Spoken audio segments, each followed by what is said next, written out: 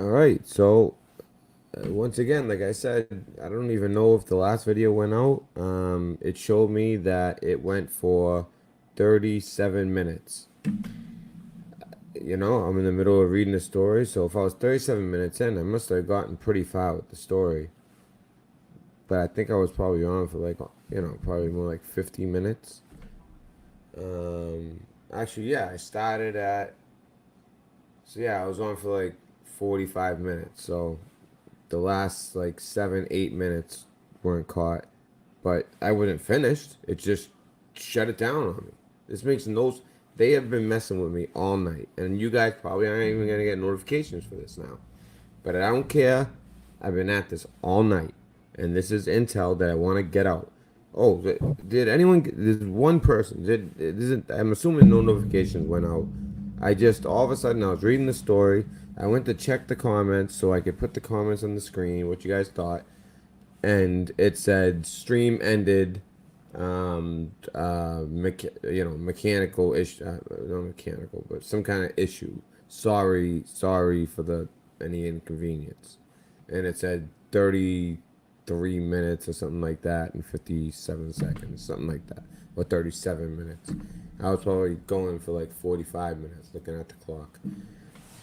I don't know. And then when I go on YouTube, I don't see that video. But then again, it might just be loading. Um, if anyone was here for that, I'm sorry, guys. All right, hold on. I just wanted I need to check and see. And by the way, so first let me start. This is the Red Pill Dispensary. Yes, not the Red Pill News Dispensary. I cut down the name of the channel. I think it'll help the channel. It's now just Red Pill Dispensary. It's obvious what we do. We don't just do news. We do an array of things. So, but we definitely do red pills. That's one thing we do in many different ways. So, red pill dispensary. Oh, you got a notification for this one? Okay. Okay, good. Good. Because I know no people got the notification for the first one. I mean, it's not called Part 1. I just thought that would be it. But, I don't know. I don't know if that is uploading. I don't know what was the last thing shown. Yeah, I'm not seeing it, but then again, it could be uploading. That's the one thing. Just give me 1 second. I just need to look at one quick thing and then tell me everything actually.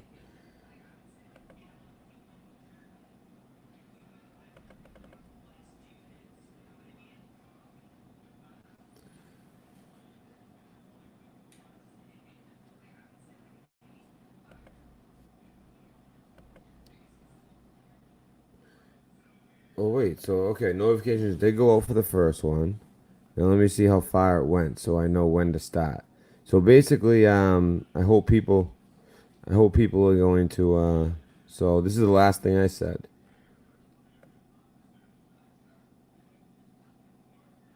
Oh wow, the whole screen was blank. Wow, they were messing with the stream, huh? How long were they messing with the stream? Oh, it seems like up until about the 29-minute mark. So what did I say right then? So this is where I left off. This is where I left off.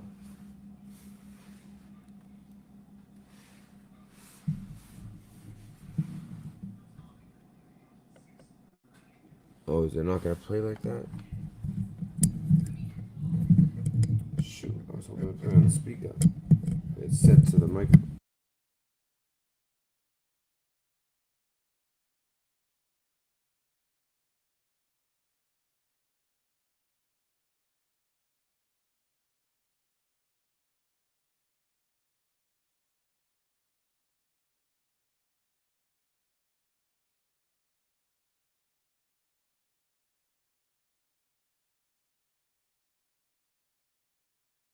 And now I know what I was implying was right.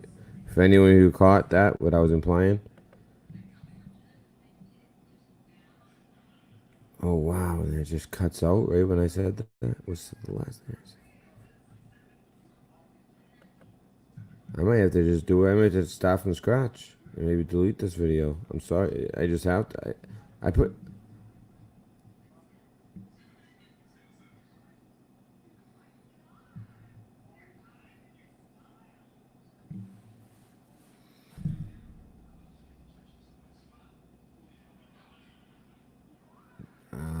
I see what happened here.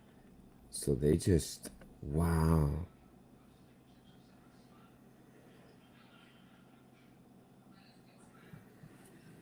All right. So, all right, I get it. Yeah, they didn't like what I was saying. Wow. You know why? I think over the target. Over the target, folks. All right. So let's go. Screw it. I'm just going to start from scratch. I'm going to do the whole friggin' thing again. I've been at it since midnight, and I've done way too much research to just give up now. So if you guys can't hang, I get that. I'm going to be screwed tomorrow. And then people wonder why I'm always exhausted. You know, I put a lot into this channel. You know, I really, yeah, black screen, no voice for the last, like, I don't know, like 10 minutes of it.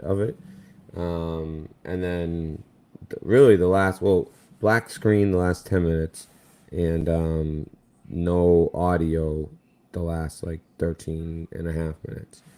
So it's ridiculous. So anyways, all right. So again, this isn't the Red Pill News Dispensary. This is now Red Pill Dispensary. All right. So this is welcome. I almost want to say the, but so I almost want to say it. So Red Pill Dispensary. That's the channel. Maybe I should put the Red Pill Dispensary, or maybe just Red Pill Dispensary, and it's easier because you know what, they're not letting my channel grow, so I'm gonna have to make it so people can find me easier. When people try to look up Red Pill News first of all, it's hard to remember. Second of all, it's hard to find. I've noticed that when I try to find it on my own, like I like unsubscribe from my sports channel. I'll be on my sports account, unsubscribe, and then try to search for Red Pill News Dispenser. It's like very difficult to find it. But once I did this, and again I unsubscribed, and I put, dispensary, and I had a little trouble. Then I just put Red Pill, still had trouble, and Red Pill Dispensary. Whereas before, if I put that, I would have trouble finding my thing. I would have to get it more precise. But just put in Red Pill Dispensary, boom, and that's easier to remember. I don't need to put in the news because we're many things. We're not just news. I mean, it's unfortunate that the MSM sucks, and we need channels like this to break things down that have certain experience and intelligence where they kind of understand. Anyways, let's get right into it because I don't want to be up all night. So, okay, I'm going to start exactly where I was before, I guess. Let's do it. See, they don't want you talking over it. Now they got it like this. Oh, wait, let me say hello to you guys real quick. I'm going to be really quick about this. Okay. So, how you doing? I got a notification. All right, good. Oh my God, what happened? Oh, you were here, Sherry. Isn't that crazy? Isn't that crazy? It just shut me off.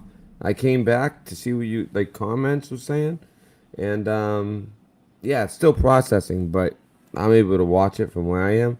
The whole end is messed up, and well, it went 39 minutes, but I only heard video and audio for 27 minutes, or 26 minutes inside. Well, 27 minutes of audio and video. The last 10 minutes had no video, and the last 12 minutes or so have no 12 to 13 minutes have no audio, but it does have video, if that makes sense. So unless it's really just still processing, and then it'll process all the way. But the thing is, I was doing nothing but reading an article. It's not like I was clicking around. There's no reason for it to shut off. It just shut off. That was really weird. And it was right at the time when I had a theory, and now I know that theory's right, and I'm gonna go even harder on it. All right, so I don't know what I just hit. Oh, comments. Okay, all right. So the last video is on there. Okay, so but the thing is, I was still on the first story, so I'll just go through it really quick. All right, so you guys, I know you guys can see it here now. You'll be able to see in here the first 27 minutes of the last video, from what I saw. If it ends up finishing processing and the whole 39 minutes loads, then that's great. Then I can skip one story. Um, well, Brian, I'd love to do a call-in, but I already have a set time for when I'm gonna do a call-in, and it's not gonna be this late at night. Um, yeah, that doesn't work. And I honestly, like I said, since midnight, I've been researching. Well, I've been researching since for weeks, but I've been, as far as what I have up here, I've been researching basically since like 10 o'clock, but trying to go live since midnight, and I've been having problems the whole time. So, I finally got live, and then they cut me off. Like, this is like getting crazy. Did you get our text? No. I don't have my phone on me right now. FBI was actually doing. That's kind of weird. Well, how about this? Tomorrow I'll do a call in. You want to tell us all about it tomorrow? All right, guys, I'm gonna get right into this. All right. If anyone could let me know, if it ends up showing that last like 13 minutes, if it shows the whole 39 minutes, voice and audio, just let me know. That way I know I could just kind of, you know,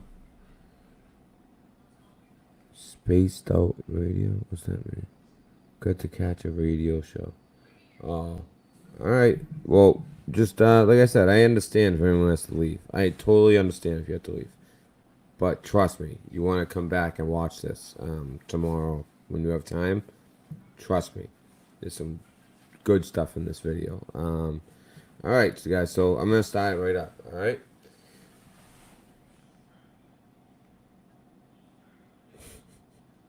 Unbelievable. So they took that down. Let me just set. All right, it takes 2 seconds.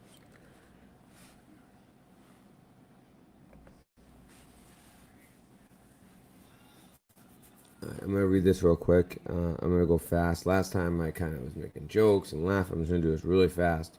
I already kind of read this though.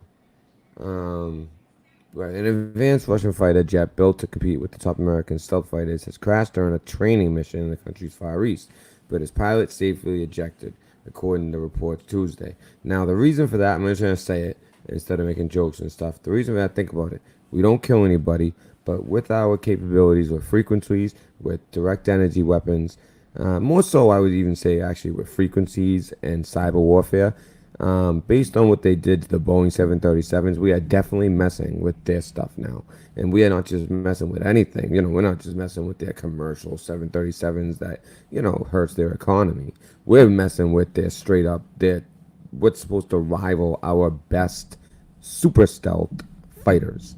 And we waited until they ordered like a whole bunch of them and already have 10 built at just that one facility, and many more being made as we speak. So they've already spent billions of dollars, and we've basically sent them a message like, hey, you know, you China, you guys want to mess with our stuff?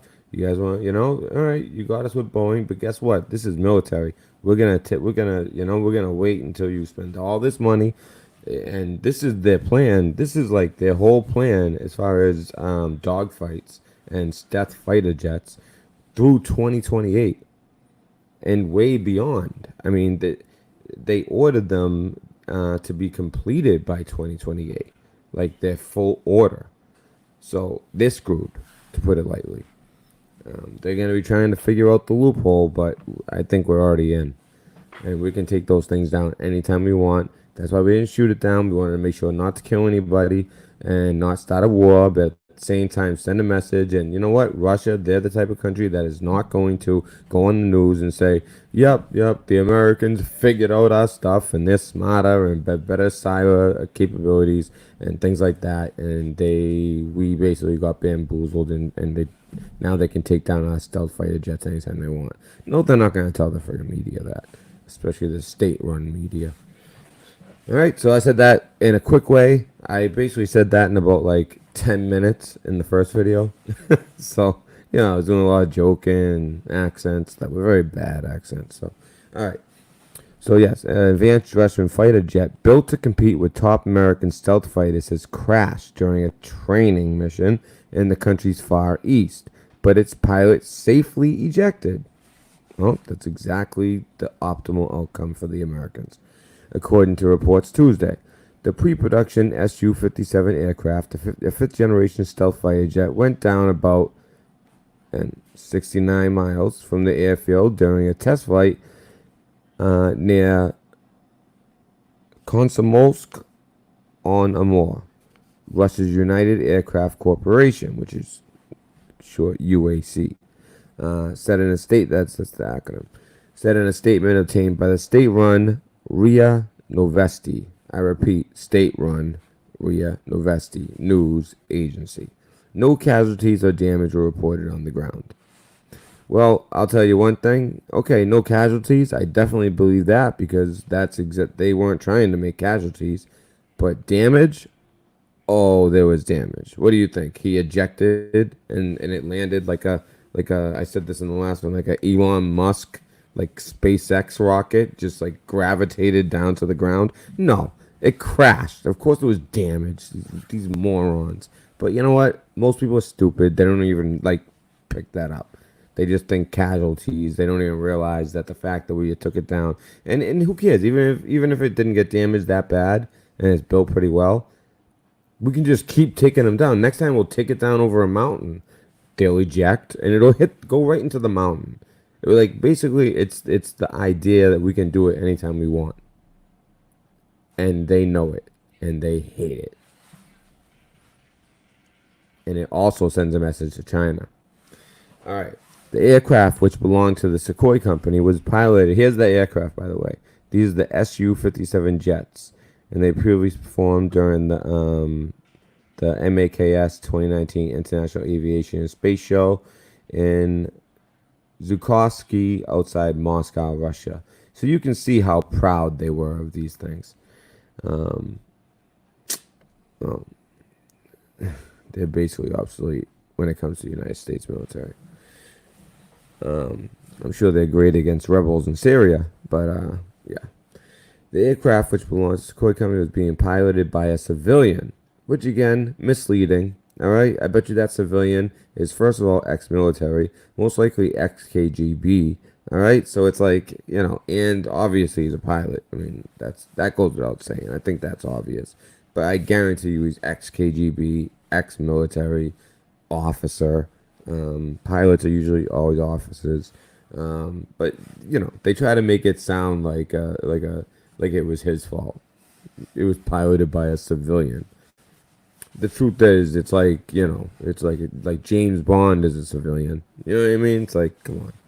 It's just, I don't know. It's just, I don't know. It's just very, very, very dishonest. Very misleading. But then again, are we any different here in the U.S.? No. Not since 2012 in the Smith-Mundt Act when Obama lifted the ban on propaganda. Welcome, we're just like friggin' Russia and China. We have state news too. That's why we have so many people in these YouTube channels. They want to know the truth. But you're going to get the truth here at the Red Pill Dispensary. Oh, no, the Red Pill Dispensary. All right. The Russian military was set. What the hell was that? What was that sound? All right. The Russian military was set to receive its first serial-produced Su-57 this week. What a coincidence, huh? This week. They were about. What is going on? I keep hearing sounds outside in the hallway. Like not in my apartment.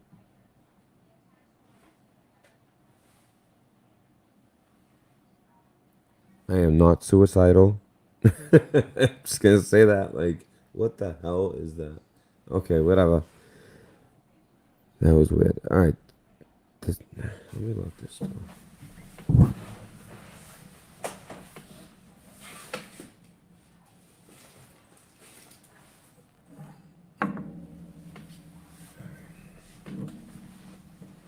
Lock the door just in case. Alright. Listen, guys, I don't think they like that. I don't think anything's gonna happen. I'm not like crazy, but You never know. That's all I'm gonna say. You gotta be careful. So the Su-57, which made its maiden flight in 2010, is Russia's most advanced fighter plane. It has stealth capability and carries sophisticated equipment and weapons. The twin-engine aircraft has been designed by the Sukhoi company to compete with the U.S. F-22 Raptor stealth fighter. Now we got the super stealth.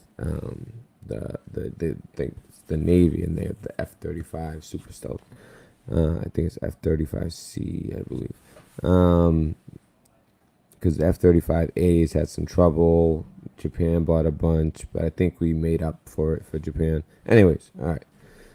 Oh, here it is right here, by the way. F-35 stealth attack. It's new Ford class. Oh, that's the carriers. So they go off carrier. Yeah, it's Navy, of course.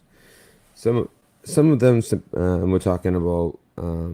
Now we're talking about the Su-57 that we are able to take down anytime we want. I'm telling you right now, that's what the deal is.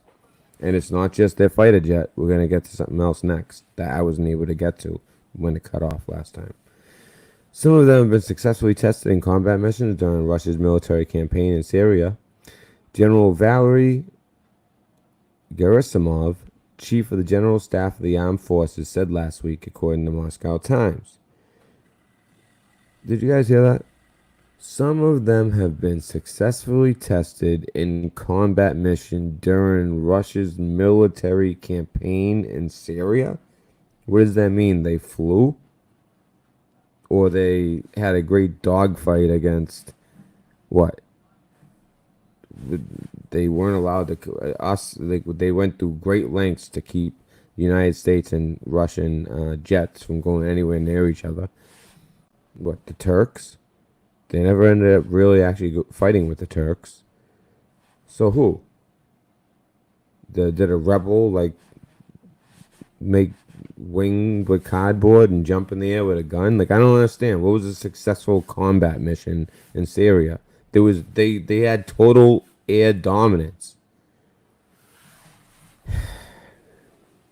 Very dishonest. Misleading, I should say. They make it sound like they were successful. What is there to be successful against? Gravity? I'm telling you, this stuff cracks me up. The crash marks the first loss of a Su-57. Yeah, I would assume so. That makes sense. You know why? We wanted them to make a bunch. All of a sudden, at a vital time when they make a huge order for a bunch more, and they think that they got the bee's knees, the newest, best thing that's going to take on the F-22 Raptor and the F-35 Super Stealth and F-35C Super Stealth, I'd say, because the 35A ended up having some problems, which it might actually be payback for what they did with China, or maybe it was Russia, did with the F-35A. They exploited them. Although, because it was Japan that kept getting screwed with the F-35A, I kind of was thinking it was most likely China. But China and Russia have an alliance, for sure. So, it's kind of like two peas in a pod. But I also think Boeing, obviously Russia and China has something to do with that. Mostly China, most likely. But maybe Russia as well. Russia's somewhat of a paper tiger, but they're still dangerous enough. I always point to China as the one that's way more dangerous, obviously. It's just as far as their military, they're behind in certain ways. Their submarines ain't shit. And submarines are becoming just as important as aircraft carriers nowadays. So, yeah, it was always the aircraft carrier. I think submarines might have overtaken the aircraft carriers. Although, just because planes can fly for so far. Anyway, let me continue. The crash, I'm probably just going to delete that first. I'm going to leave it up. I don't know. I don't know what I'm going to do. The crash marks the first loss. I'll probably just delete the other one. Alright, so that's where I left off. 10 of which have been built at Sukhoi's plants in, again, this weird Komsomolsk on Amur, for pre-production tests, and this is more like it, combat evaluation. That's a little bit more accurate. Pre-production tests. They're already producing them, mass producing. They actually, and then right after it says pre-production test. Pre-production, the Russian Air Force placed an order for 76 such aircraft to be delivered by 2028. 10 already built at this one particular plant, another 76 at that plant by 2028. And that's when they're going to be built by. And then they got to be commissioned and then used. And, the lifespan's like, could be like 20 years. So we're talking like till 2048, maybe like 2050. And we've already figured out how to take these things down. Now, yes, they can improve, but who knows? Maybe it's one of those things that once you're in, you're screwed. They didn't mess up so much with the things that you would think matter in an aircraft, but as far as protecting against frequencies and cyber warfare, where they can get in and just take control, obviously that's very important. But it seems like once you're able to do that, you're able to cause a lot of damage. And it seems like that's exactly what happened with these F-35As and the Boeings. And like you guys heard, they decided they gave up. Boeing is no longer making that plane. And that was the biggest commercial airliner there is. And they're no longer making it. Because they know that no matter what they do, it's most likely China. They say they give you a whole line of crap, but China figured out a way to mess with it, and we don't want that over our heads. So as economically and financially hard as it was, we had to stop it. But this is the beginning of us getting revenge. Earlier this month, the Russian military said one of its long-range bombers made a belly landing after suffering an engine malfunction during a training mission. Once again, just like this one, no one was injured during the incident. Do you see a pattern? Do you see a pattern there? So we got their brand new stealth fighter that's going to take on the F-22 Raptor and the F-35C super stealth off the aircraft carriers, the Navy one. And all of a sudden, now I'm telling you, I can tell by the way they cut my stream. I already was very confident about it. You just gotta look at the sequence of events. You see a lot of distractions. There's things going on behind the scenes. And by the way, so that happened on the that happened on the 23rd here. I think it was like the 23rd or 24th. So 1 week prior, on December 17, Russian long-range bomber makes belly landing. So, all right, it wasn't just with this jet. This is same exact situation. Let's read it. The Russian military says one of its long-range bombers has landed on its belly after suffering an engine malfunction. Now, do I believe that it was an actual engine malfunction? No. Or maybe it was, but I think it was caused by something electronic that caused an engine malfunction. Or it wasn't an engine malfunction at all, and it's basically along the same lines of what we did to their fighter jet. And it looks like I see the red light, so I'm still live. That's good. I was wondering. I was like, have they taken me down yet? Because I know I'm on this stuff. I got this one right. The Russian military says one of its long-range bombers landed on its belly after suffering an engine malfunction. And like I said, this is only like a week to the day prior to what just happened to their prized possession. This the Su-57 stealth jet that's supposed to rival the Raptor and the F-35C. So, all right. The Russian military, the defense ministry said the crew of the Tu-22M3 bomber landed the plane in a field in the Astrakhan region of southern Russia, away from populated areas on Tuesday. Oh, wow. What great pilots. Or is it, the United States, they're not just trying to not kill, the pilots and cause war. It's better to avoid war. That's the way Trump is. But he'd rather send a message and show strength. You think he's going to do it over a populated area? No. Of course they're going to. I mean, Russia has vast, vast land. You can drive for like weeks and not see people. So they waited till it was over vast land in this Astrakhan region. Isn't that where Khabib is from? I don't know. If anyone knows the UFC, the guy who beat Conor, my man Conor McGregor, Irish pride. Yeah, is that Astrakhan? Is that where Khabib is from? He's like the best fighter in the UFC right now. Well, actually, I think Stylebender, the Nigerian New Zealander, is the best fighter. But whatever. Israel, Israel, the Stylebender, the tall black guy. He's Muay Thai kickboxer. Anyways, all right. The minister said the 2 crew members were unhurt in the incident and left the plane on their own. Well, desired effect. Notice a pattern? People aren't getting hurt, but this expensive machinery is being damaged. But more so than the damage, it's the wasted money, the wasted time, the wasted technology, and the fact that they know and China knows we can take down your planes anytime we want. So that is like the real kicker. That's what really hurts. Trust me, the money hurts too.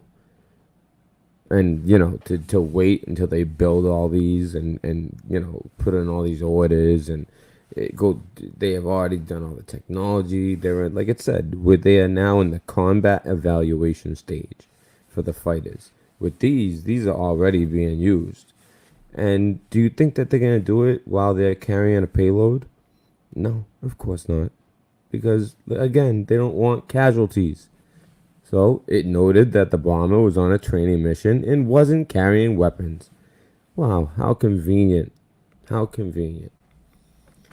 I'm telling you, people, I got this one right. I mean, it doesn't take I'm not like acting like I'm some genius. It doesn't take a rocket scientist to figure this out. I mean, who benefits? You start there, and that with a little bit of knowing what happened with the Boeing and the F-35A, and just kind of knowing the way that things are aligned and the buildup that's been happening. This arms race that's not spoken of. They keep talking about North Korea. No one's talking about this arms race when we ripped up that treaty, when we agreed to both, not stay inside some parameters as far as missile making. Although Russia was cheating the whole time, and we were basically cheating the whole time too. So they just ripped it up. What the hell? So the Tu-22M3, codenamed. Let's forget code name. Let's say aptly named Backfire. Because this bomber for sure. This whole all everything that went into this bomber. Yeah, that code name is perfect. Backfire, by NATO, is a long-range twin-engine supersonic bomber designed in the Soviet Union. Such bombers took part in the Syria campaign. Again, they're like tooting their horn over the Syria campaign. Well, then again, you know what? The bombers were in use. And they were really great against, people shooting, AKs into the sky at you. You know what I mean? Like, what do you... There's not like any legitimate things that are gonna take down the bombers. They can't send any like fighters to go take out your bomber. It's just like we've had this technology for how long? In World War II, with precision, they could just go right over a town, drop their payload, and go. The only difference here is nobody to stop them from doing it. Remember how bad they were bombing Assad and the Russians? Yeah.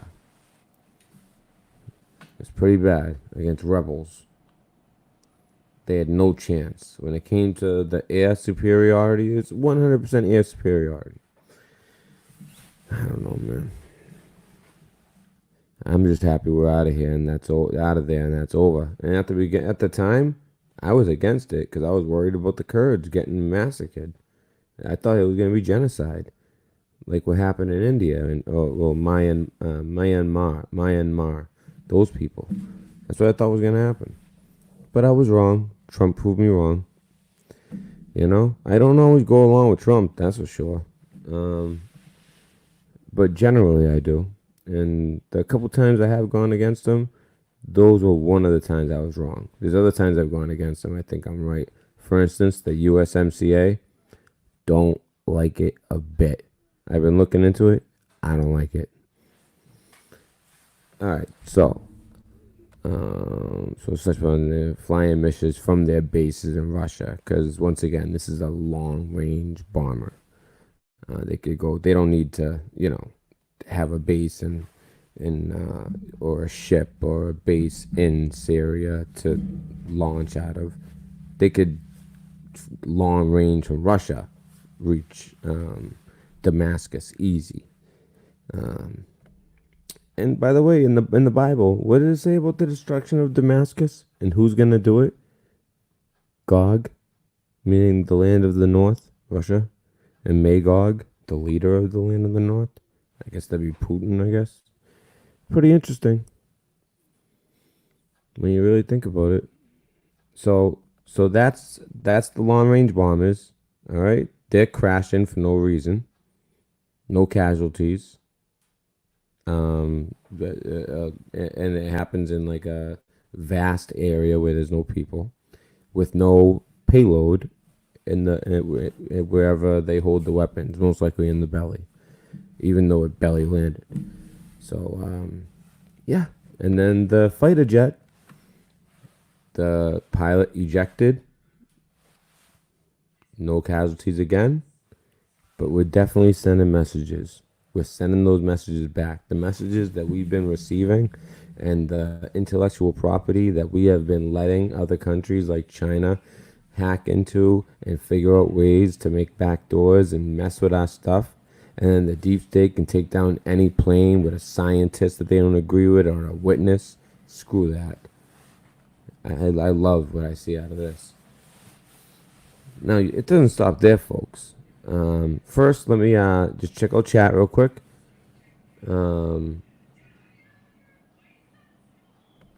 Just checking you guys out real quick.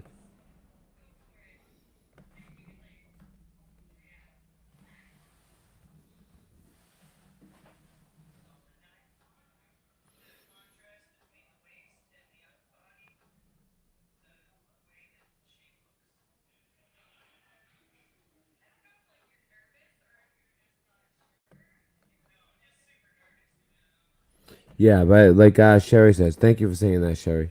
If you guys could please, I want to get this information out there. So, like, share. If you're not subscribed, subscribe. And again, it's not the Red Pill News Dispensary. Now it's the Red Pill. It's just Red Pill Dispensary. That's it. No the. Red Pill Dispensary. That's it. Little rebranding. Not so much. We're going to keep the same symbol. It looks like a Yeti mic, so it kind of works. What's going on here?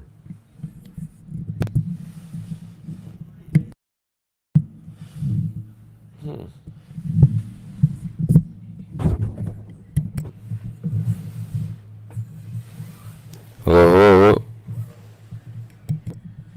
Hello? Hello? So I sound good, right? It sounds good in my ear. Yeah, it sounds fine. All right.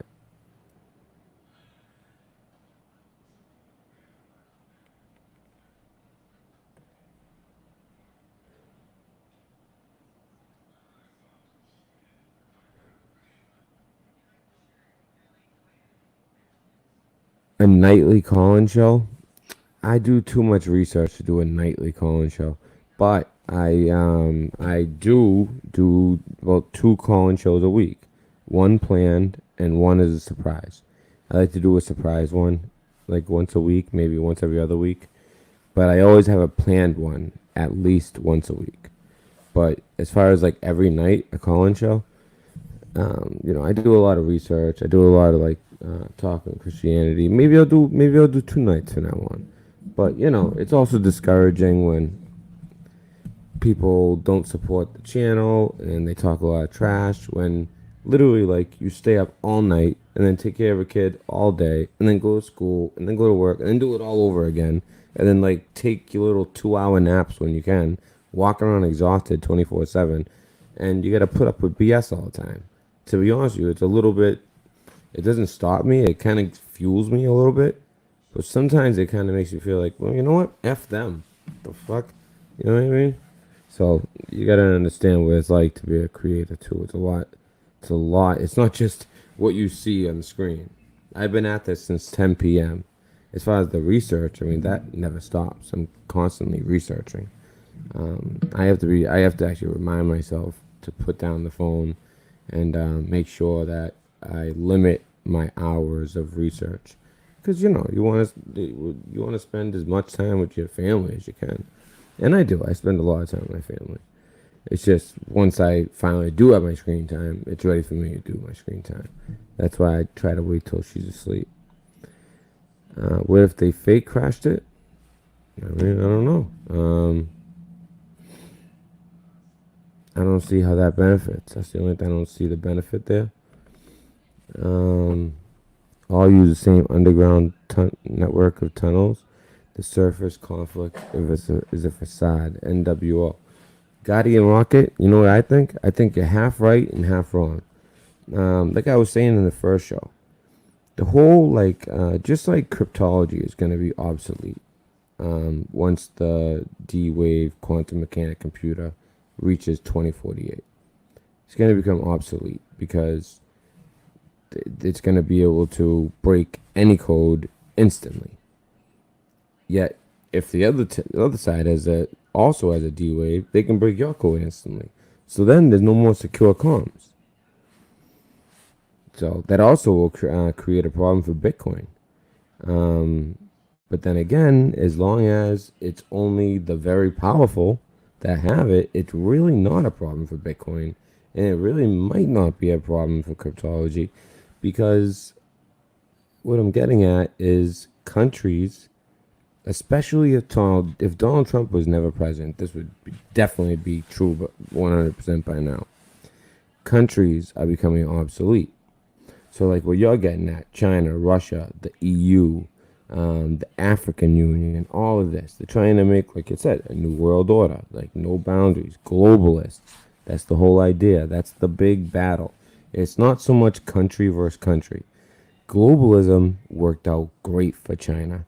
China, they were sovereign, but the whole globalism thing worked out in their favor big time. And it hurt the U.S. big time. Now with Trump, I believe that there is a fight going on behind the scenes actively. And eventually it's going to become public. It's already starting to become public, if you haven't noticed. Our own intelligence services like the FBI, which is an investigative service, but still an intelligence service.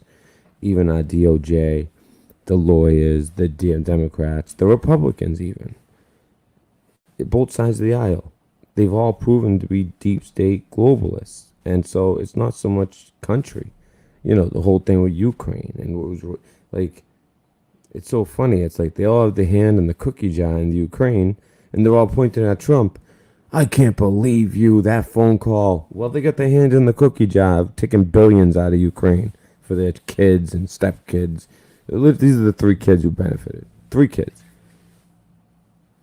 Obviously, Hunter Biden, John Kerry's stepson, and one of the royal bloodlines as well. The Hines family. Ever hear of the Hines family? Yeah, he married Hines, has a stepson with her, so it's not his son. He's the second one on the board. He makes a little bit more sense because he has that last name. But still, total corruption. Third one, Whitey Bulger's nephew. Whitey Bulger had a brother that went straight. He was the president of UMass. He also was a state senator for a while. And that brother and the other Bulger, as they used to call him, he always flew straight, or at least he appeared to. You know what I'm saying? And his son, who obviously went to a great school, whatever, is also on the board of this country, this company, Burisma. So all three of these sons of these very powerful men. So we're talking the Bulges, the Bidens, and the Kerrys and the Hines, and all their sons are on the board of the most corrupt company in the world, and they all get their hand in the cookie jar. Yet Trump is being impeached for a phone call, trying to expose that exact corruption. Am I in crazy town? It's like, it really does kind of drive me nuts. It's like, whoa. But you know what? I think it's all part of a plan. You know, I believe in Q more than ever, actually, with some of the stuff that I've been seeing this past month. But yeah. So, Guy and Rocket, I think you are on the right line as far as you're looking at it. Not nation versus nation, but globalists versus patriots. And it's not just U.S. patriots. We're talking patriots from the U.K., patriots from Italy. There's patriots trying their best in France. It's just they're just a little bit behind. France is always a little bit behind, but there are real patriots there. Patriots for their own country. You know what I mean? It doesn't patriots. They think of U.S. and no, a patriot for your country. But people want to bring countries back. It's what's good for the people. Communism, socialism, globalism is not good for the average people. It's only good for the very top. It sounds good, but it's not good. Sovereign nations is what made great countries. It's what made countries get what they deserve. You know, the best man gets the job. You know what I mean? Things that make sense. I don't know. That's my 2 cents. So I think you're half right, half wrong. Because no, I don't think that we all use the same underground network of tunnels. Not this. Maybe during Obama's administration, I would agree. Not under this administration. And I'm not saying Trump's the best thing since sliced bread either, but he is by far better than what we were looking at having. I mean, Hillary by far, but way better than any of the Democrats that are in the field right now, except for one. And you know what? That's a segue, right? I'll pull her up right now. Except for one. Where is she? Oh, I have so much to get to, guys. This is like crazy. Oh, so that's one of the ones because I told you I had to reload all these things 3 times. 3 times. If it does it again, I'm just gonna freak out. It'll be too late to like keep doing this, and then I'll be so tired tomorrow. Someone's gonna be like, "Look at him! Look at him! Look how messed up he is!"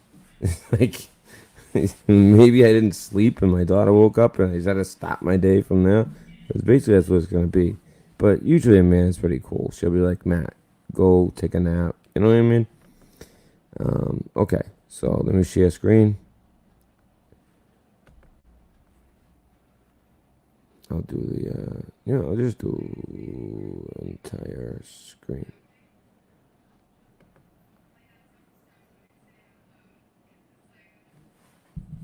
What do I do? Share audio.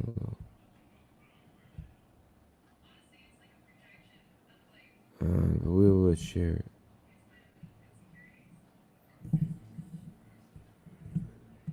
Yeah, no, I'm not gonna do it.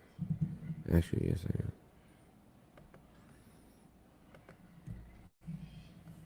I hope I just did the right one, the right way to do it.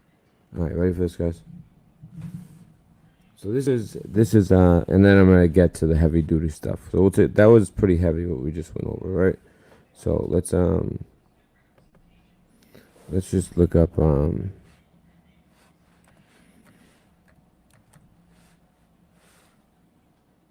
Damn, see, I had it all loaded too.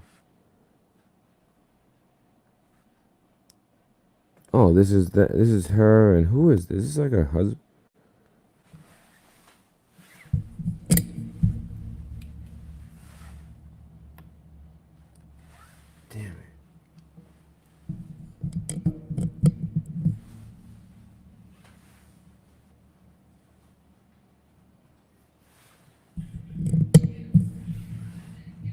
Can you guys hear that?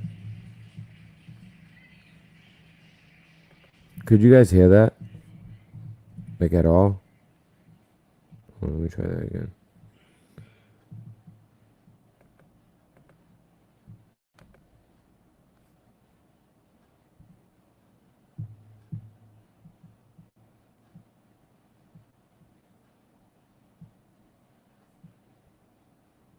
Wait. All obsolete next to the TI3A, which Deep State has.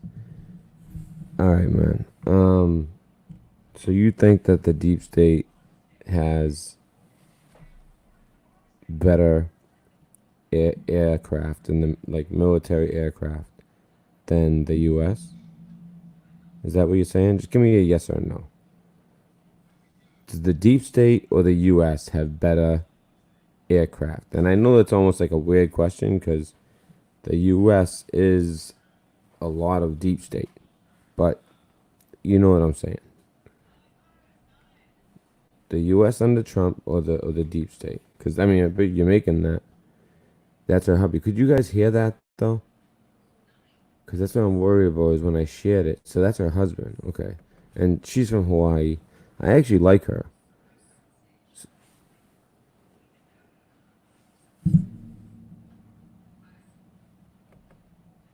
Alright, could you guys hear that? Yes or no, please? If anyone could tell me. Because if not, that's an easy fix. You guys could hear her talking? Or you were saying yes to the other thing? Sherry, yes or no? Could you hear her talking? Or Amazing Baby? I didn't know what you... No, you couldn't. Okay, so, you know what? Let me do this again.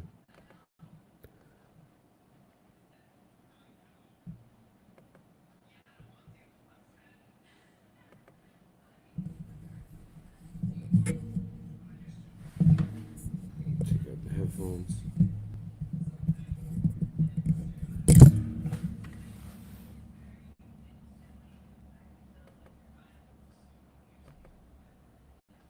Okay. So you think yes? You're out of your mind as far as the thinking that the Deep State has better weaponry than the United States military. Out of your mind. No offense. Alright, guys. Hopefully this works. Oh, God damn it. Excuse my language. I hate saying that. I got in a bad habit of saying that. I'm trying to stop saying that. Oh, output. Speaker. It shows the freedom. I don't want to...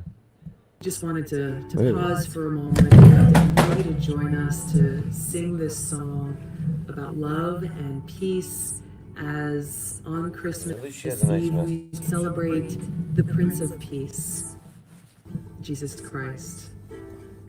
You see, she's not talking all of the things that you know, what the Deep State and all that. It basically just everybody, period. That's why I made that video last night, which I never even got to finish. I have so much more material to go over with the Saturnalia and all that. I basically only went over 2 of 8 things that I was gonna bring up, but it was still a good. I watched it this morning. I still think it was pretty good, and I made my point. But there was still a lot of stuff. But anyways, you know, everyone is focused on all the wrong.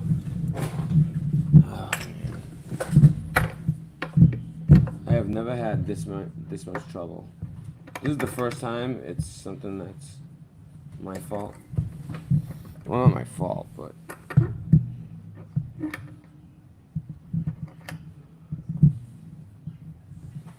just trying to tighten this. Give me 1 second. You know what I might do for this one?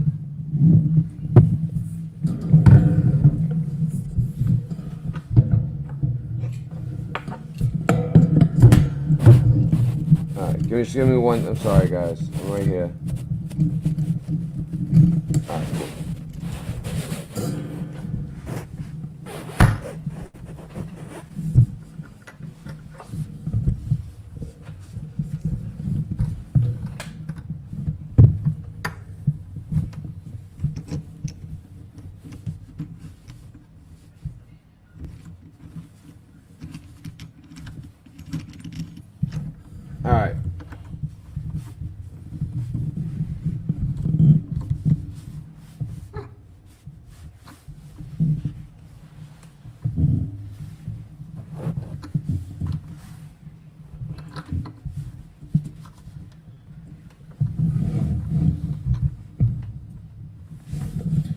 thought the one thing I needed still was a chair, but even more so than a chair. I can get a chair, whatever. But I need like a better desk. You know what I mean? Like, it sounds like, do you really need a desk that? But no, it's important. This is a rounded table, and they just do not do well. Guys, hold on. Yeah, you guys are probably bored just looking at them. So hold on, let me put it on me real quick. This mic, the mic's not even friggin' on. Should be good. Yeah, all right. Just give me 1 second here. Good thing is I have this. I'll just do this. Set it up like this. So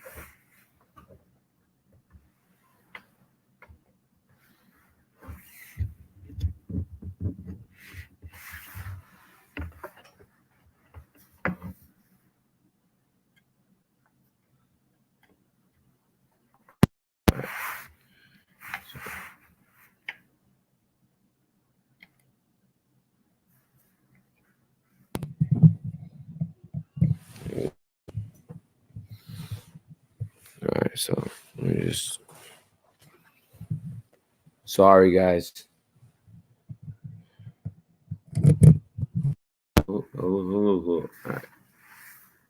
Hello. All right, good. A little loud. Hello. All right. So I just got hooked up in there.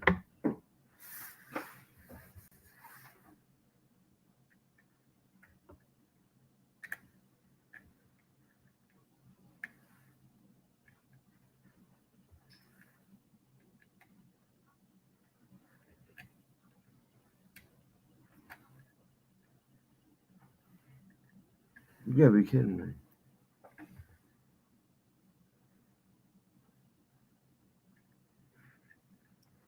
All right. Yeah, because you know why? This is a round table. It's like a rounded table that I'm sitting at. You need a square like desk, so it makes it hard for the stand. In the bedroom, I can put it on a squared surface, but when I do it out here in the dining room, I have a round table. But anyways, all right. I just want you guys to hear this. All right. So in order to do that, all you gotta do is this. Boom. And I think at least she has a good message. And don't get me wrong, I'm a Trump guy, but I think everyone in the Democratic field is a clown. But you know what?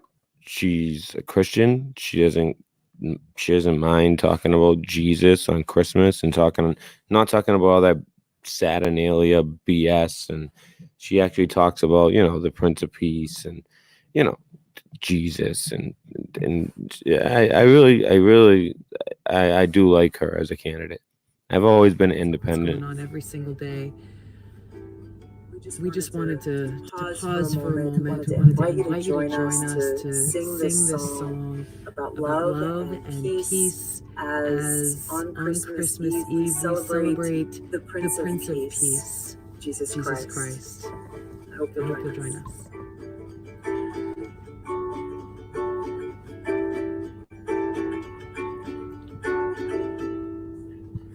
Holy night, the stars are brightly shining. It is the night of our dear Savior's birth. Long live the world, sin and earth pining, till He appeared, and the soul felt its worth. A thrill of hope, the way the world rejoices for yonder breaks a new and glorious morn. Fall on your knees, oh, hear the angels' voices, oh, night divine, oh, night when Christ was born. Truly he taught us to love one another. His law is love, and his gospel is peace. Chains he shall break, for the slaves are brother,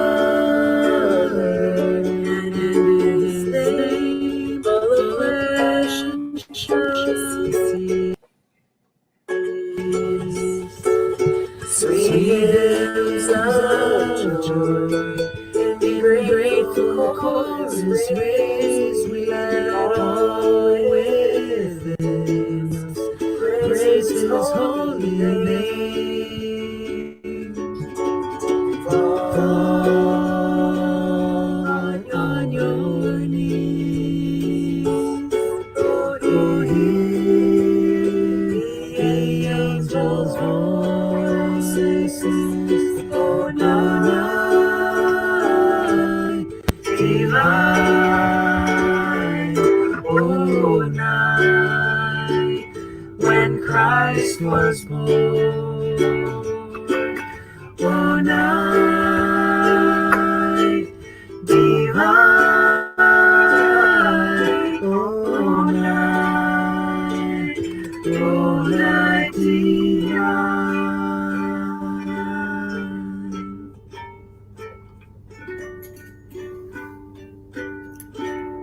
Merry Christmas. So you guys see what I mean with that? She's just, I think she's something special. I think she's the only one. She's the only chance.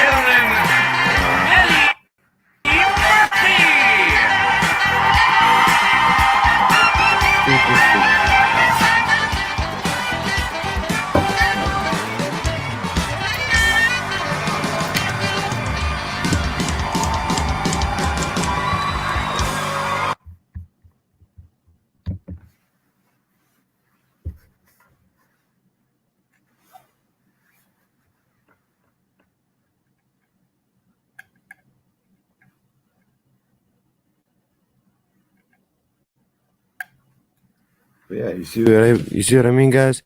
That's why I say I'm an independent, and I say Democrats have no chance at all, unless they use Tulsi Gabbard. She's the only one that has a chance. I mean, I like her. She's a veteran. She's not just like a veteran. She's an officer. She's a high rank. She's a major in the U.S. Army. She's been to war. She knows what war is. She's anti-war. I mean, unless you really need it. She lines up with a lot of what Trump thinks, except she's a Democrat. You know what I mean? And like people like Hillary Clinton and basically like the obvious deep state people, Hillary Clinton. Who was the other one? They thought she was definitely gonna win it. Kamala Harris, because they thought, well, she's like an female Obama as far as complexion and her willingness to go along with their BS and she was receiving the most lobbyist money and all that stuff. And so basically I just think that Hillary Clinton tried to take her on, calls her a Russian agent. Who else did she call a Russian agent? Trump. You know what I mean? And then she goes on, but I'm not gonna be talking. This isn't like Tulsi night. I just played that because I don't want to sound like it's just like Trump or nothing, because I think that's ignorant too.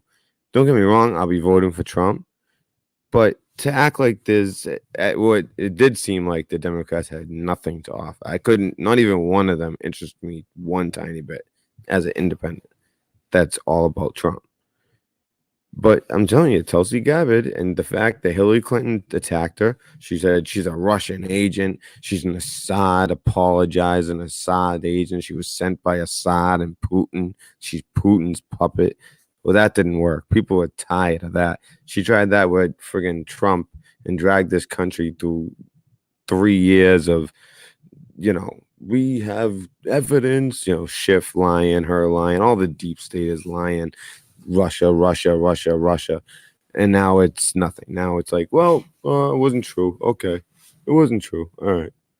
Like what? After what you put this country through? No, no. And then you're going to try that same exact tactic on this sweet U.S. major. She's a major in the military. She's an officer. Show her some respect. And she actually cares about people.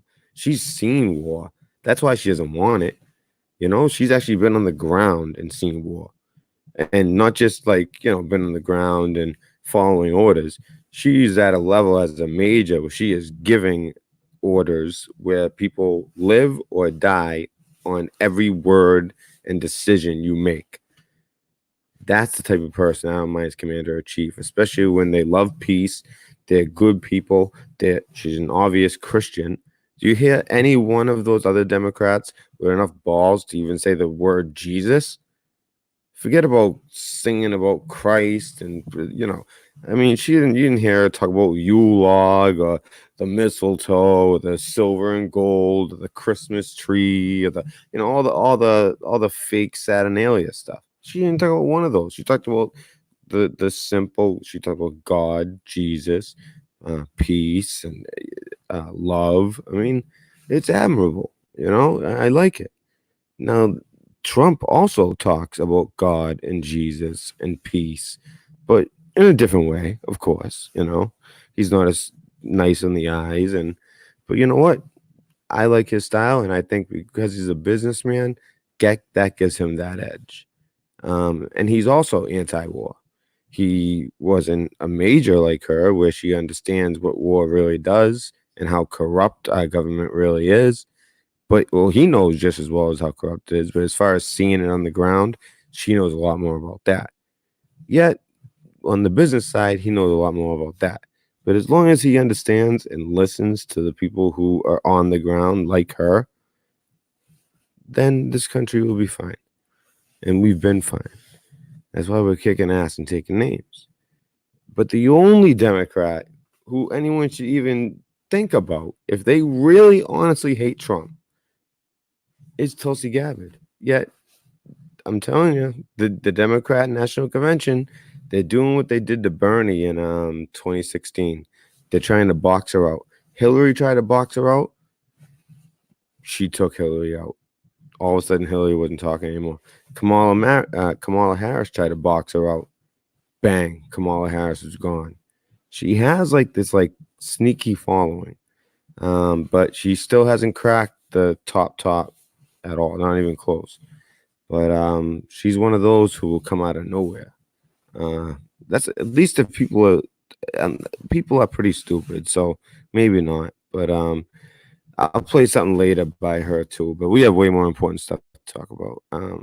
Not that the presidency isn't important, but we have a president, and a president we can be proud of right now. So let's talk about that. Let's talk about these stories. These are crazy stories.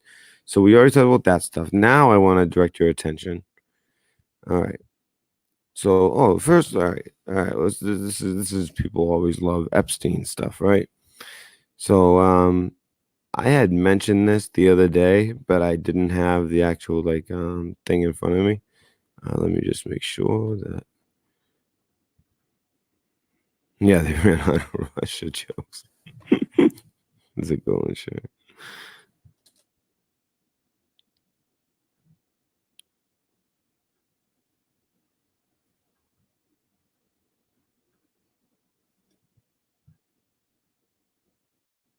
Well, yeah, hey, Guardian, we agree there. I think she's the only one that can beat Trump. If the Democrats, but the Democrats are so stupid that she will not be the one that they end up going with. They'll end up going with like the gay mayor, or like how, like whatever. Like I said, it's not my job to judge, but I know that God does. But I don't have a problem with gay people outside of the fact that it's not supposed to be something that they're doing. But that's not me to judge. That's God to judge. Okay. With that said, do you think the Bible Belt is going to vote for a gay president? No. Let's be real. No. He's never going to win the states he needs to win. The Rust Belt, the Bible Belt, they're not going to vote for a gay president. Okay, yeah, he's in South Bend, Indiana. Keyword, South Bend. You ever been there? I have a buddy from there. It's like Chicago. Well, I mean, not as big a city, but as far as the ethnicity around there. So yeah, that might fly there, but it's not going to fly across the country.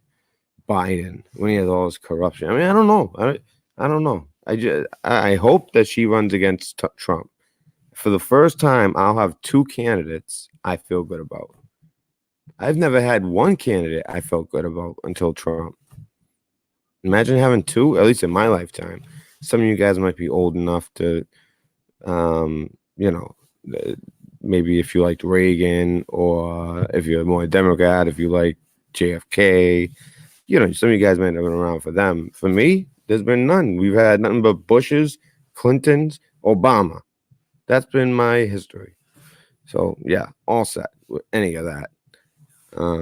The first time I actually was happy with who I voted for was Trump. And I kind of wasn't. I thought he was kind of shocked and didn't expect to win. But then when I started seeing him actually fulfilling campaign promises, and I realized, wait, this guy is actually doing the job and doing it well. Like after 100 days, it became obvious. Like, all right, you know what? He is the real deal. So yeah. And ever since then, I've been all about Trump. And then Q started, and I just can't wait for them indictments. All right, so I am screen sharing, so let's get right to the next story. This is very interesting.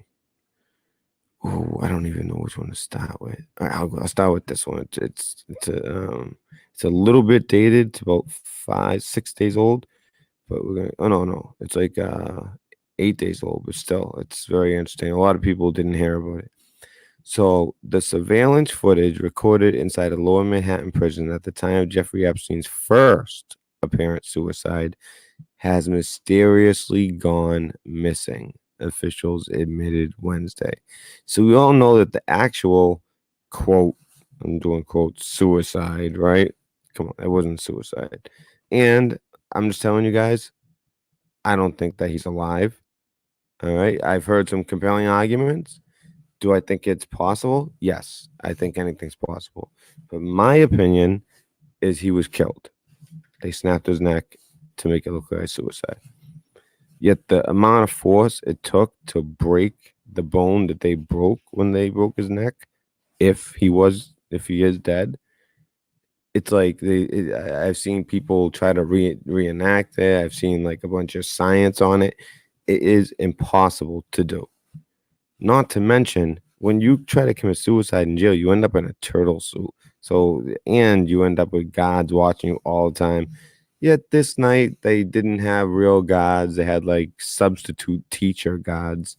And meanwhile, this is the place that houses people like El Chapo, Epstein, the top highest profile federal prisoners we have in the whole country. So, and then all of a sudden the cameras go off. Now, do I think that they just have bad cameras? No.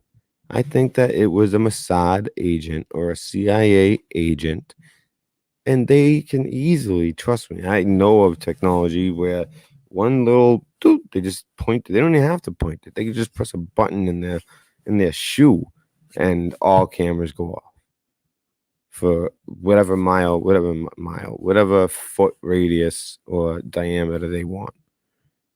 Literally. I mean, that technology. I think we're all aware that that type of technology is around, right? Clearly. Um, so you make the cameras go down. You go in there and you handle them. That's it. And you do it, and you're a professional. You do it in such a way where it's pretty obvious he was killed, but scientifically they can't prove it. They can't rule out suicide because they know exactly how to break the neck.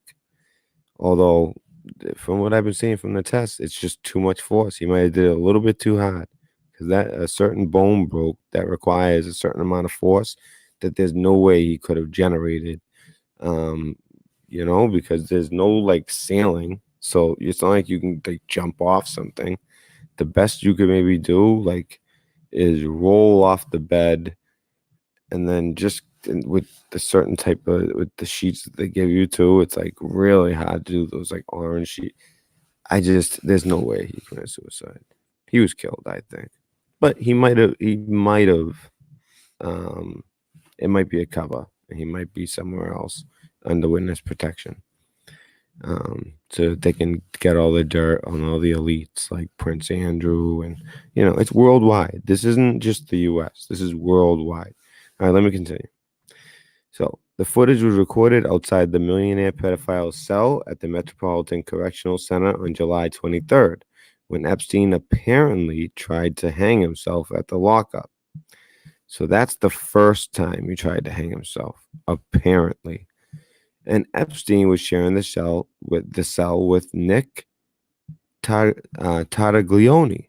Now, Nick Tartaglione, if you haven't heard of him, I'm sure you have, but he is that like cop who's like literally like that. Like if you watch the movie about a billionaire going to prison, there would be a guy who looks like this guy, bald, looks like he's on steroids, like muscles, like literally he looks like he's like he's probably like the most jacked guy in the whole jail. That's how big he is. He's probably the biggest dude in the whole jail, and he's ex cop. He's a ex dirty cop that he was doing drug deals. Drug deal went bad, and he killed 4 people, and he was a dirty cop. So he's in federal prison, and he's not getting out anytime soon, if ever. Actually, no, he'll never get out. He killed 4 people. Yeah, he's never getting out. And that was his first celly. But from what I understand, I actually got a little inside information. This is back when this happened, when he was still alive. They said they put him in that cell with that guy so they can make it look like that guy did it, just because he looked so scary. But they're saying that the person who attempted to kill him the first time is the person who successfully killed him the second time. I think it was a hitman who wasn't able to finish the job the first time, and they made sure they finished the job the second time. Whether it be a CIA agent, a Mossad agent, or something that I've never even heard about. Where being an agent, that's too legitimate. Like you're just a straight assassin. I don't know. But all I know is that the first time was unsuccessful, and it wasn't this dirty cop, this quadruple murder dirty cop that looks like friggin' Brock Lesnar, but Italian. All right, so Tartaglione's lawyer had requested that the footage be preserved. So there's the key. But prosecutors admitted in a court hearing Wednesday that the footage has gone missing, the lawyer Bruce Bucket said. Now, if you go back to when this happened, I had a source and I had a hunch. And I said, oh no, I'm sorry. When he supposedly died, when he died, I think he got killed. When he got killed, or hung himself, or escaped, whatever you guys think, whatever each one of us think. When that happened, I said, I think he was killed, and I think he was killed by the same person who tried to kill him the first time. And it also matched something I had heard from a source. This makes me feel 100 times more confident about that exact prediction. Because think about it. They didn't expect Tartaglione to ask for that footage. I mean, he's trying to clear his name, obviously, but I know that a lot of Italians, especially like in New Jersey and like Long Island area, support Trump. So maybe they found out his family were Trump's, and he's an ex-cop. He's probably like a Trump supporter type, and he wanted to help and maybe even get help in a sentence. I don't know. And he wanted the footage of the first suicide attempt. One, to prove it's not him, but since he knows it wasn't him, I mean, he's the one who requested it. The prosecutors lost it? What are you kidding me? Like the biggest story that's happened in how long? Maybe since OJ? I guess I would say this is the biggest story since OJ, as far as like this type of stuff. And instead of he's the one who requested it, the guy who they were trying to say might have hurt him or that it was a suicide attempt. Well, this guy knows that's BS. He knows that that's not what happened. When you're a celly, you stay up all night. You know everything about your celly. And he knows that whoever tried to kill him that first time was the one who did it the second time, which is also probably the main reason he wanted that footage. And why the judge agreed for the prosecutors to hand over that footage. And how convenient. The prosecutors say the footage has gone missing. And you know what? I actually kind of believe the prosecutor. Either they got a payoff, but I kind of believe them. I really do believe that it was like a thing where they knew they had the footage, and these deep state CIA or whatever it might be, maybe some 3-letter agency, maybe another, maybe the assassin himself, although I highly doubt that. But just somebody with the deep state went in there and took it. I mean, I'd be worried that they make copies. You think they make copies or something, right? I mean, but I don't know. But then again, I don't know. I have a feeling that even though it was taken, I think it's not. I don't feel like it's like on a VHS and now it's gone forever. Listen, we live in a world where the NSA exists and nothing is ever gone. You can delete it, you can burn it, you can anything. It's never gone. If they want the whole thing is if they want to pull it up. Everything that we've ever said, done, looked up, commented, spoke about the privacy of our home as we had our phone on near us is loaded in these. Wow, they just get cut off. They just cut me off. They just cut me off. That's so weird. Is loaded in these supercomputers somewhere. I'm assuming, allegedly, right? I gotta be careful.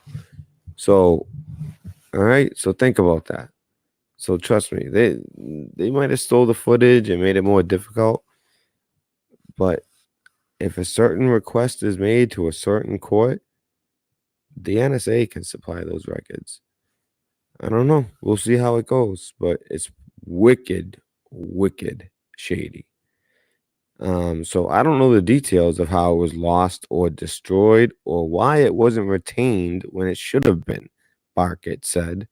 And Barkett, by the way, is the lawyer who was the prosecutor who basically was in charge of the case and had it lost. Basically, he'll never work again as a lawyer. Barkett has maintained, unless he's proven to not be his fault, Barkett has maintained Tartaglione came to Epstein's aid and tried to alert the gods when the perv tried to commit suicide in the cell.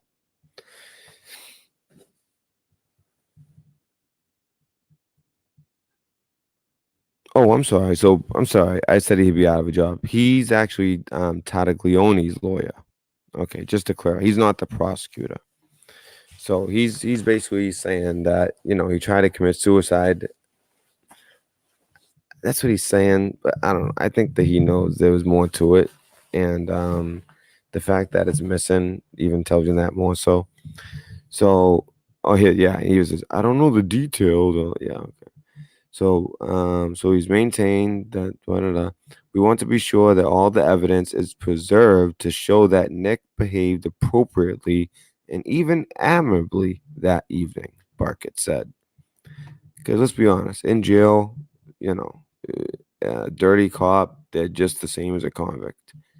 When you have a repeated child sex offender perv Skinner, yeah, they're fair game. So, either that or they just extort them because he's so rich. They might extort them, but I think that's messed up. Maybe extort them for 2 days, make them feel comfortable, and then handle 'em. I mean, that's what you got to do in there. I mean, that's like, um, is justice it doesn't get done, not the way it should get done. So, sometimes there needs to be a certain justice in jail, and the COs understand that. But that's happening less and less. More and more people are going to PC, from what I understand. Let's see. We want to be sure that all the evidence is preserved. Okay. We ask for all the video and photographic evidence to be preserved, specifically this surveillance video.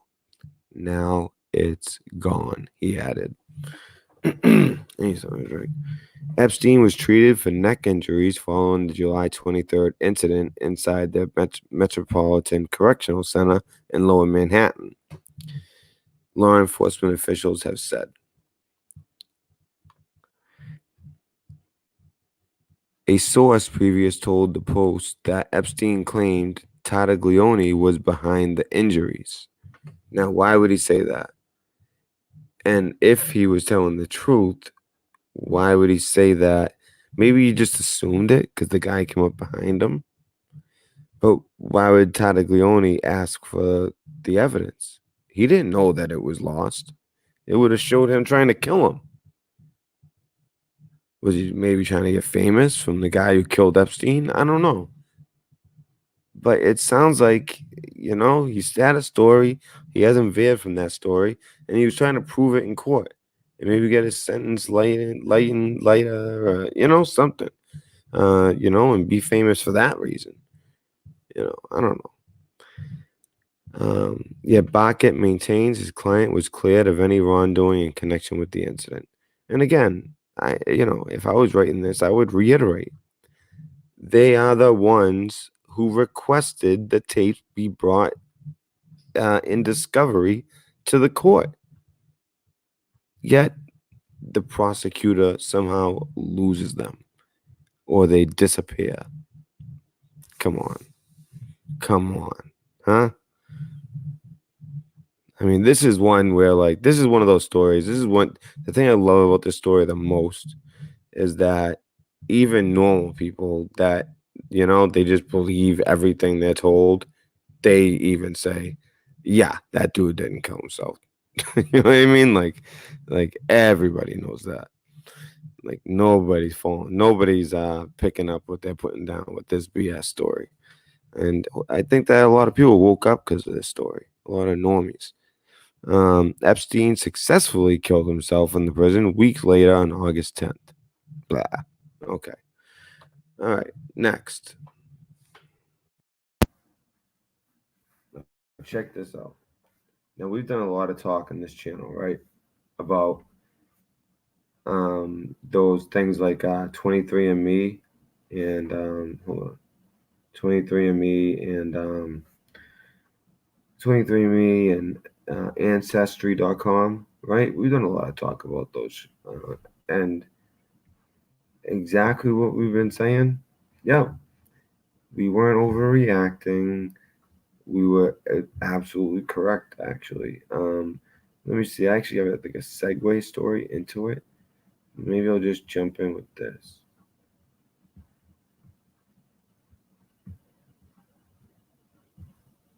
Oh, you know what? All right. We'll start with this one. So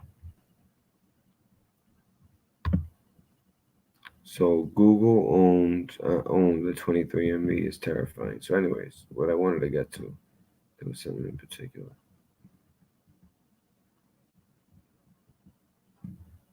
Somebody put something very interesting in there.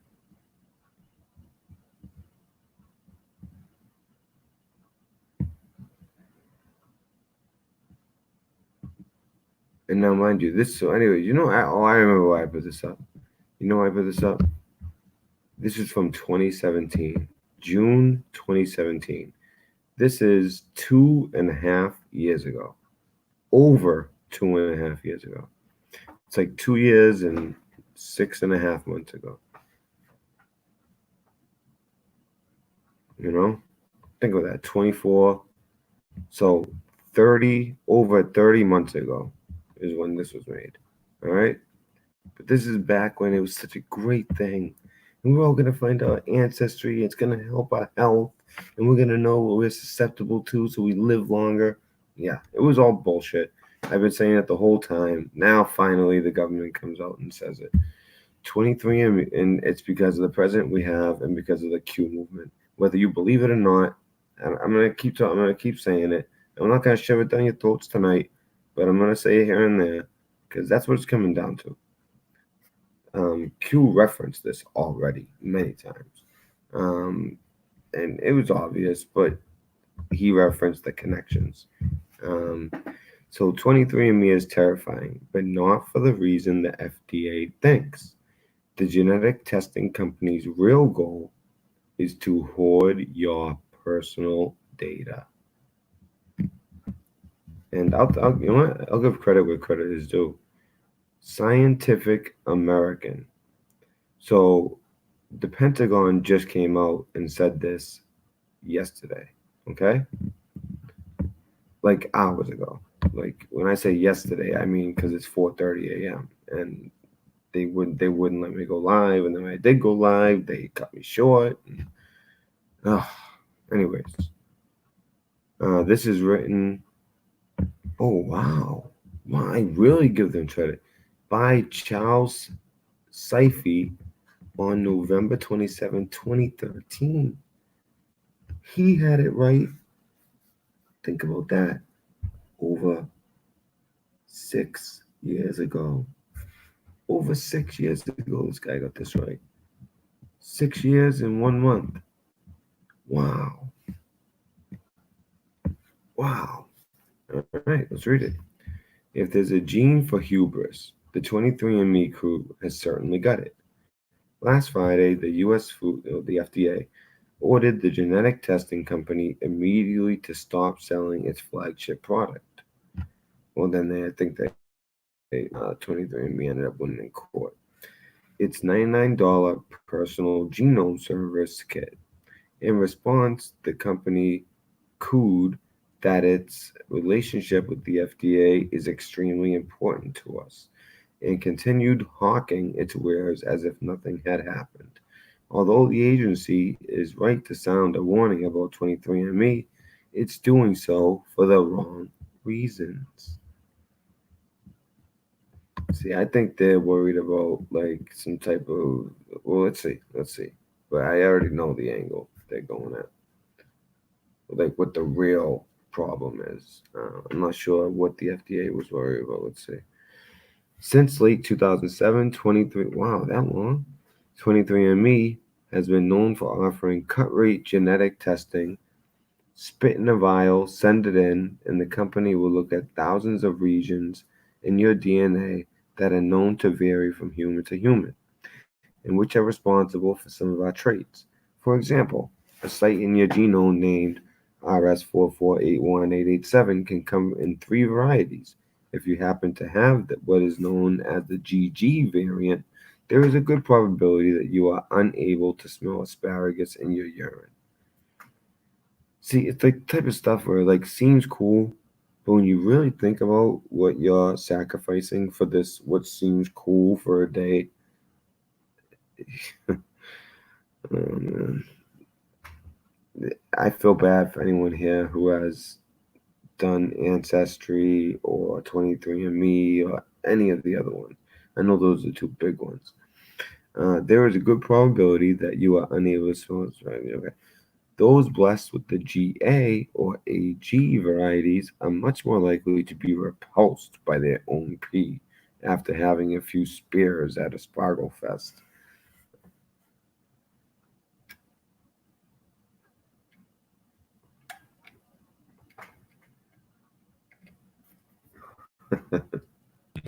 I actually like this writer. He's pretty funny.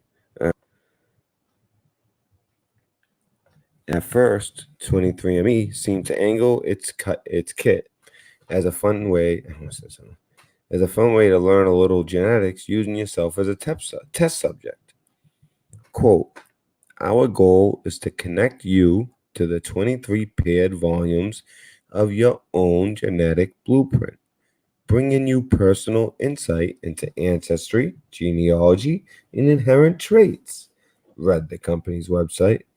The FBI had little problem with the company telling you why you had dry earwax or whether you're likely to sneeze when you look at bright light.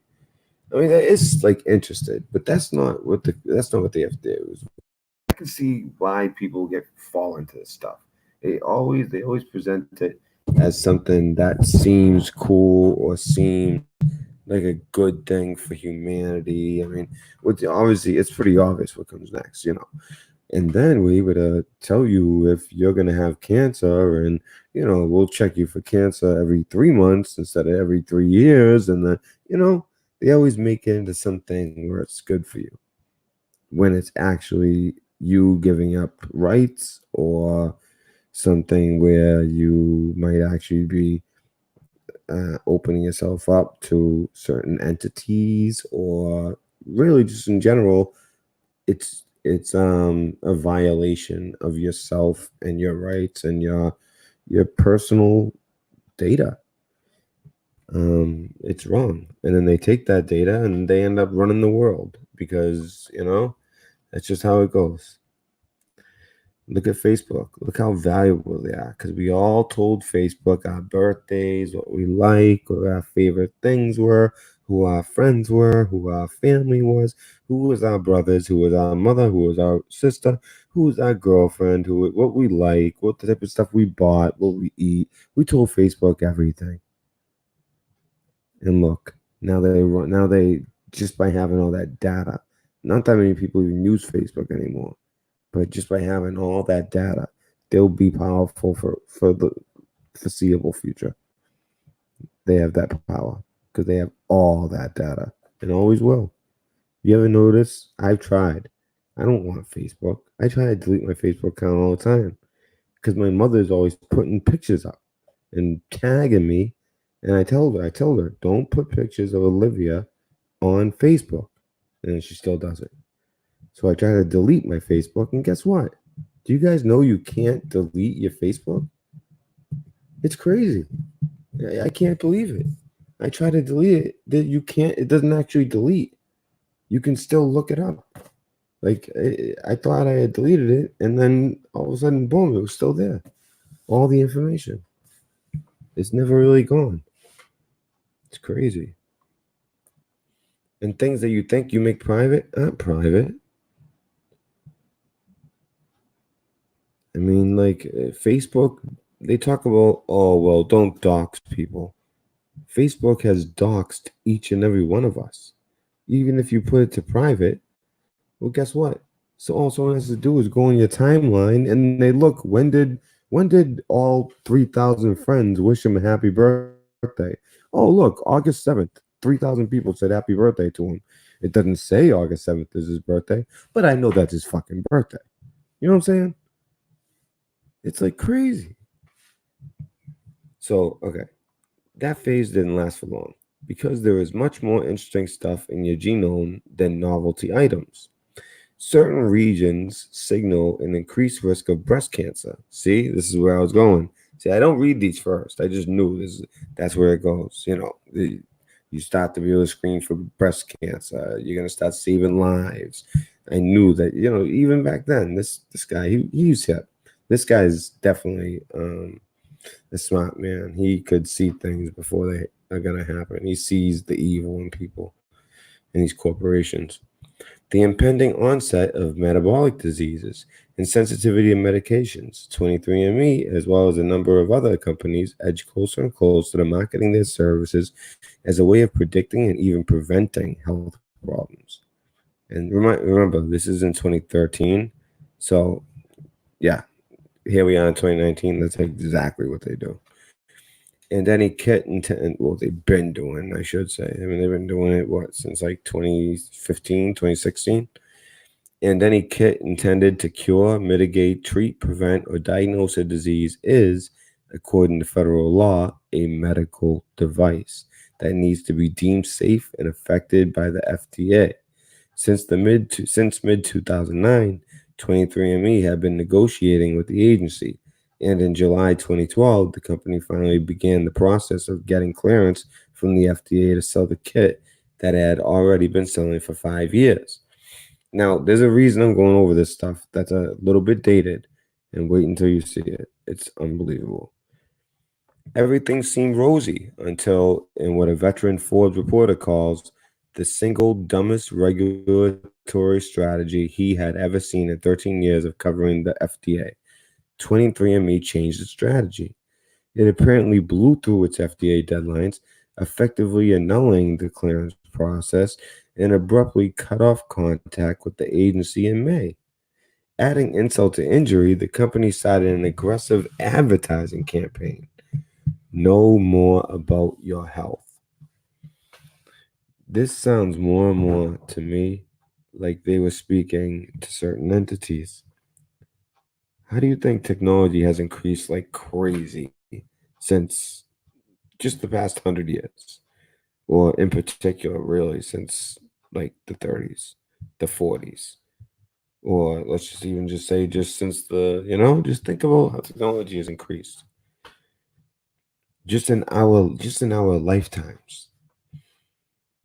It never increased even like 1 millionth of that in anyone else's lifetime. I mean, I'm telling you, and people think they attribute it to aliens. No, they're not aliens. They're called fallen angels. 1/3 of the angels with God lost their wings.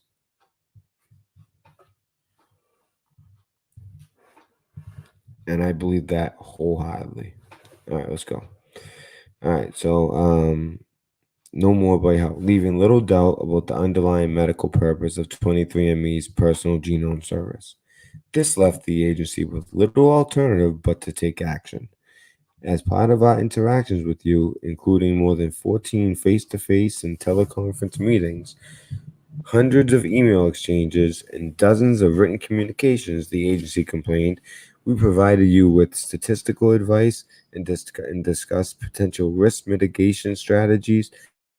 It is the tone of a spurned spouse, exasperated and angry that 23andMe is putting no effort into salvaging their relationship. This is a good writer. Again, he writes for Scientific Journal, Scientific American, and I gave his name like 5-10 minutes ago. You guys can go check it out. I wonder if he's still alive. I mean, he goes pretty hard in the paint. All right. You know what? Let's do this one. But as the FDA frets about the accuracy of 23andMe's tests, it is missing their true function, and consequently, the agency has no clue about the real dangers they pose. I think they do, but the personal genome service isn't primarily intended to be a medical device. It is a mechanism meant to be of a front end for a massive information gathering operation against an unwitting public. Sound paranoid? Consider the case of Google, one of the founders of 23andMe. Now, here's where it gets a little. The Founder is a 2016 movie directed by John Lee Hancock, You know what? I'm not even going to say this. starring Michael Keaton, Linda Cardellini, and Laura Dern. No, that's not what I wanted to be said.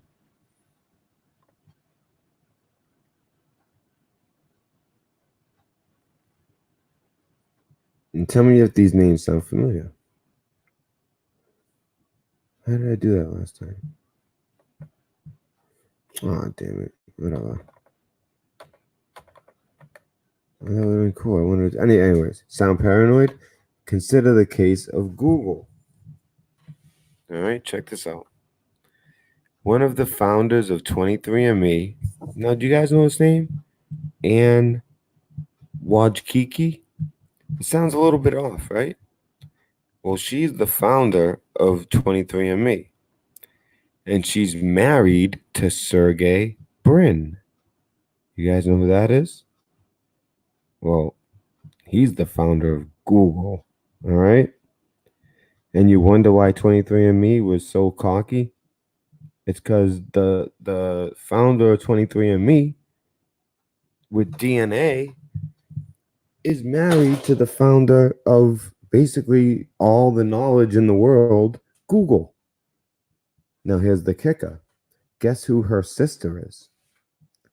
Susan Wojcicki. She owns this little company. Oh, I know what it is. We're all on it right now. YouTube.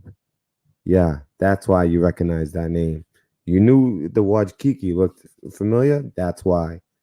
So Anne Wojcicki owns 23andMe. Sergey Brin, the founder of Google, is her husband, and her sister is none other than Susan Wojcicki. If I'm even pronouncing that, I don't give a shit if I'm pronouncing that right. Sorry, Susan. All right, why don't you try monetizing one of my videos and maybe we'll talk. But you know, and I can care less about monetization. I'm just saying, the way I get treated really bad by YouTube. I mean, any truth that does really. Even if you're not a truther, even if you're just for Trump, you get treated horrible. So screw you, Susan.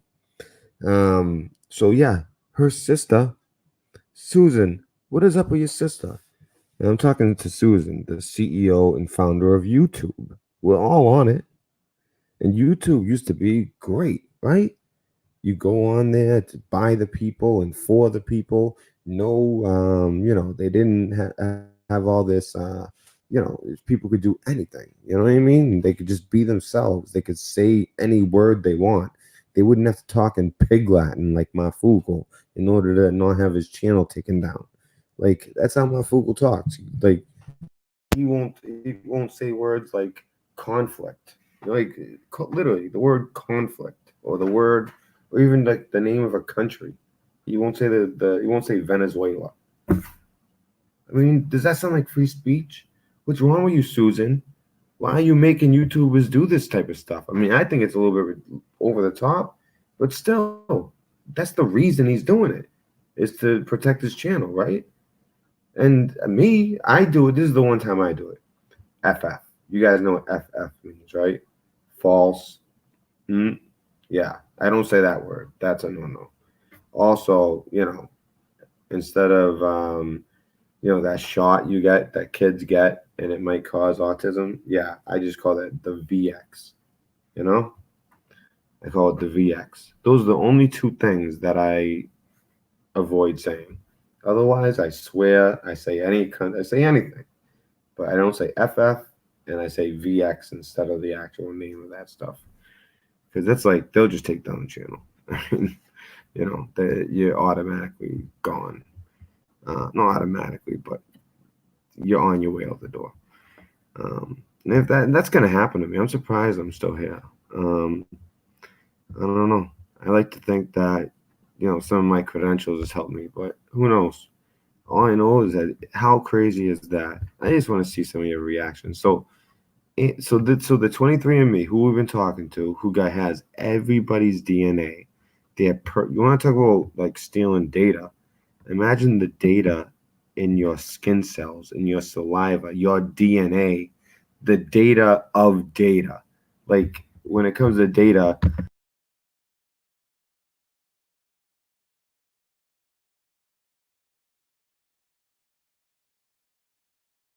wouldn't that be like the most important is your DNA? I mean, your DNA is everything. That is like, and I believe that's like the future. We all know that data in general is the future with artificial intelligence. But what makes us human, our DNA, because you guys heard of a little thing called CRISPR, CRISPR.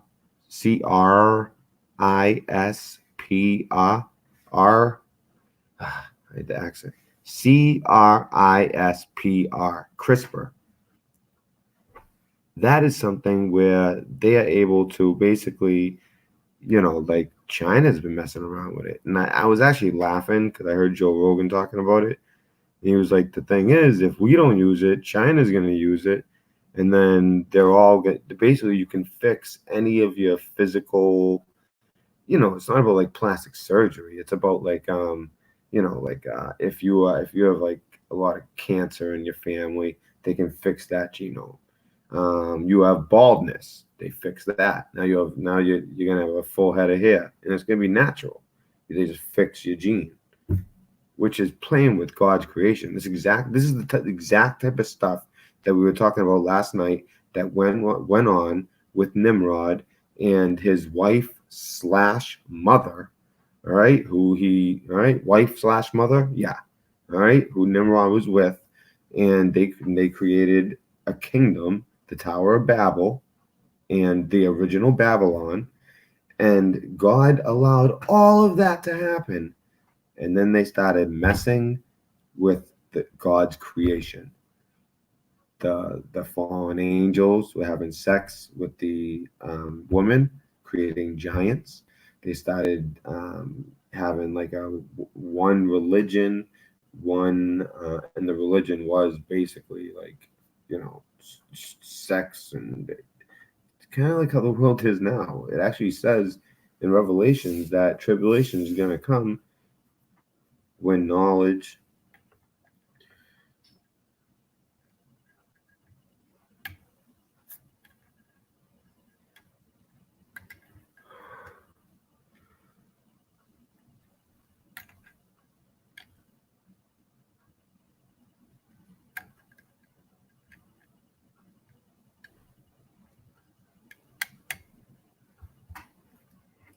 Yeah, like one of the things to look out for is when knowledge goes to and fro. Google. Also, when it'll be like the days of Noah.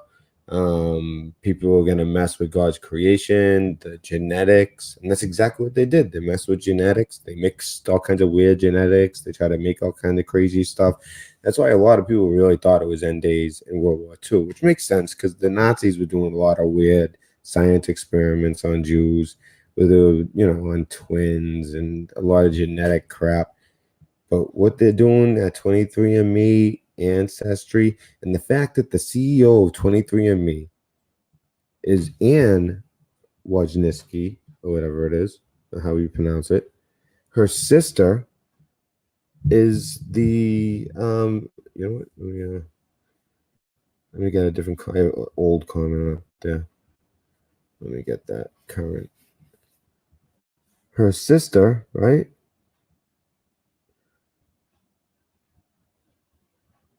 Yeah, exactly. God didn't get it right.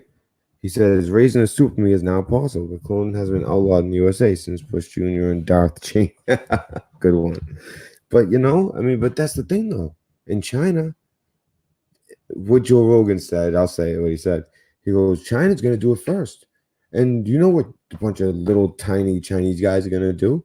They're all going to make themselves, they all love basketball. They're going to make themselves 7 feet and all have 12-inch dongs. And there's going to be a whole of 7-inch, 12-inch cock Chinamen that will come and fight us and beat us and take over.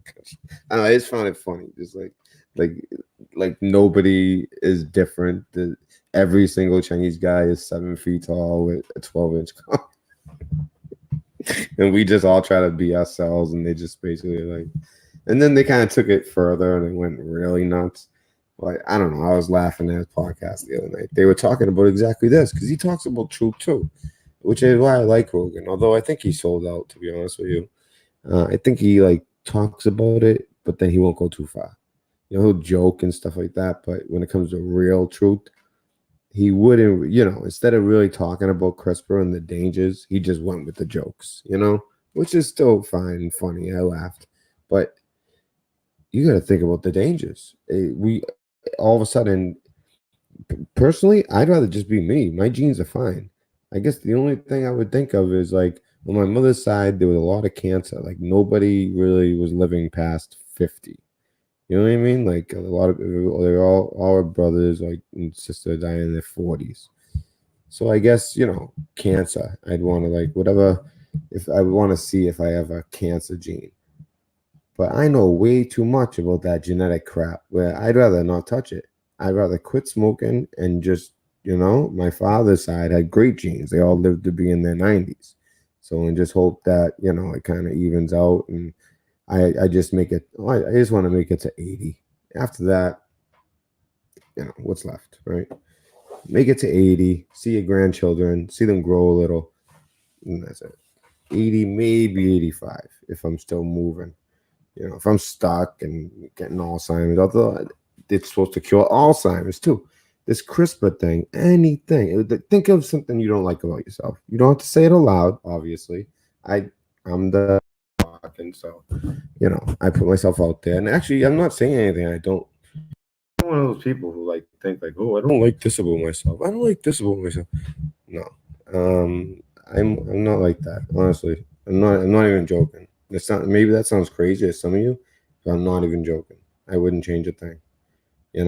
Like I know, like I have a big nose, but I wouldn't change it. Never. I would never change it, even if nobody noticed. Even if I could guarantee that nobody would notice or care, I wouldn't change it. It's a Ponty nose. It represents my family. It's a Portuguese nose, half Portuguese, half Irish. But the only thing I guess would be to make your life last longer. I'd want to catch cancer as early as possible because my mother's side, people die early of cancer, unfortunately. So, a lot of people died way too young. That's the only thing that I could think of. That's it. That's it. Nothing else. There's not one thing. And even with that, I'm not touching that with a 10-foot pole because I know better with this stuff. We all have something. I'm thinking most of you have something that you would change. Maybe you are balding. Maybe it's tough for you to get in shape. Like, you know what I mean? Like you get fat easy. I don't know. They could just make it so it's like, you don't have to work out. You're gonna have one of those things where you could eat cake all day, and that's like Amanda. She has genes like that. Her father was I'm not even joking. This is the truth. I try not to give too much personal information. I'm an idiot for doing it. I'm not gonna say the year, but he was Mr. Universe at one point. Yes. I'm not going to say if it was more than once, but at one point he was Mr. Universe. Now, she didn't grow up with her father, but he was Mr. Universe. So she has great genetics, obviously. If you're Mr. Universe, you have great genetics. Like a lot of guys work out at that level, but you need like special genetics to actually win it, So she has great genetics. She eats anything she wants and stays in perfect shape. Great for me, great for her. Okay, good. Great for Olivia. But, that's not the case for most people. I get it. That's not the case for me. I can't eat anything and just stay in great shape. I can't do that. But yeah, so imagine that. You could just, that's what CRISPR is all about.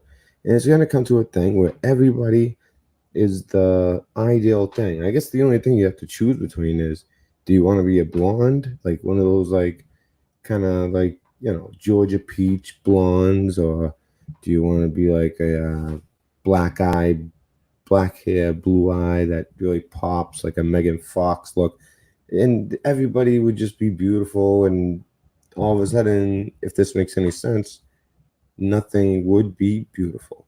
You know what I'm saying? If everybody's beautiful, there's no such thing as beautiful. Feel me? In a weird way, the guy who doesn't do all that crazy stuff and try to be beautiful and perfect would probably be the one that is the most attractive in a weird way. I don't know, I'm getting a little philosophically weird on you, but if that makes sense. Anyways, it's back to the story. And I haven't even gotten to anything yet. I thought this was like a little short story, what I'm doing right now, to lead into what's the current thing going on with them. But isn't that crazy? So who we're talking about, she is the CEO of 23andMe. Her husband and she's the founder of 23andMe. Her husband, the founder of Google. No wonder she didn't give a shit. She didn't care. She told the FDA to go fuck themselves, and she was right. And her sister is the founder of YouTube. So fuck you, Susan. You and your sister. And your brother-in-law. And I have a nice picture of them too. I am not gonna be around tomorrow. Oh man. Alright, so okay, let's see. It's like there's only like one or two people talking. There's way more people in the room.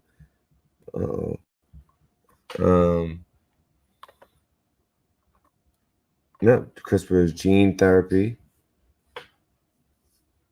Well, yeah, they can also they do yeah. Right now, they're making it about health. They're making it about autism. They're making it about things that they sound good.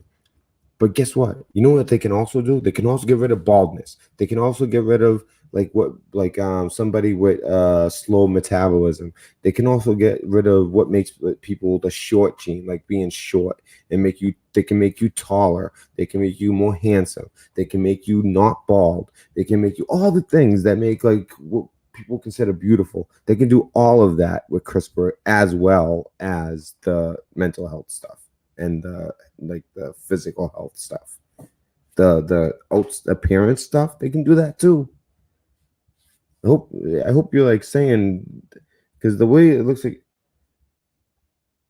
oh, you're talking about your stuff. Yeah, exactly. Yeah. You know what I mean? I feel. You know what? Actually, I'm with you. Depression, anxiety. I wish that I didn't have those things either. I get those things. Bad. I get PTSD. I wish I didn't have to deal with that. But you know what though, Guardian? Over time, as long as it doesn't get you, it builds character. And you sound like a wicked intelligent person. So I would at least say that it builds character. Um, it's not easy. I mean, there's a reason that things that build character. There's a reason they build character. It's because you have to go through some shit. But then when you overcome, I don't know. At least with me, I overcame a lot, and I should be dead. You know, literally dead. And I overcame it all and ended up being a dad, and things have progressed and gotten better and better and better and better. And I hope they continue to get better and better and better and better. So let's see. Let's see what else we got.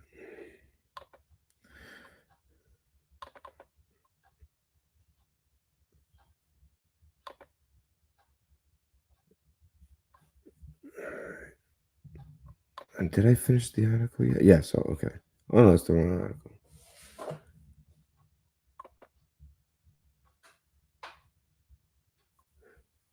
All right, so we read all that, right? Now check out this. All right, so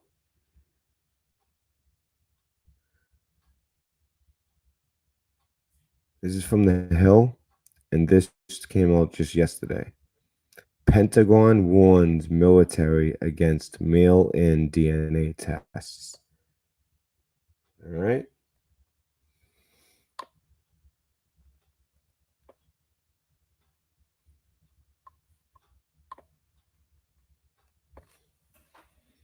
The Pentagon is warning military members against using consumer mail-in DNA tests over potential risks, a Department of Defense spokeswoman confirmed Wednesday. The Department of Defense is advising service members to instead receive DNA result information from a licensed professional, spokeswoman Alyssa Smith said. We want to ensure all service members are aware of the risks of direct-to-consumer DTC genetic testing. See, now, if you get it from a physician, it's not saved in a database. You know what I'm saying? Like, for instance, if let's say you're having a baby and you're a female, you can be tested and they can tell you, they can like see if you're like some people, their genetics just don't go together, and it puts the kid at risk for a lot of different things. One of them being like Down syndrome, for instance, or and some people hook up with their sister, kind of like Nimrod did, except it wasn't. It was his mother. which is even crazier. That's like, I don't even know. That's crazy. But anyways, so they obviously were first cousins, which happen in a lot of cultures, by the way. They marry and have kids with their first cousin.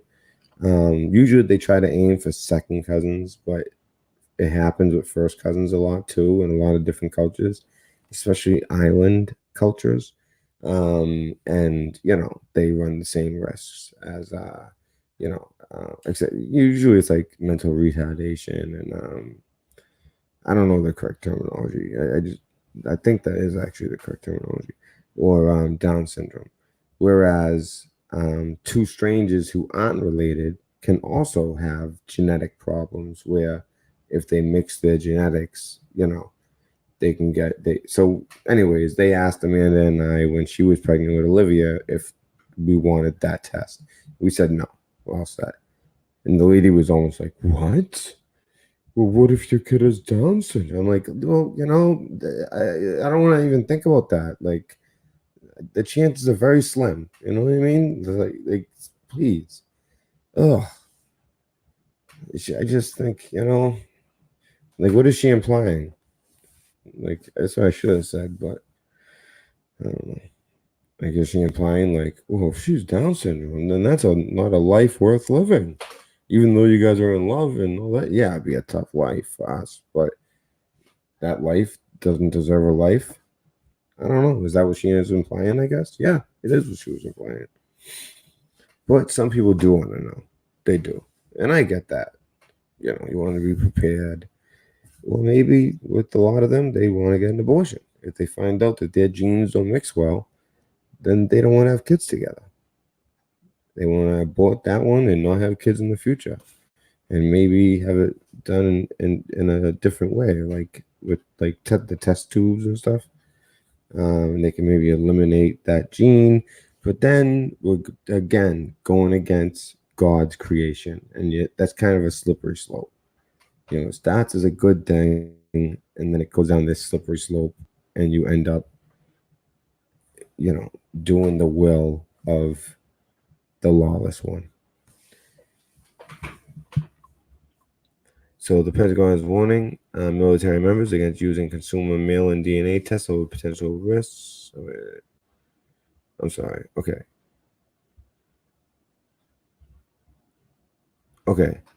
The unintentional discovery of markers that may affect readiness could affect a service member's career.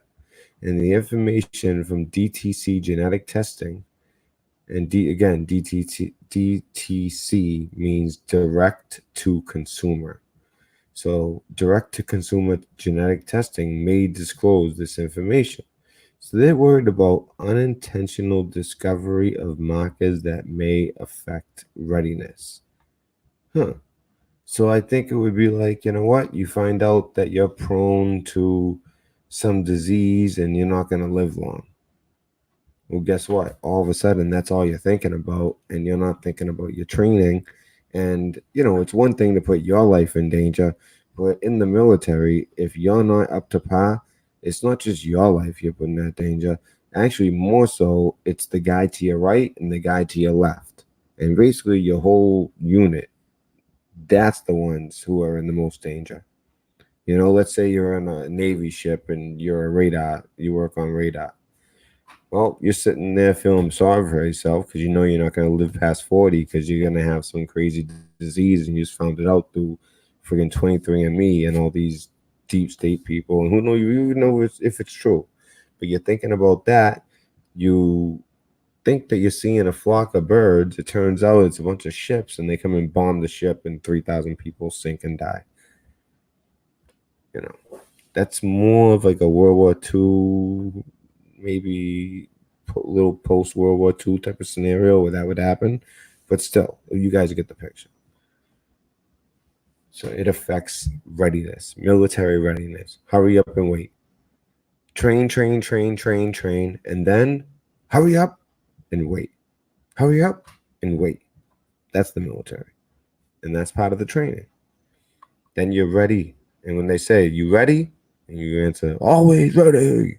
Yeah, a Yeah, a lot of that. Okay. She added that the information provided by private companies may or may not be reliable results. Oh, so it might not even be true in the first place. And here you are, not at top peak readiness. You're not motivated, and it's important to be highly motivated, working out, keeping your mind right, your body right, and your spirit right. And instead, you're using these take-home genetic tests that can reveal things that make you, I see what they're getting at. But I think there's more behind it. I think they're just kind of like hitting on like obvious things that that apply to the military. But what they're really doing is they're shooting across the bow of the deep state. They're letting them know, we know what you're up to. She added that the information provided by private companies may or may not be reliable results. Again, such DNA kits are sold by companies such as 23andMe and Ancestry and have become popular holiday gifts in recent years. I hope that if any of you guys got that for a gift, please don't do it. The Pentagon, that is, you want to talk, everyone's worried about their data. The most sacred data is your DNA. Do not give it to some private company that you don't know what they're going to do with it. If it's like a health thing, like they say, go to a doctor where there's a HIPAA law, it's your information, it stays in your record. Don't give it to some freaking company like we did with everything else with Facebook and all these other freaking data mining. Ugh. Please don't do this stuff. And have become public. Okay. The Pentagon cautioned service members about the consumer DNA test in a memo last week, according to a copy of the memo obtained by The Hill on Thursday. The memo was first reported by Yahoo News on Monday. Actually, that's where I saw this first. Exposing sensitive genetic information to outside parties poses personal and operational risks to service members, reads the memo signed by I need something to drink after this story, real quick. Reads the memo signed by Joseph Kernan, the Undersecretary of Defense for Intelligence, and James Stewart, the Assistant Secretary of Defense for Manpower. These DTC, direct-to-consumer, genetic tests are largely unregulated and could expose personal and genetic information. Now, don't forget, the owner and founder of this 23andMe is married to the owner and founder that is basically like the gatekeeper of all information, Google. I mean, do people not have like any creativity in their mind where they can see how could this go wrong? And then her sister controls the biggest what we're all on right now, YouTube. No one sees how this can go horribly wrong. They have all the actual data over at Google. Then they have all of our personal data as far as our DNA, everything about us. I mean, research into DNA has come so far. Like we were talking about with CRISPR. So imagine you have all the information and data in the world with Google. Then you have all of the personal sacred data of DNA, which is probably going to be the thing that causes the second coming of Jesus. So it might be a good thing. And then the third thing is the sister has this sharing app where you share videos, and basically it's a bunch of people who you get to know them exactly who they are.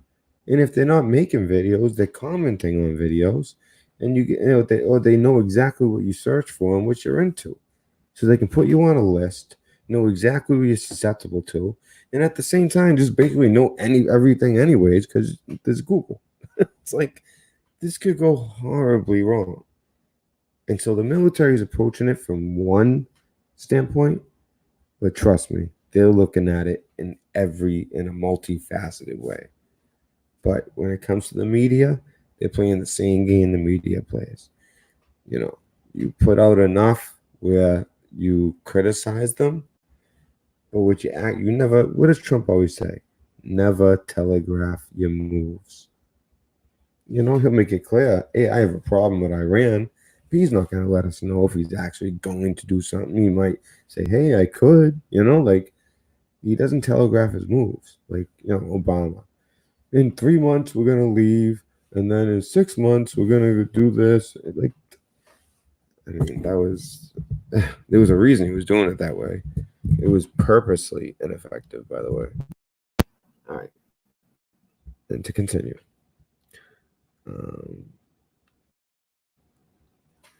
And they also potentially create unintended security consequences and increase risks to the joint force and mission, the memo continues. The memo also reportedly said some DNA kit companies have targeted military personnel with discounts. Think about it. Why are they going after military personnel? All of a sudden, if you're in the military, let's say you have a clearance in the military, could you be blackmailed? Could that the most personal of data be used against you by another country? They find out that, like your children are going to be susceptible to something that's freaky, and they could easily make it look like an accident and take out your family. You gotta start thinking creative. And then all of a sudden, if that person works in the intelligence field, you got him by the balls. And that's a tough choice. Your children or your country? Tough choice. I mean, not for me. Actually, yeah, that's a tough choice. I mean, I could never imagine betraying my country, but obviously I go children, right? I go my daughter over anything. So put it that way. So I don't want to see any comments. Oh, Matt would sell out his country. Wow, what a vet. Woo. My daughter comes before everything. Put it that way. All right. So, I think that's exactly what they're gonna start getting into, like that type of. Oh no. So they target them. All right, protecting our customers' privacy, and being good stewards of their data is Ancestry. So this is Ancestry talking now, not 23andMe, and they have some interesting owners as well. We'll get into that in a minute. Is our highest priority, she added. Ancestry does not share customer DNA with insurers, employers, or third-party marketers. Okay, and do you share it with yourself? Could you share it with one of those that are not listed there? No, it doesn't have to be an insurance company. It could be many different things, or your job. Okay, I don't think people are that worried about that either. What third-party marketers? And notice the word marketing. So, they know that you're susceptible to liking sugar. So they might try to sell you sugar. No, that's not what people get worried about, or at least what they shouldn't be worried about. What they should be worried about is them using that data as a way to basically, do things that are much more nefarious than what they're talking about with insurers, employers, and third-party marketers. Oh my. A spokesperson for you know why? Because Ancestry is more about it's basically like a bunch of white people trying to, it's like a bunch of Elizabeth Warren types trying to like be able to go around and be like, well, you know what? I actually found out I'm 1/8 Cherokee.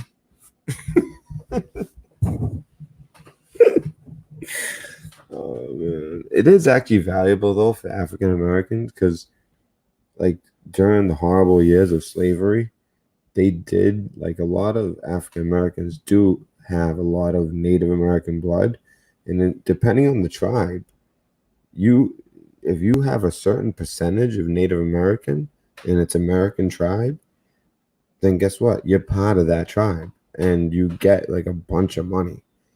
And you also get like a free ride in college and everything. Like that's what Elizabeth Warren did. Did she have to pay back that money? I mean, it turns out she's probably worthy of Harvard. She's definitely probably smart enough to go to Harvard, but she got to go free, and she shouldn't have. And she goes down in all their history books as the first colored woman to do this, the first colored woman to do this. She's like the whitest person I've ever seen. She looks like every single person I see in Whole Foods in Cambridge. Seriously. Anyone from Massachusetts is laughing right now. All right. So, anyways, a spokesperson for 23andMe and the company takes the utmost efforts to protect its customers' privacy and said its results are highly accurate. Yeah, well, that's the problem. They're so accurate, and with the utmost efforts to protect their privacy. All right, what does that mean? What I want to hear from them is this: once we do the genetic testing, there's only one copy. We send it to you, and there's no records of it anywhere. Like we have a third company that is trusted and true, and they come and they make sure. I still wouldn't trust it, but I'd like to see something like that. Like, we do not keep these records, so that down the line, as things progress and DNA becomes more and more important in our daily lives, and the data of our DNA becomes more and more valuable, they're going to be like, they're going to have it all.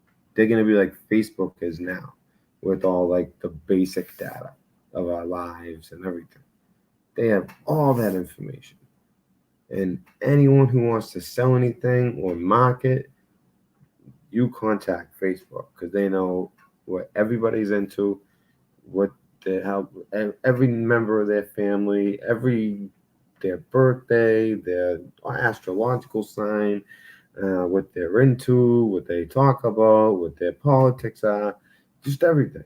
They know everything. That's data, people.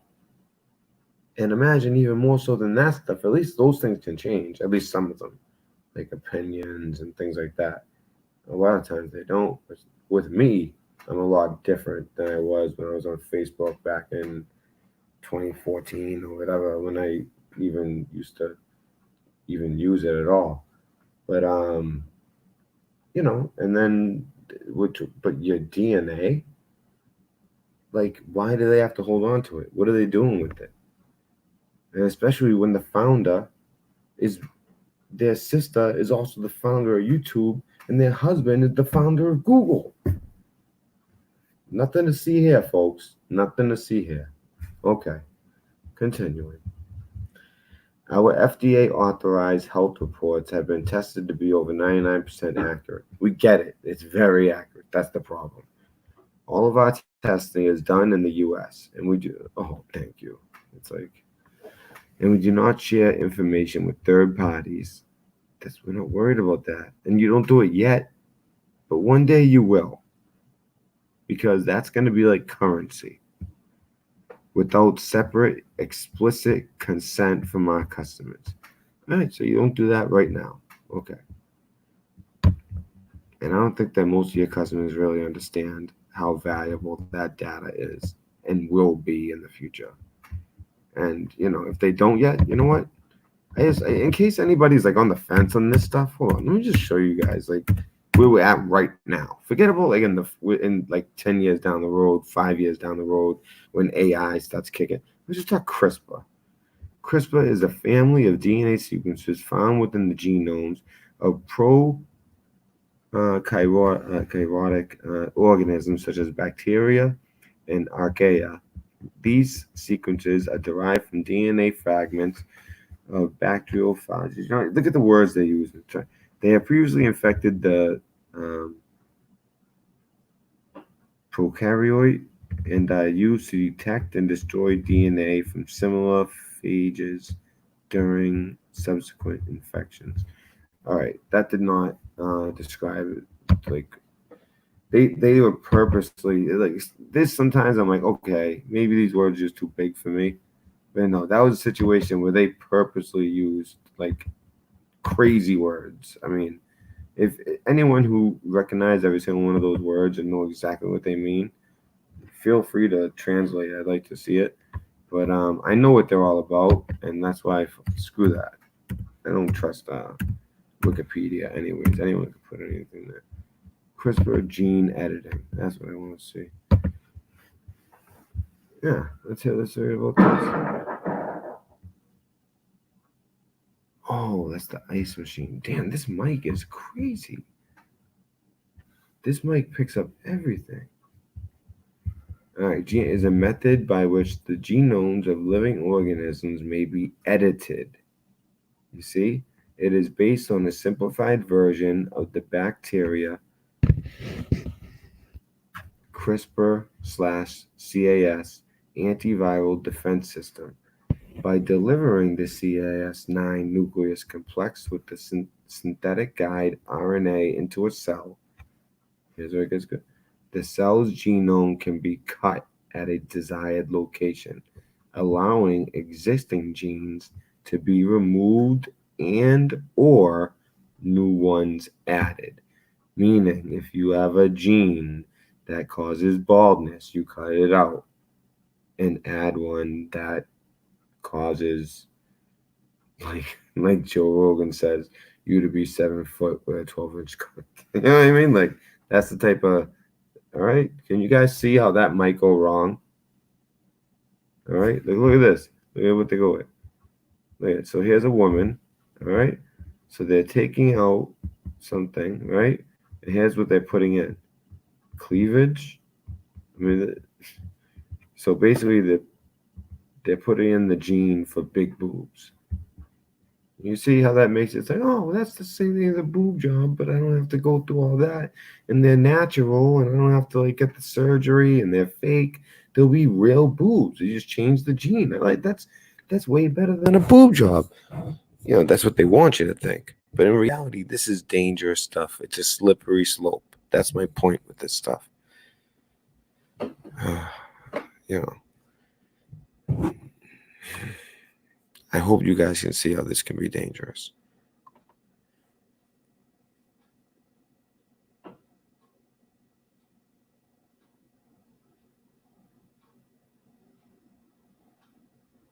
How would I know if I was Jesus? What? Oh, that's a little ridiculous. The stigmata one. No, stigmata would be if you shot yourself, you did it yourself. That's not stigmata. That's not stigmata. You're wrong. You're a smart guy, but you're wrong there.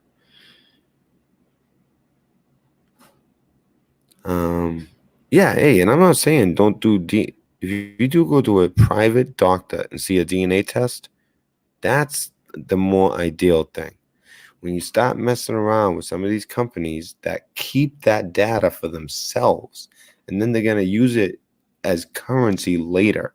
And when I say later, I'm talking like 10 years down the road, you know, kind of like Facebook model. And then if you start gene editing, that's a slippery slope too, because then you're going to have everybody look exactly how they want to look. You know, LA's like that to a point, but let's be honest, they haven't exactly figured it out. Have you guys seen the fake butts and the fake noses and the faceless? They haven't exactly figured it out. The fake boobs even, they haven't exactly figured out how to do it. But with gene editing, that's going to be totally different. That's all going to be real. But what about God's creation? Doesn't that mean anything to anyone? Now, if you don't believe in God, then that's a totally different story. But it's still a slippery slope. Everybody's going to be totally beautiful, but when everyone's that beautiful, all of a sudden, guess what? It's not attractive anymore because everyone looks like that. And all of a sudden, the person who's natural and willing to be themselves, That's what will become attractive. That's where I stand as far as that stuff. If I can mathematically determine a way to break prime-based encryption, so could they. Okay, so what are you getting at? So I don't know if you know, but I was a cryptologist. So if you're bullshitting, you're going to get called on it. If it's all done by snail mail, there's no chance of the encryption being broken eventually on the data transmission log. So the data transmission. So you're talking about there's no chance of the encryption being broken. So you're talking about what exactly? You're talking about stigmata, Jesus, stigmata, snail mail, encryption being eventually on the data transmission log of what? If I can mathematically determine a way to break prime-based encryption, so could they. Okay, I guess I agree with that. In a bubble. It was an accident. What? Oh, you're talking about shooting yourself in the hand? It still doesn't count. That's not stigmata. It's not stigmata. I'm sorry. I don't know what you're getting at. I don't know what you're like trying to like mock religion.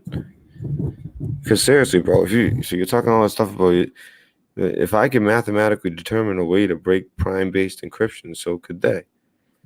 I agree, but what exactly type of prime-based encryptions are you talking about?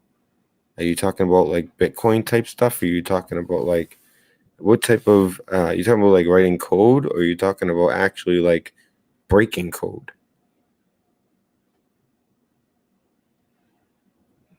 All right. When you want to talk about actual encryption and decryption and cryptology, we can talk, but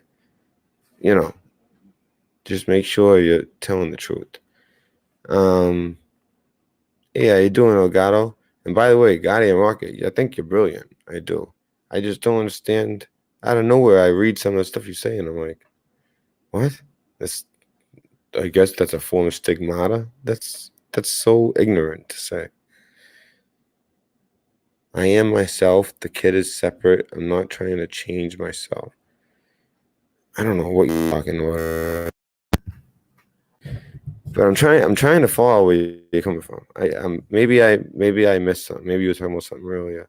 Good morning, Michael. I've been at it all night, brother. Yeah. All night. I wrote the book. What book? Are you saying you wrote the book on encryptions? Oh, so you wrote the book on mathematically determining a way to break prime-based encryptions? So prime numbers? Or so could they? Okay, so what's your point? You wrote the book on what? I think, you know what? Just the way you're talking, I'm going to be honest. I've been trying kind of dancing around it. You're talking like somebody who's trying to act like they know a lot. All right? Trying to get rid of the flu. Yeah, I hear you, bro. Okay, I've enjoyed you. Just be yourself, man. That's all I'm saying. Be yourself. You wrote the book. You're starting to sound like a douche. I thought you were a smart guy, but you can't say you're a smart guy. It doesn't mean you wrote the book on things. Like, buddy. And you're talking of all subjects in the world, you're talking about cryptology. I was a cryptologist in the Navy. So if you want to keep going, I'll expose you. Not expose you as a person, just I'll expose you didn't write the book. It's just, you're pumping yourself up a little too much.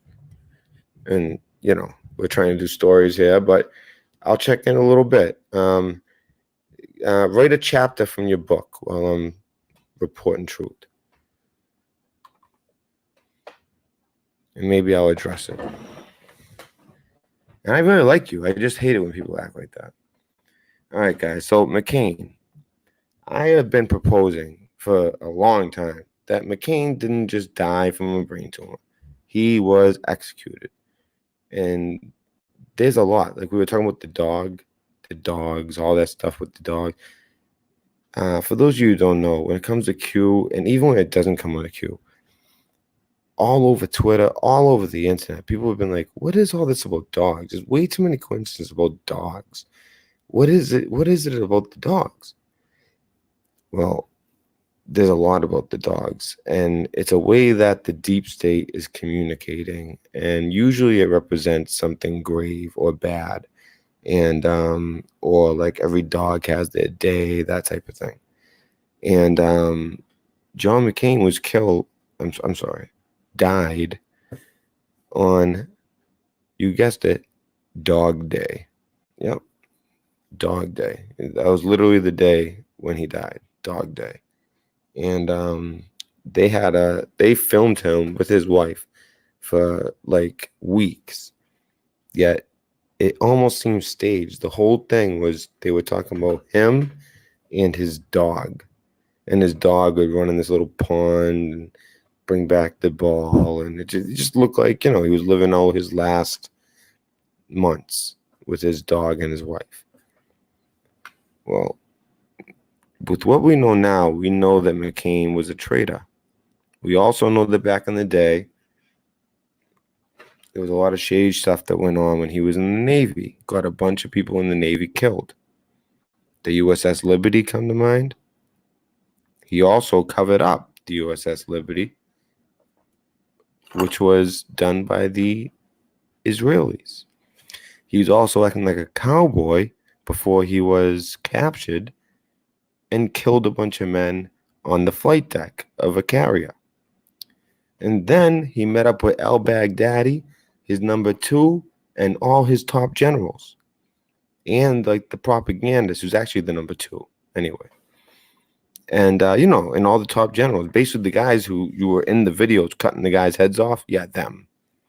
He met up with them to negotiate the weapons that they were going to sell them, which, by the way, was the whole reason when they were bringing in the weapons, and the whole reason they didn't go save the ambassador and the Navy SEALs at Benghazi was because they wanted to protect their cover of the weapons.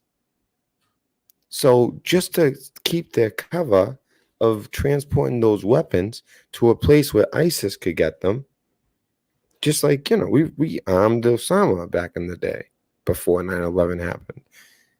Except, we armed them against the Russians. In this situation, we legit just armed a bunch of a caliphate and let them start cutting off heads and burning people alive. Our allies even. Remember the pilot, the Jordanian pilot? He got burned alive.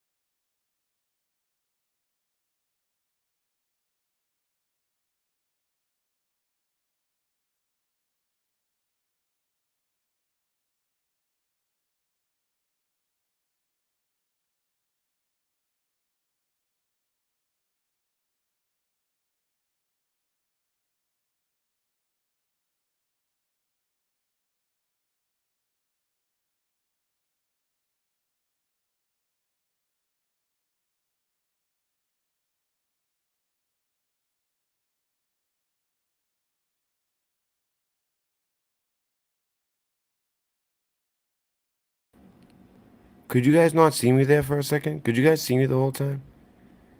The master key?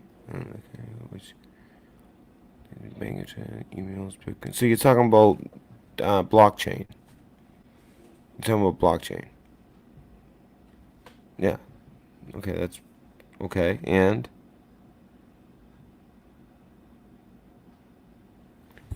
I put that book on a shelf as a matter of national security. I couldn't publish.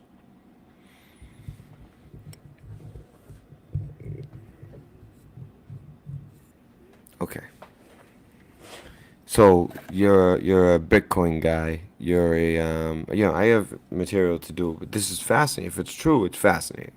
So I know what a master key is. We all, I think, a lot of anyone who knows, anyone who's ever used Bitcoin and has even a little bit of understanding knows what a master key is.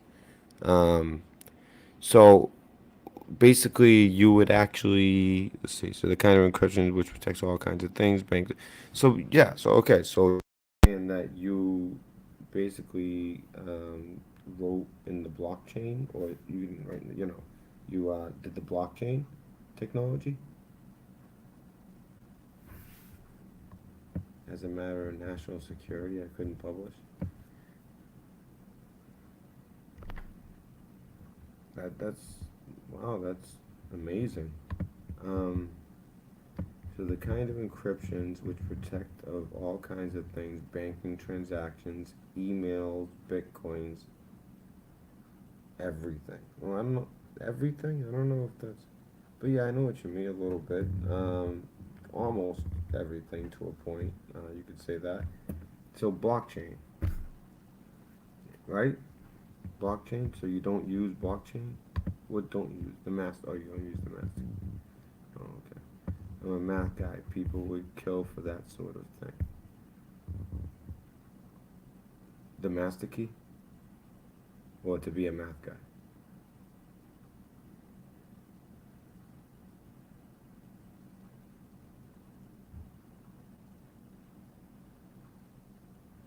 I'm just not following. People would kill for that sort of thing. Are you talking about the master key or being a math guy? I don't get. I'm not following. But I'll check back in. I have done that dark matter problem also solved. So you solved the dark matter problem in another book on the shelf, or did you listen to men who have theories and claim you solved it? So tell me right now, what is dark matter all about? Because I have a theory, and that's not my thing, but I have a theory just because I listen to Anthony Patch and I kind of sign off on his. I think that we live in a tetrahedral universe, an electric universe, and everything's made of tetrahedrons. I really do believe that.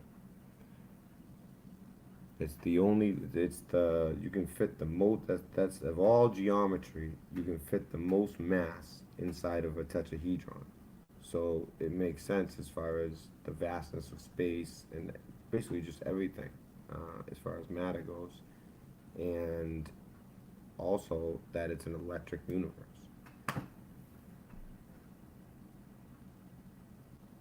So what's your so I have done the dark matter problem. There's many matter problems, but I don't know. I don't know what you're getting. I'm just trying to see, like, you're claiming a lot. So I'm trying to see if, like, yeah, I'm not claiming a lot. I just happen to know that one little thing. So let's put some new stuff. Let's see. Let's put all these are the accomplishments of Guy and Rocket. And I'm not even making fun of you right now because you might be legit. You might be legit. I'm not making fun of you. Let's see. Um, Raising a super me is now part. That's true. That's true. Kids are a gamble, but with the clone, I would know almost exactly what I'm getting. That's part of the appeal. I agree with that actually. So okay, so you're a smart man. You analyze well. Susan. Once I am under surveillance, there's no point in hiding. Every message I send, no privacy, whatever. But that's true, and we're already in that stage, right? I think you would agree with that. So this is when we started getting a little off topic. Okay, so is gene therapy? Yeah, that's true. Okay. Well, gene therapy, it's also gene editing. That's the problem. So you're talking about ADD, depression, anxiety. Oh, that's your stuff. That's right. That's right. We talked about it. I'm talking about just tweaking a few things that are holding me. Oh, you. So to make it superhuman, kind of like the Chinese guys I was talking about that they were talking about on Joe Rogan. All right, I see what you mean. My code, not his code until I die. So basically, do I own my body or does God?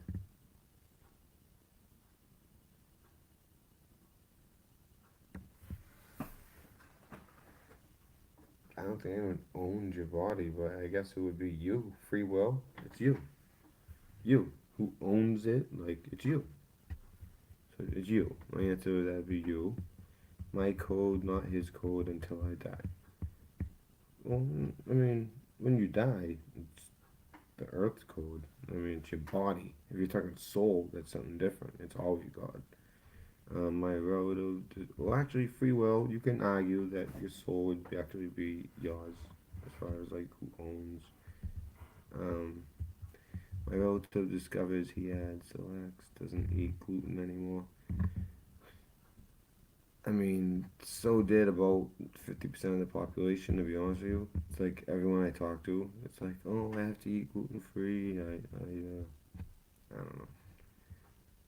And you know what? I'm not saying that they're lying. I just think that it's something to do with the diet, that something happened to the American diet at some point. A $1,000 DNA test becomes cheaper than seeing 3 doctors who don't know. Well, that's part of the appeal, but that's a slippery slope and the wrong way to go. So if you're saying that doing the $1,000 DNA test, as far as what we're talking about in the show, is the way to go instead of private doctors where there's HIPAA laws, you're absolutely wrong, in my opinion. How would I know if I was Jesus? I'm pretty sure you're not Jesus. You're not. How about that? You're not. But I understand. This is why you said that.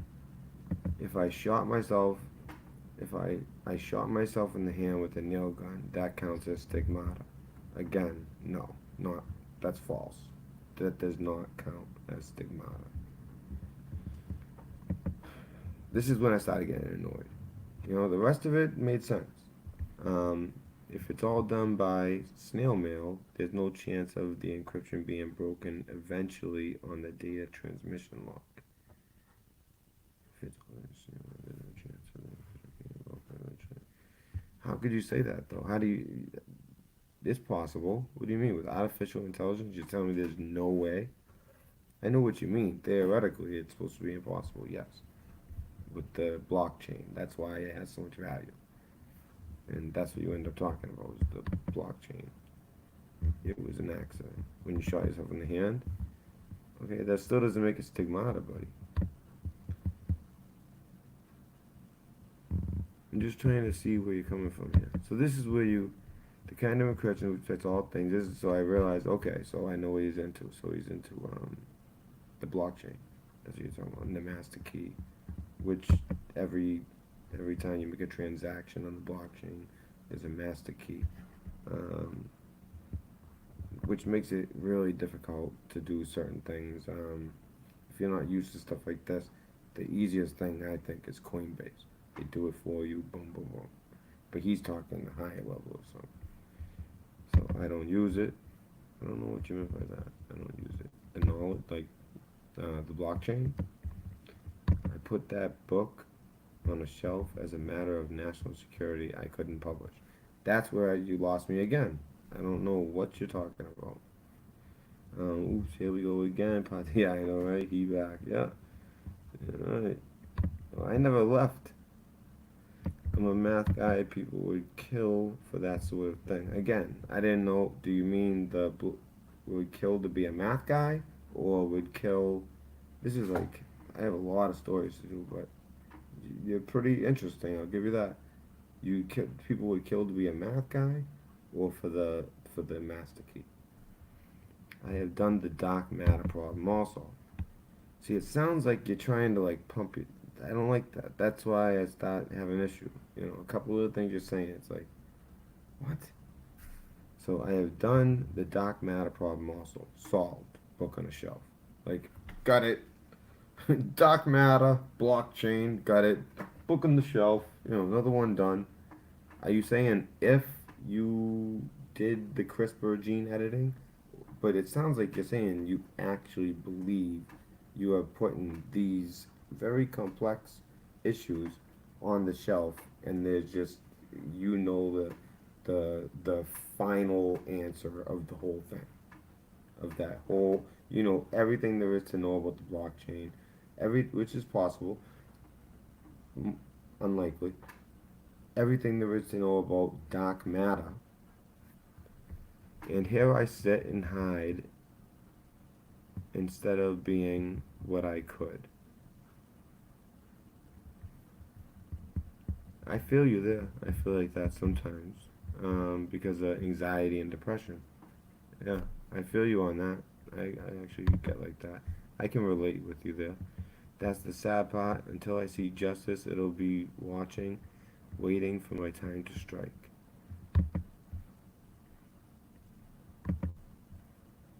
Until I see Cheney hang. Well, I think you're going to be seeing that. There's going to be military tribunals, and it's going to be Durham who, you know, does the investigation that gets him in cuffs, and a lot of others. There's going to be many in cuffs. And they're going to do military tribunals. My only fear is that the military tribunals will not be public. But it'll be almost impossible to hide it. You know, with technology these days, how are they going to hide that all these, basically everyone you would suspect, along with a bunch of others that maybe you wouldn't suspect, are all of a sudden not around anymore? How are they going to explain that? People waiting for the second coming, so if I was Jesus and I come back as a baby, I will have no memory of being Jesus. So even if I was Jesus, how would I determine that? I'm already an icon. So, alright, so Jesus was a baby at one point, right? He didn't show up as a grown man, yet he still was able to do what he was here to do, which was die for our sins. It's God in the flesh. Eventually he learned. Yes, he wasn't, and he was even actually down when he was 6 years old at the temple speaking to elders and kind of just conversing about, you know, theology basically. So, people believe as I come to the Lord Jesus, and I come back as a baby. Well, first of all, that's just a huge assumption because Jesus has already lived as a man on earth. He's not coming back as a baby. If you read the Bible at all, he's coming back with a friggin' army. I don't think he's coming back with an army on a horse as a baby. He's coming back as a grown-ass man, as the Son of God, as God in the flesh. That's what he's coming back as. So yeah, that's again, I'm not following. It's like I start to follow you, and then you kind of go off the other end, and you lose me, and you're taking my focus away. So I'll just leave that up, and I'll go on to the next thing. So I think I was on McCain, right?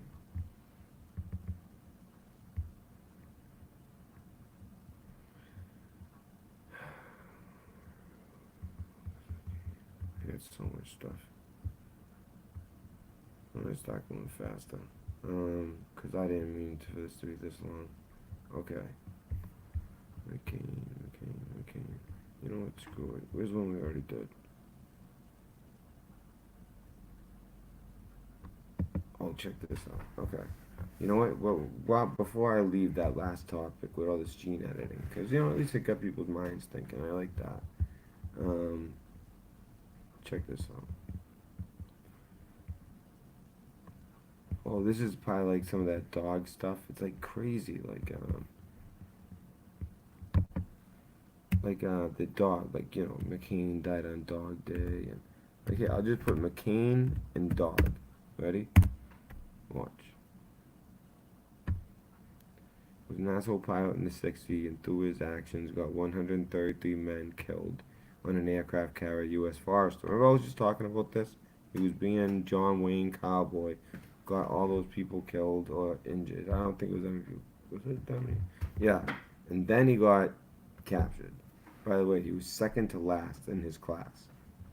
I don't think he would have made it through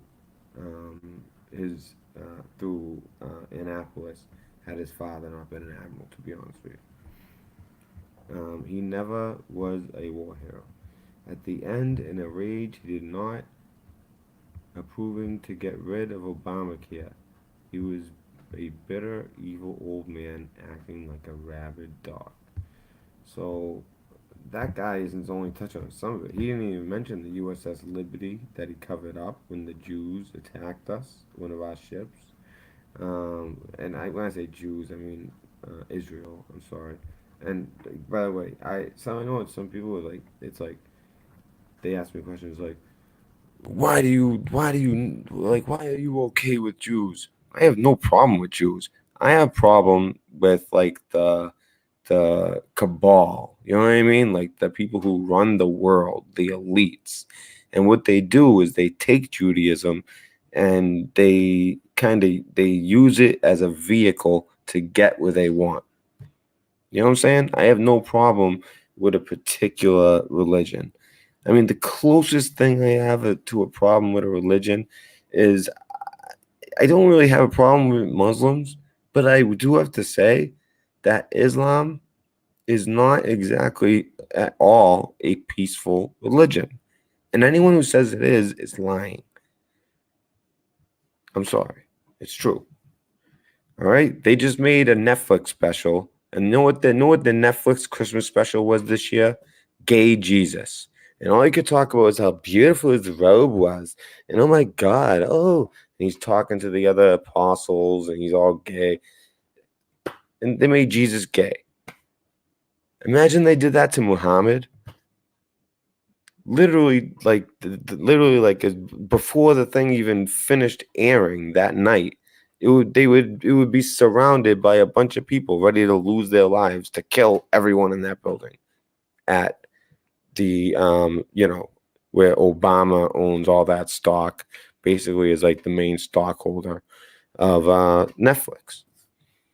Huge company. But they would never do that to the Muslims. Because Christians, we're not going to go and kill you for it.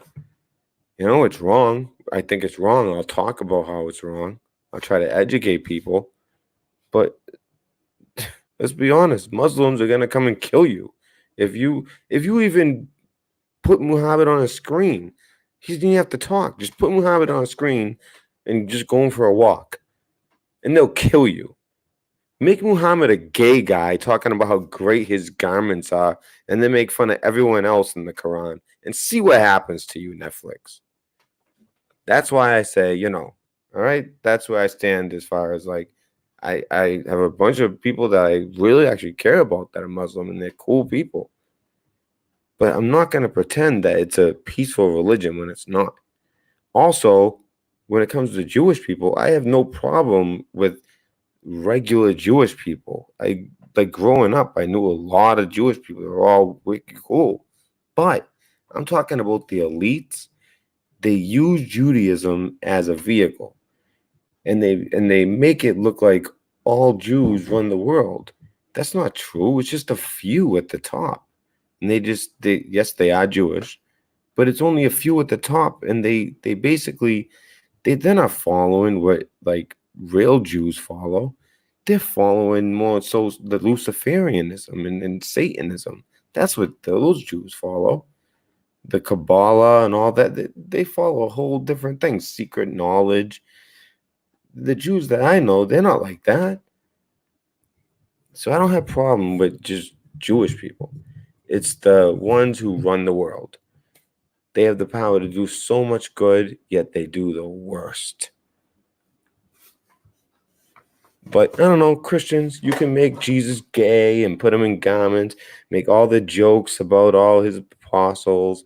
Mary Magdalene was so jealous and he just wanted to hook up with his friend that he pretends is something in the Bible, where it's just disgusting. They shit not only on Jesus, but on the Bible and everything. And nobody even winked an eye. And our former president is their main stockholder. Do you think that he would? And you remember everyone was talking about him and the Muslim Brotherhood. And I've already proven on this show about Ilhan Omar, how she's married to her brother, and how Ilhan Omar was actually brought to this country, and it's been proven. After I reported it, it was proven by the MSM about a week later that she actually was paid by. Let me make sure I get it right. The country. She was paid by Egypt or Iran, but through Iran. I think it might have been Syria, but through Iran. Ultimately, Iran, but the second country was Syria or something like that. And they paid her to come and disrupt our politics. Yeah. And they made it. And that, since men have so much more power over a woman in that culture, her husband, who was her brother, said, listen, you can be with I know that you can't be married to your brother and still fulfill this mission of infiltrating the U.S. Congress. Anyone who thinks I'm bullshitting, look up anything I'm saying. Tell me if it's not true. All right?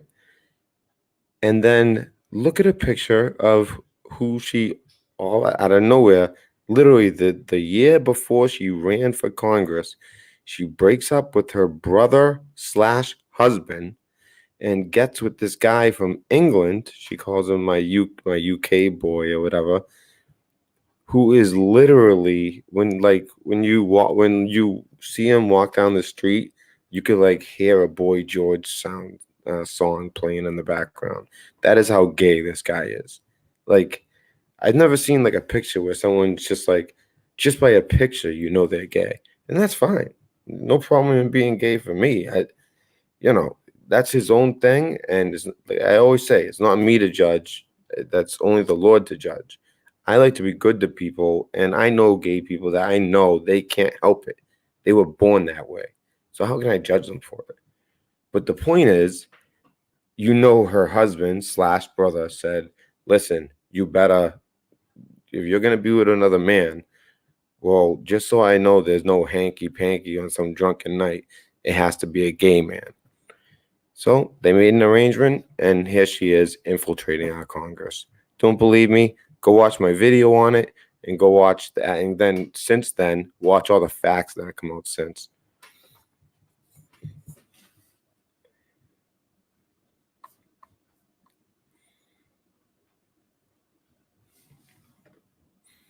And the reason I got angry there is like, I just know how people are. Right away, there's certain things that trigger them, and automatically it's like, that's bullshit. Do your research and then call me bullshit, because I'm not. I'm just, how can something be bullshit if it's 100% factual? You may not agree with it or like it, but the truth is the truth is the truth. I always say that. There's only one side of truth. All right, so the problem right here is McCain. So you know what? I'm just going to go like this. So we already, so look, and we know about them, right? Well, that's what I wanted to show you on Twitter. That's right. Okay.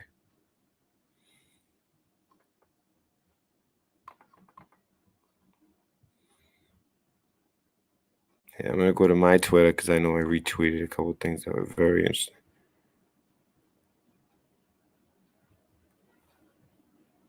Oh, look at this.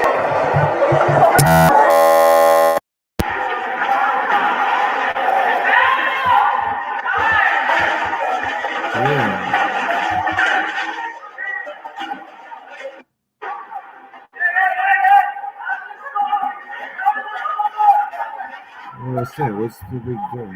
All right, so there's a fight. See, this guy, I don't like this guy. Just because they're black. Until we can acknowledge and discuss statistically epidemic levels of crime committed by young black men without being called racist, this will continue to be the norm. Buddy, of course, there's way more black people doing like stuff like that happening. You know why? Because look at where they live. When I lived in Worcester, I was a totally different person. I couldn't even get sober. You are a product of your environment. And if your environment is a place like Chicago or Cleveland or Detroit, and it's a inner city black neighborhood, you are gonna come out a bad motherfucker, and that's gonna be your life. And you're gonna shoot guns and you're gonna end up going to jail. Not all of them, but you have a way higher possibility of it turning out like that. I hate people who talk like that. They're just looking for a way to be racist. I hate that shit. That's why I like it. Just when people think they have me pegged, it's like I'm not the guy you think. I just speak truth. Islam is a violent religion. Yes. Jews are okay people. They're fine. Good. They're good people.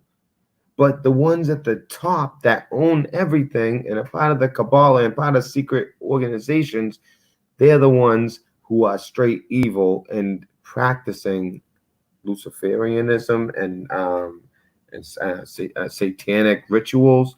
I mean, take a look at the Rockefeller, more so I would say like the Rothschilds. Look at some of their old pictures and all the satanic stuff they'd wear, and like the Eyes Wide Shut type stuff. Yeah, you know what I'm talking about? Eyes Wide Shut with Tom Cruise and Nicole Kidman. That stuff's real,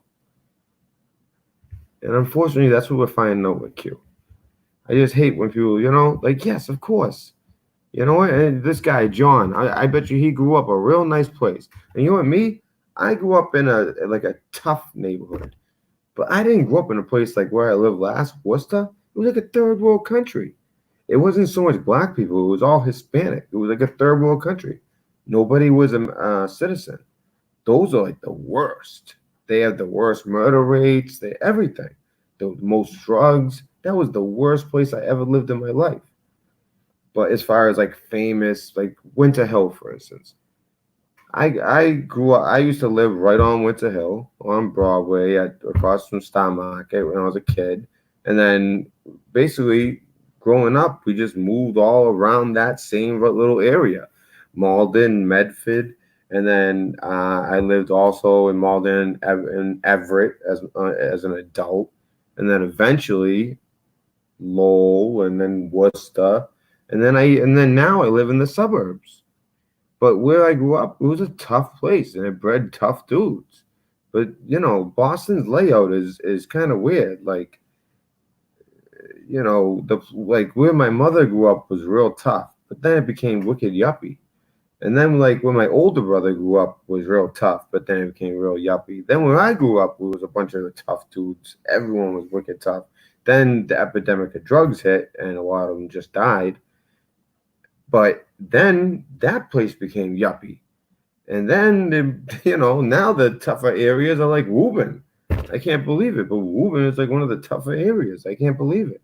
But that's the way it is now in Massachusetts. The gentrification of Boston has been spreading from downtown outwards over the years. And it's like it's going faster and faster and faster. All the old school neighborhood people, they're all up in like New Hampshire, and they're sprinkled in. If they have like a good job, they'll be sprinkled in some of the cities. But like Worcester, a lot of them are up like Lowell, like that movie The Fighter. But anyways, I'm just talking about that because I can't stand this guy. This guy, look at his whole thing.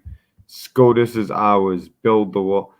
See, I think build the wall because, I mean, what kind of nation are we without a wall? I have different reasons.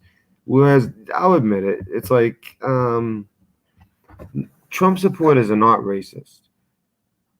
But all racists are Trump supporters. I think it was Dave Chappelle who said that. And I think that's very true. I think 99% of Trump supporters are not racist. But 100% of racists are Trump supporters, right? I mean, let's be real. If this we're talking truth, you have to admit that's true. All right, so here's my Imam of Peace here.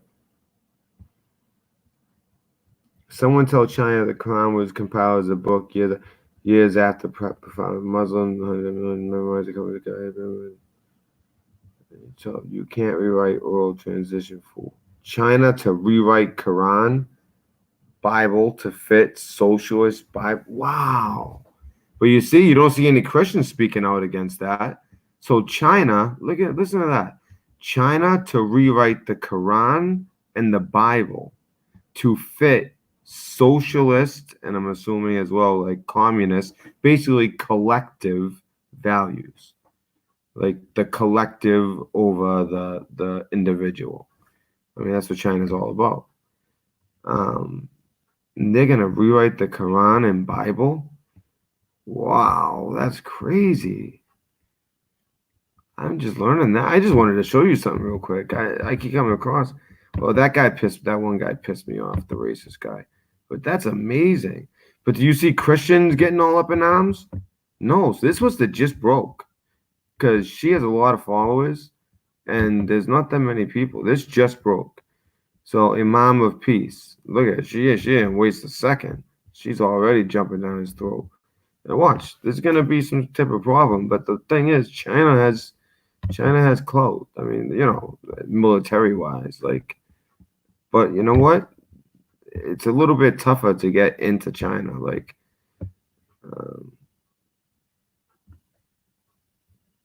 So the whole thing is about to blow wide open. Why delay impeachment in Senate? Key witnesses. This is not only about Trump. How will public react when they find out Cruz campaign spied on too? Durham equals indictments. Top, Obama, down. Great awakening worldwide, QAnon, vote. Because really none of it means nothing if you guys don't vote. That's the truth. Look at this. Plane crashes in Cortland, New York. A small plane has crashed at the Cortland County Airport in New York. It's interesting. There's been a lot of plane crashes lately. And also, look at White House photos. They put in Christmas Eve instead of on Christmas Eve, and they capitalize Eve. William encountered a peaceful deer family at the big meadows of the Shenandoah National Park. Photo by William Moon. Now, the thing is, there's been a lot of talk of deer and dogs, and I don't know exactly what it's all about. Oh, and then look at this. Then same day. Well, of course, reindeer, but they're not talking about reindeer. They're just talking about deer. So look at this. Storm. So it's a storm. There's a storm going on, right? When a dog jumps into the water to save a baby deer. And he brings the doe, I think they're called does, right? A female deer. Look, that's so cute. But so he brings this deer, this female deer, out of the water. He saved its life. Oh, he's on a nudge and liquor. Did he save his life? And by the way, the dog's name is Storm. She's alive. She is now safe and sound. It looks like for a second she wasn't okay, but good boy, Storm. And that's another thing. And now, if you guys have been following QAnon, there's about like 10 different things in that video that are like this is an amazing story on its own, but all the stuff added to it, the names, just everything about it has QAnon written all over it. Very weird. And also, look, Rudy Giuliani put the nativity scene. I don't remember a dog at the nativity scene. But, I'm telling you, there's something to this dog. And I think it's like every dog has its day. And also, you see this? The big evergreen tree. Remember what I was talking about last night with the trees? Is like a solitary man. Christmas Eve sunset with the big evergreen tree. Now, guys, evergreen. Am I mistaken, or was that not the code name for, it's either Bill or Hillary Clinton, Evergreen. That was their code name by the Secret Service. I think it was Hillary, but it might have been Bill. The big evergreen tree is like, and by the way, evergreen, if you guys are listening to the show last night, that represents basically the like the green trees that I was saying how I'm going to, for Christmas, or for a lot of you guys, Saturnalia, I'm going to, Santa is coming when it comes to my daughter, and she believes that Santa brought her gifts and put them under the tree, and that is how I'm going to do it. My daughter comes first. But as an adult, and when she is of the age at an adult, I'm going to teach her about a lot of the stuff I've learned throughout my life, as we all should, our children. But there's a time and a place. You don't walk around like talking like this, and when they can understand you, and you start downloading your stuff on them and ruin their childhood. You wait until they're of an age, 16, or, maybe, who knows? Nowadays, 12 years old is what a 16-year-old used to be. So I don't know what age, but, an age of extreme maturity. Anyway, so there's a couple things here with the evergreen. The evergreen green tree is the Christmas tree that you bring in your house that is forbidden by the Bible. And they talk about that. And they say, be not like the heathen who brings the evergreen and the Yule log and the mistletoe and all that into their house. Be not like those heathens and the pagans. That's all in the Bible. So that's what I was talking about last night. And then also, another little part of this, was it Bill or Hillary? You know what? I'll just find out right now. How about that?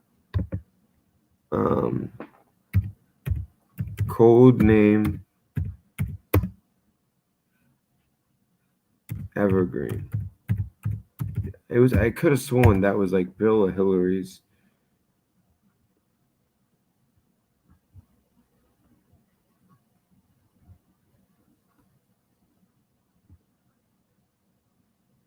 Clinton received the name Evergreen when her husband, so it was Hillary. So okay, so when Bill was the president, they called Hillary code name Evergreen. You thought I was bullshitting, huh? Look at that. So, what is Hillary Clinton's Secret Service code name?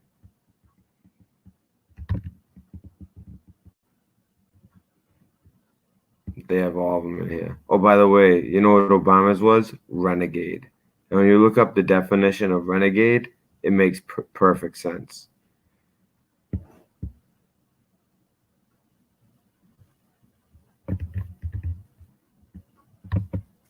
All right, so Hillary Clinton's Secret Service code name.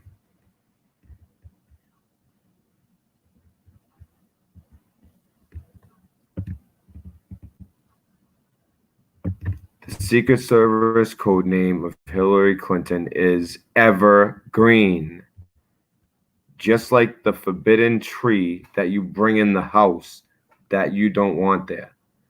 I'm telling you, these Secret Service guys get kind of intelligent with this stuff. Like they get really witty with it. And I think maybe they liked Bill, and that's the story. Like a bunch of them wrote books now.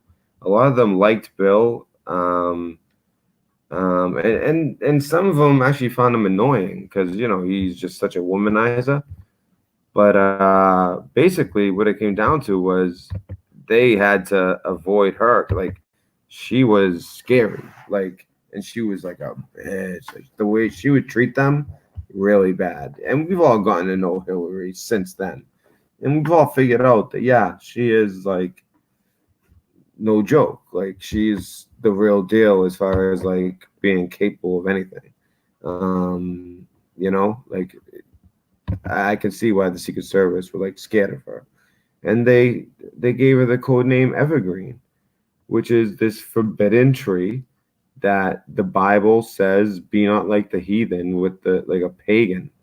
They knew she was probably into some, that weird crap with Maria Abramovich and Tony Podesta. And when you look at the emails, all the crazy stuff they were into, yeah, it makes sense why they called her evergreen in that way.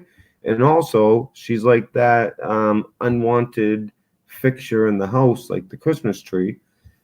And yeah, and for many reasons, because it's the White House, and because I'm just spitballing at this point with this last part, and because their job is really to protect the president and the family, but above all, the president.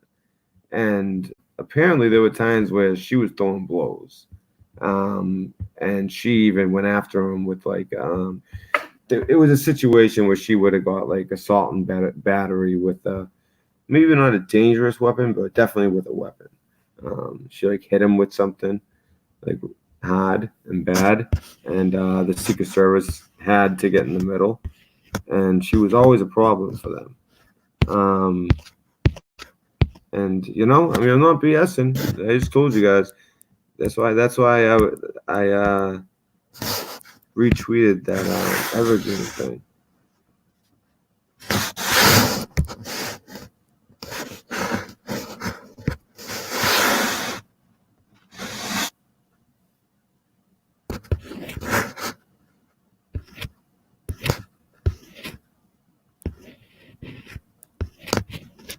Yeah, see, so let's see. So that was crazy, right? That one thing. And the big evergreen tree is like a solitary man. Christmas Eve. So there's Eve again with the big evergreen tree. I don't even know if maybe there's a relation there. I thought there might have been. There has to be. There's no coincidences. When you're so inclusive that you have to exclude stuff. Oh, look at this. CBC, I think they mean CBS, deleted Trump from Home Alone 2 broadcast. You remember that scene when in Home Alone 2 Lost in New York City? And Macaulay Culkin's run in and he runs by Trump and Trump turns at and looks at him like, what's this kid doing? They deleted that scene, CBS. How disgusting is that? Just because Trump is in it, they deleted that scene. I mean, that's gross.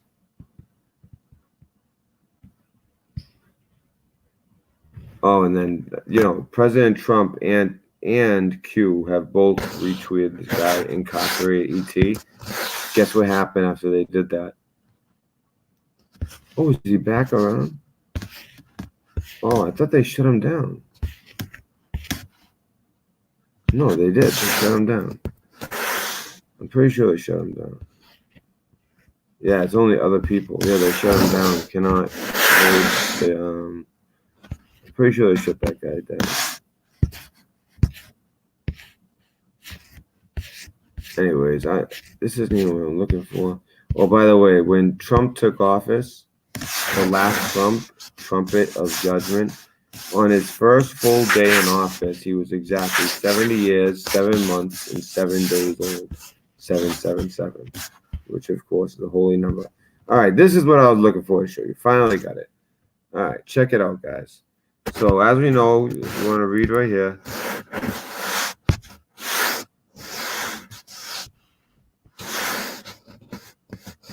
Sergey Brin, Google founder, born in Moscow, was married to Anne Wojcicki, 23andMe founder, and was brother-in-law, which means she's the sister of Susan Wojcicki, CEO of YouTube, and she also works with DARPA. Did you guys know that? I kind of assumed you did. I'm pretty sure you guys know that, right? That she originally worked with DARPA. Oh, come on, that was the picture. That was it. That was the whole point of coming here. This. Why are they? How did they make that disappear?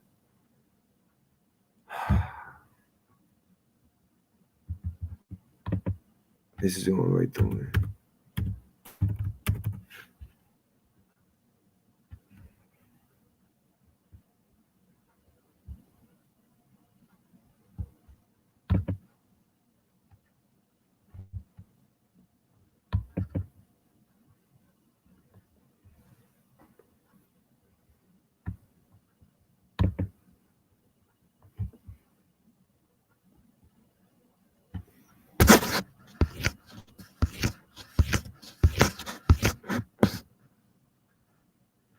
Well, I have exactly 800 tweets. All right, so what I'm trying to get to is that one thing. Here we go. So check that out, huh? So look at what Q's put. 23andMe, Ann Wojcicki, spouse. Yep, the spouse is the founder of Google. Why is this relevant? Well, it's also relevant because of look at who her sister is, CEO of YouTube. Her net worth, by the way, the CEO of YouTube, Susan, Ann's sister, is 410 million. And she's there, like her role really is censorship, like basically what they do to me every night. And then her sister, Anne, same last name, of course, co-founder of 23andMe, net worth 1 billion, and her job in this little trio they formed is the DNA database. With, like I said, is going to be like currency. It's going to be like a sacred data that they can do a lot with. They can create soldiers. They can, we all have like some optimal gene, and we also have some gene that is not optimal. And then, of course, you got Sergey Brin. I want to see what he's with. Brin, the co-founder of Google, president of Alphabet Inc. Wow. Net worth. Wait, am I reading that right?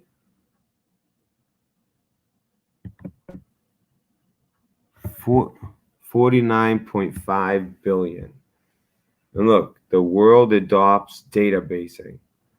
So this is all database. Like I said, even our DNA is going to be part of a database. Look how they're using CRISPR, the thumbprint, the DNA strand, the 23, the facial recognition, the iris scans.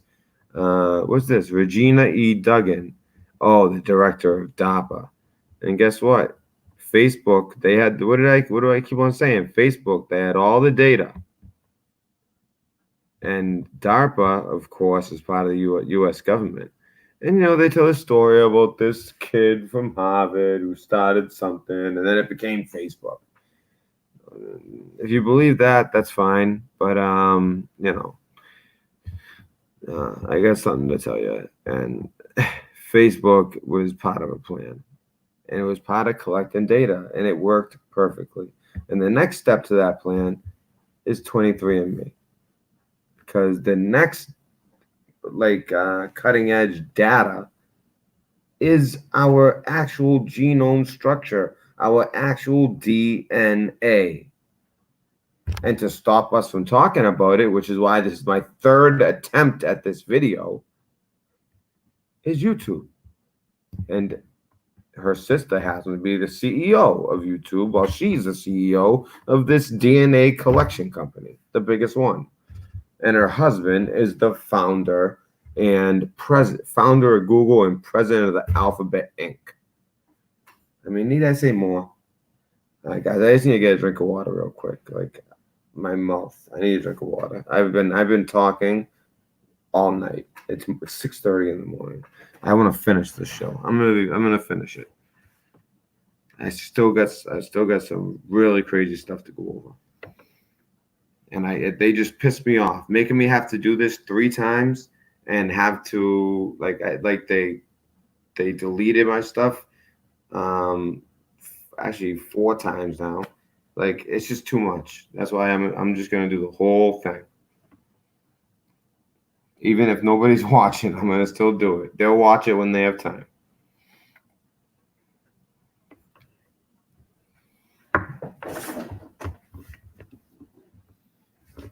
All right, so just so you know, the mic is on mute. I'm gonna put it on mute, and I'm literally gonna be 20 seconds just getting some water.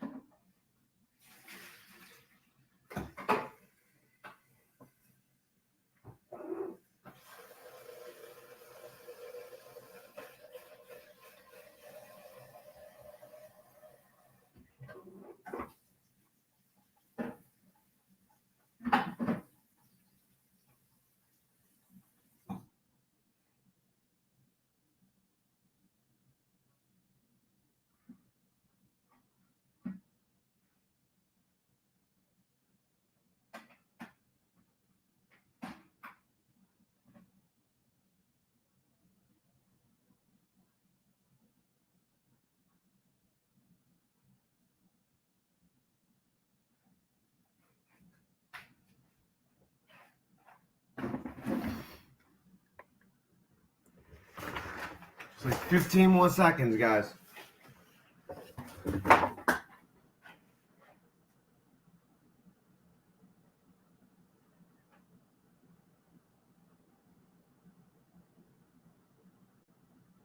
Come on, take so long. I'm making a coffee. Hurry up.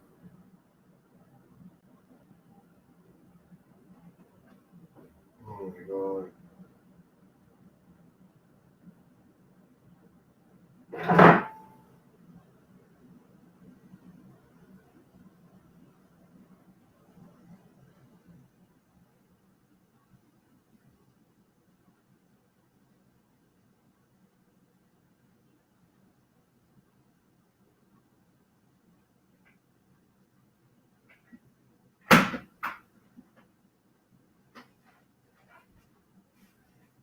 Alright.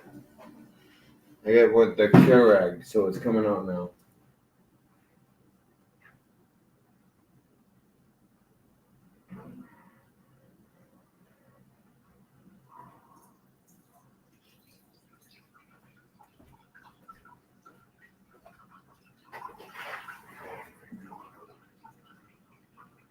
Figures. Damn it. Please.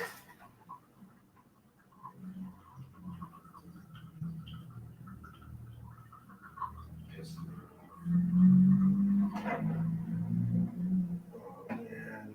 Look at that. Oh.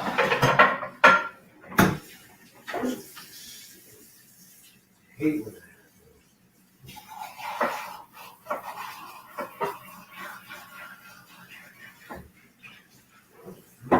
Why does that happen? Really? Open?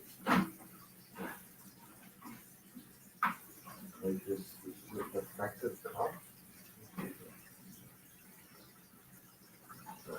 Right here.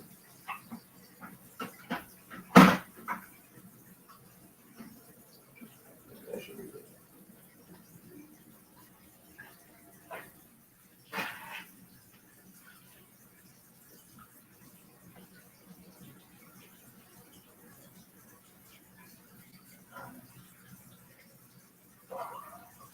Alright, good. It worked that time. I need coffee.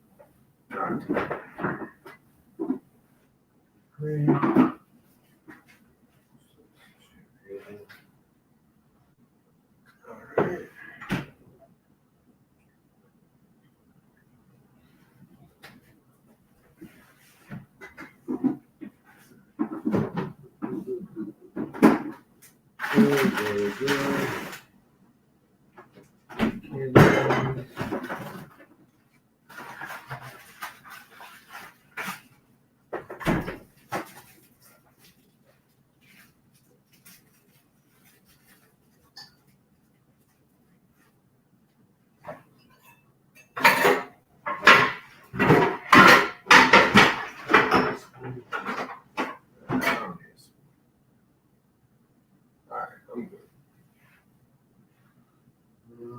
Let's see.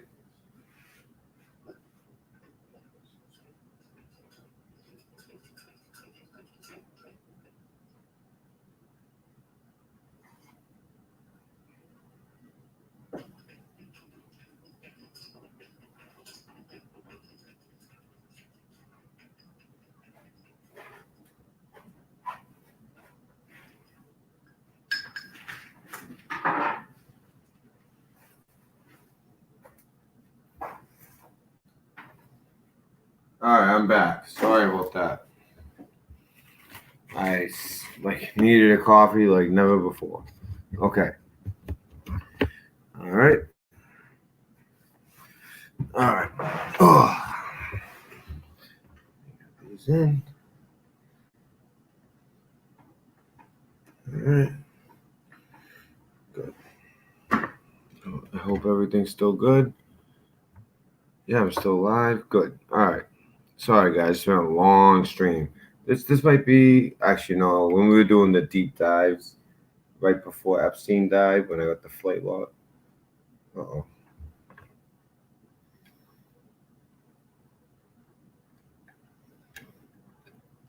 Yeah, I'm gonna say break the record.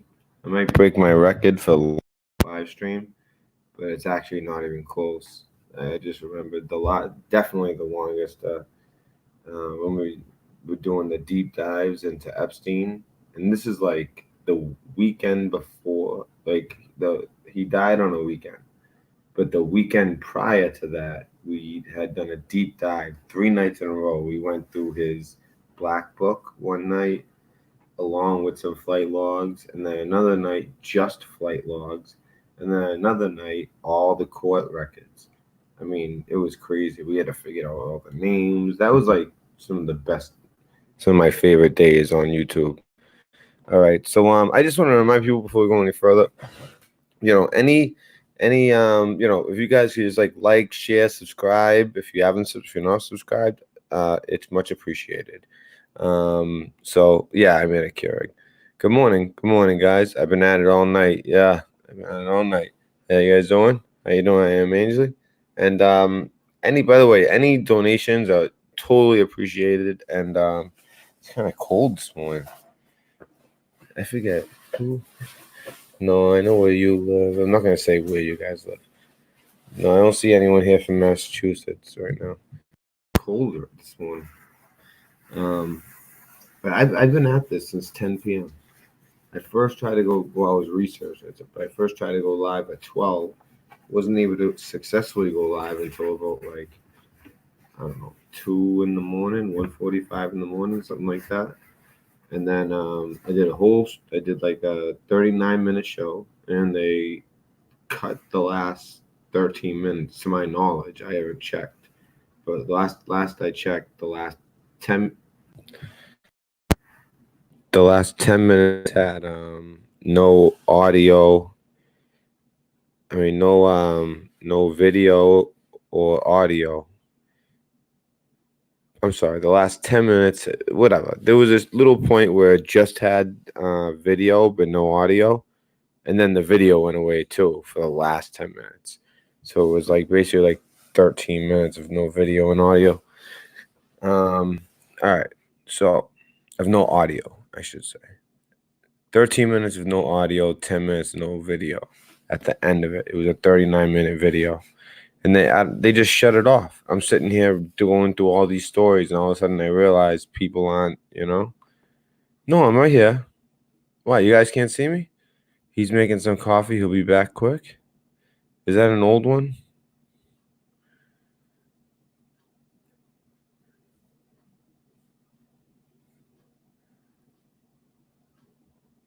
I must be. I'm not exhausted. I was exhausted more so like Christmas, like the day of Christmas and Monday, the day after Christmas. So that must be like a wicked loud slurp. With this microphone, you can pick up every sound. Literally, I kept bugging out. I'm like, what is that sound? It's because there's an ice making machine, and one little ice cube gets made, and it sounds like someone's at the door. So I'll try not to take a sip loud.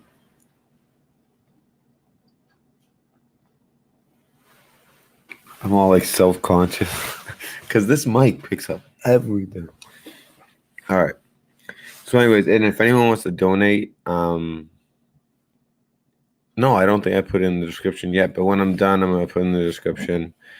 If you want to donate to the channel, one thing everyone knows is when you donate to the channel, which is PayPal, it goes to the channel.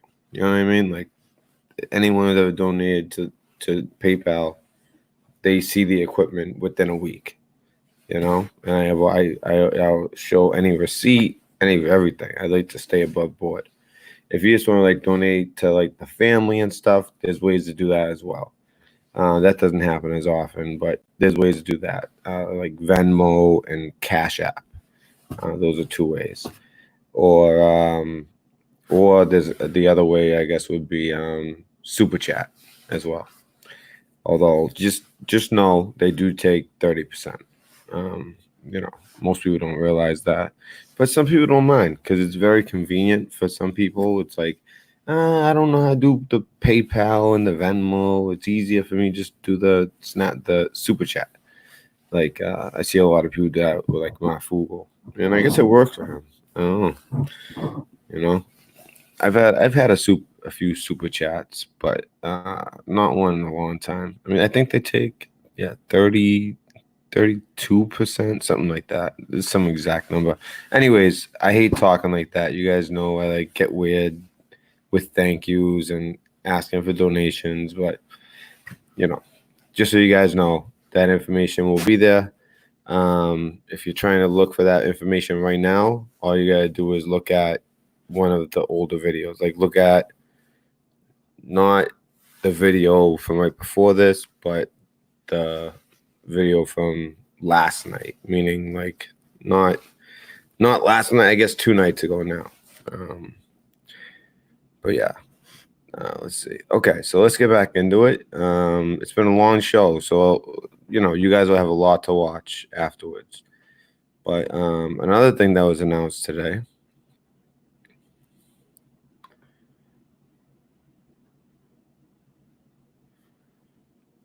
Oh, I keep on forgetting to.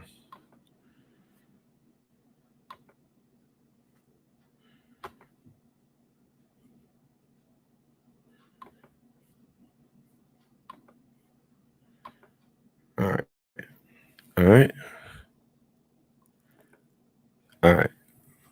Another thing that was announced was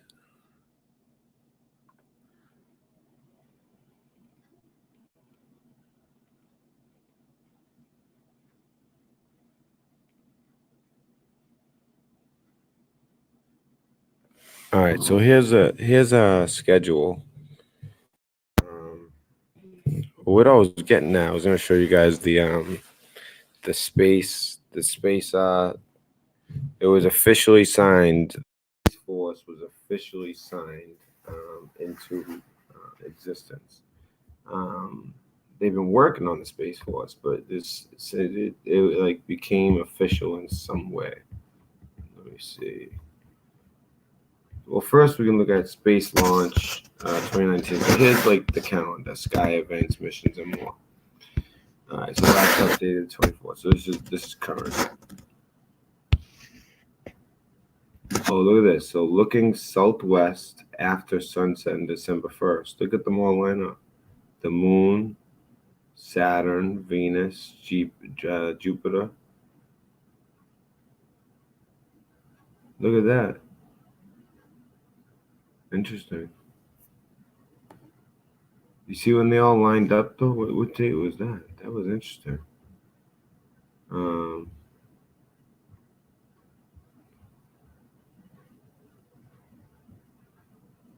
telling you, there's more to this stuff.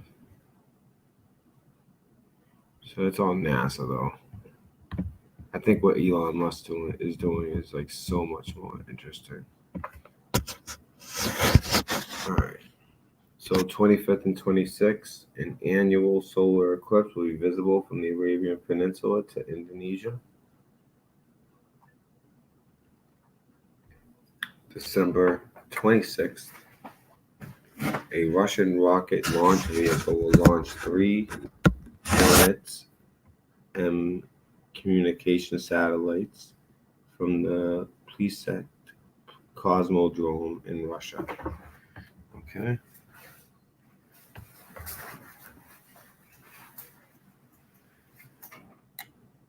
December 27th, a Chinese long March 5th rocket, March 5th or March March 5. Long March. I got it. Long March. Long March 5 rocket will launch the Shihan 20 communication satellite from Wenchang, China. December 28th, conjunction of the moon and Venus. See the slender crescent moon past the 1 degree. I wasn't even trying to show this. It's just, what's that? Look at this. So this will be cool. December 30th. A SpaceX Falcon 9 rocket is expected to launch another batch of approximately 60 satellites for the company's Starlink broadband network and a mission designated Starlink 2. It will lift off from Cape Canaveral Air Force Station in Florida at 11:40 Eastern Time. Now that is fascinating. That's kind of cool. What is going on? This is supposed to be a little space. You know what? Maybe I clicked the wrong one. Hold on. Space. Oh, here we go.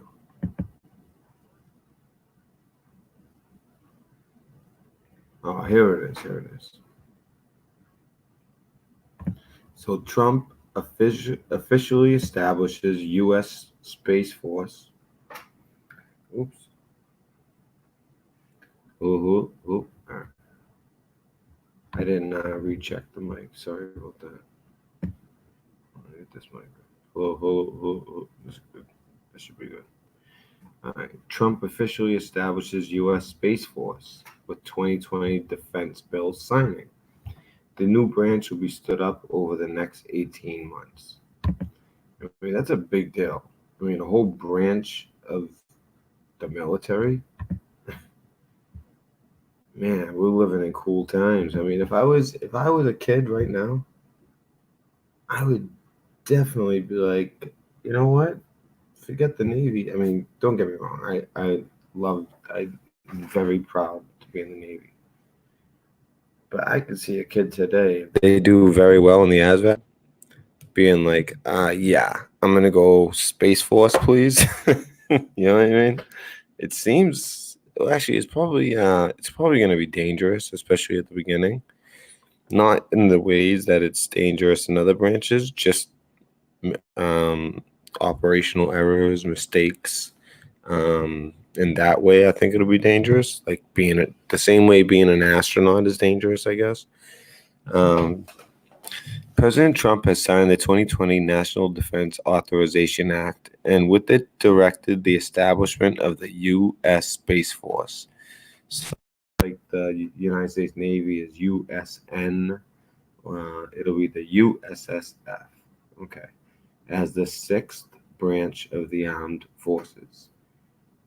Sixth? Oh yeah, Coast Guard. Okay. But the fifth combat, but sixth branch. I get it. All right. I don't mean to say it. I just yes, the Coast Guard is a branch of the armed forces. Yes. Okay. The Space Force is part of the Department of the Air Force, much like the Marine Corps is part of the Navy. Oh, I just said that. I didn't even know it said that here. I was just saying that myself. So the Space Force, and do you know that the Air Force used to be part of the Army, part of the U.S. Army? Like they had the Army Air National something. Yeah, so it used to be part of the Army, but then it became like literally its own thing. And like the Marines are part of the Navy. All right. So I didn't know that it said that in the next sentence. I was just like making that comparison myself. That's so weird. All right. The Space Force is part of the Department of the Air Force, much as the U.S. Marine Corps is part of the Department of the Navy. The new branch will be stood up over the next 18 months, a military official said. So, like, the way that, like, like you speak to a Marine, and you're like, when's the Marine Corps birthday? November 11th, 1775, sir. Like, it'll be So I guess it'll be when's you know, in a few hundred years they'll be like, so 6 days ago. So 6 days ago from today, then I guess, right? So today's the 27th. So the 21st. That's kind of shady. They did it on the winter solstice. I mean, I guess maybe it's not shady because it's the Space Force. But was it this? I guess so, right? 6 days ago. 6 days ago is the winter solstice, December 21st. Correct? Or am I wrong? Am I missing a day? Am I missing a day, guys? You say the 27th or 28th?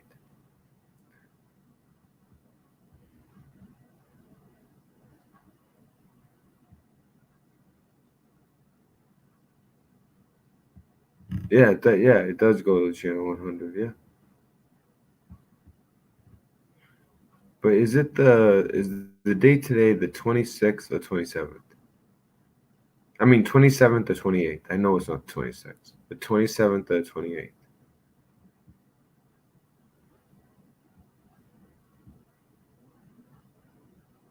The screen isn't focused. Oh, you know why? That's because I went to check on you guys. I was looking to see what you guys are saying. So the 27th or the 28th, the date. You know what? I'll just look myself. You guys tell me real quick. Wait, come on.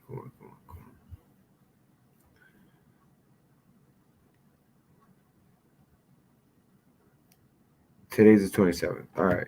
So yeah. So he signed. So just wait. The Marine Corps birthday is, like I said, it's Veterans Day. So they go Arms Day. So, oh no, not November 10th. Actually. November 10th, 1775, sir. So way in the future, it's gonna be.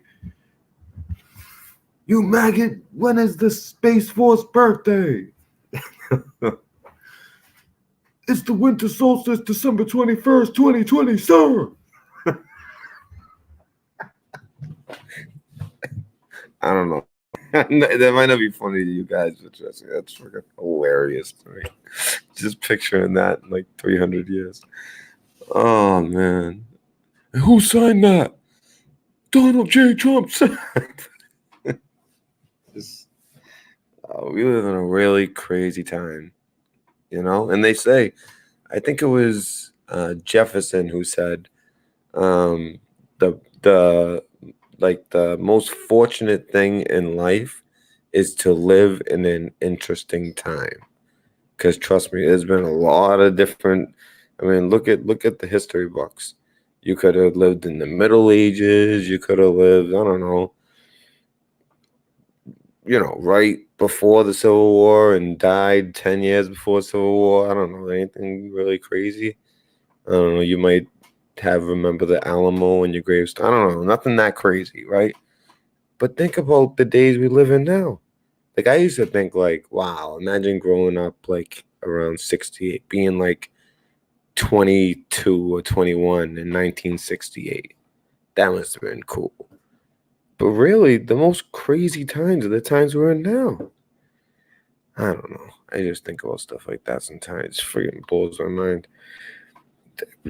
Donald J. Trump signing the U.S. Space Force on the winter solstice of 2020. It's like, sounds fake. Like, maybe Elon Musk. Maybe we're in a freaking simulation. I don't know. It just seems like crazy. But you know what? I know that we're not in a simulation because my daughter exists. And she didn't exist before. So, she's going to wake up and she's going to be awake in a way that is definitely not in the simulation. I'll tell you that. All right.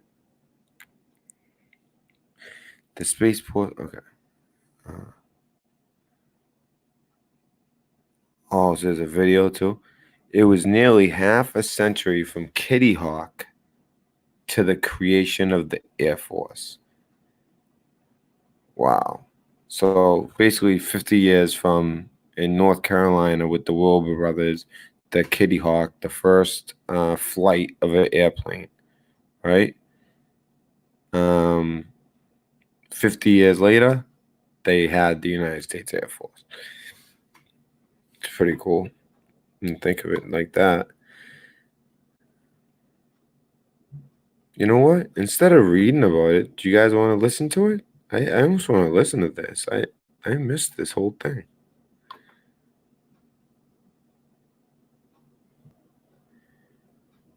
I kind of want a cigarette because if she wakes up, then there's no chance of that.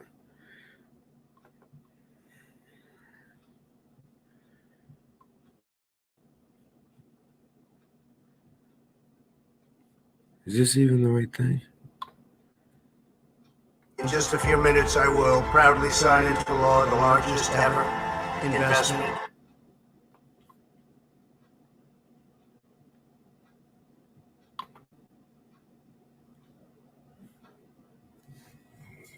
in the United States military. We're making our military stronger and more powerful than ever before. That we're giving every soldier, sailor, airman, Coast Guardsman, and Marine a well-earned pay raise. Today also marks another landmark achievement as we officially inaugurate the newest branch of our military. It's called the Space Force. In 2020. All right, here we go.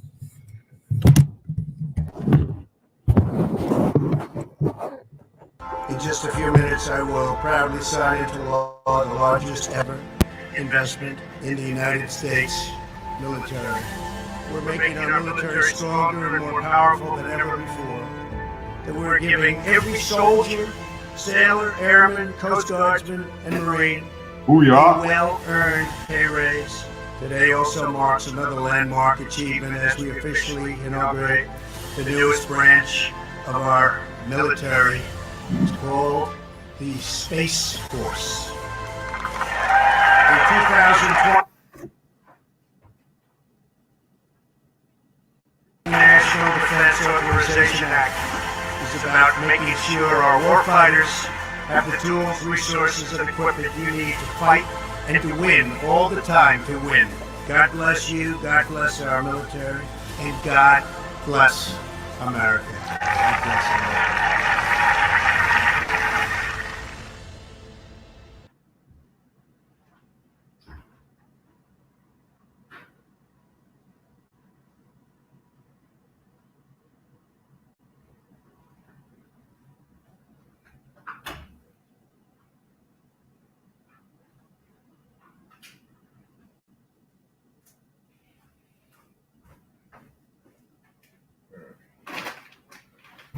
I think he does. He's getting better and better at the speeches, in my opinion. Every wireless carrier. Oh no, get out of here. Says they Get out of here. Let's see what you guys thought.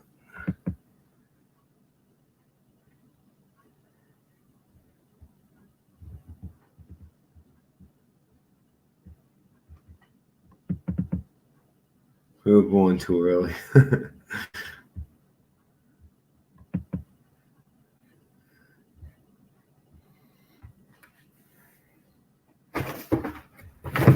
My cigarette. They offer unlimited data for less. But with them, No. We already heard that.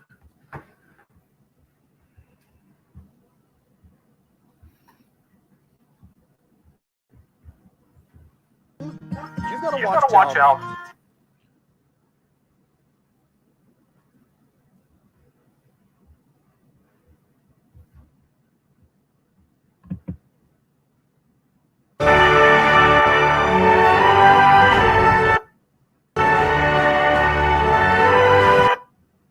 Oh, we're not gonna watch that much.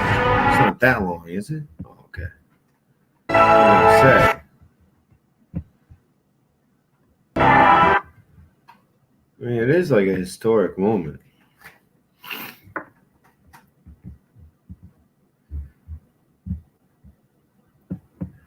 Yeah, I was gonna say that's way too long. I just want a quick clip, maybe like 3 minutes. you know. But good, it's just mostly this stuff.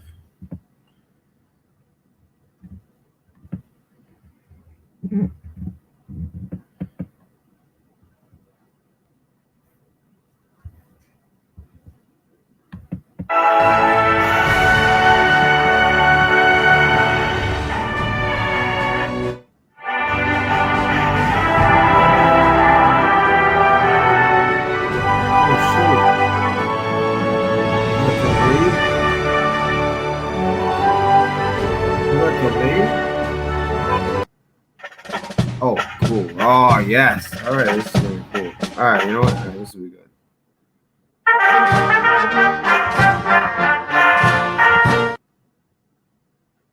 I wonder what their uniforms look like. I want to see what the uniforms look like. Come on.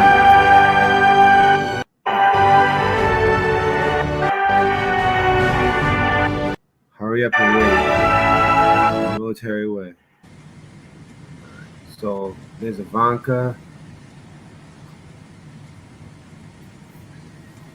Vice President Pence, bunch of brass, and then it looks like some very low-ranked young men. I don't recognize that uniform all the way to the right. What is that? Is that this? Don't tell me that's the Space Force. They're like all blue. What is that?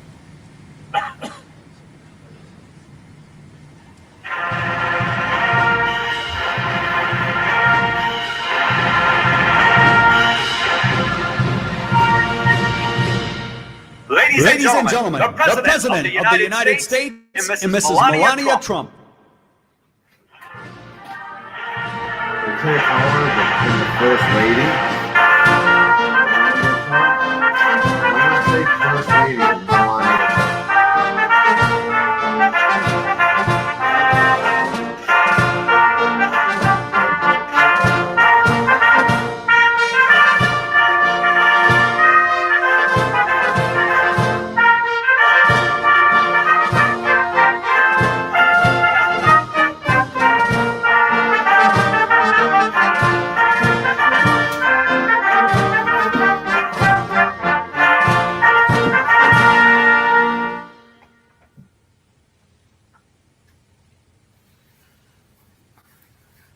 Wow.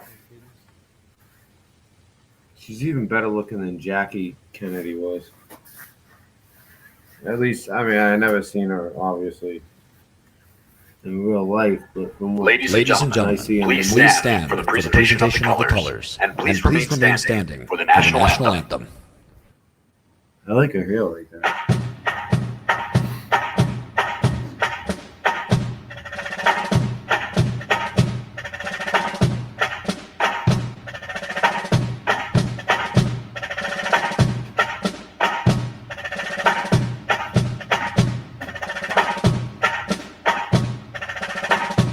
I hope you all have your hand on your heart, or if you're military, you're saluting.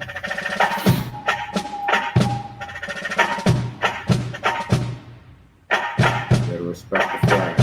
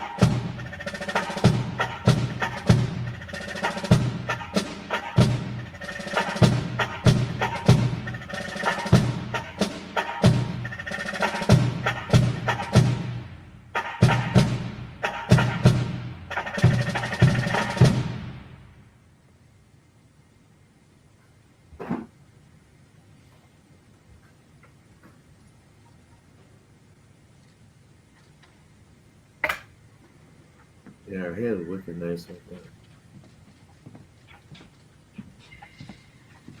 Oh, he was in it. That was a Navy guy. Good evening.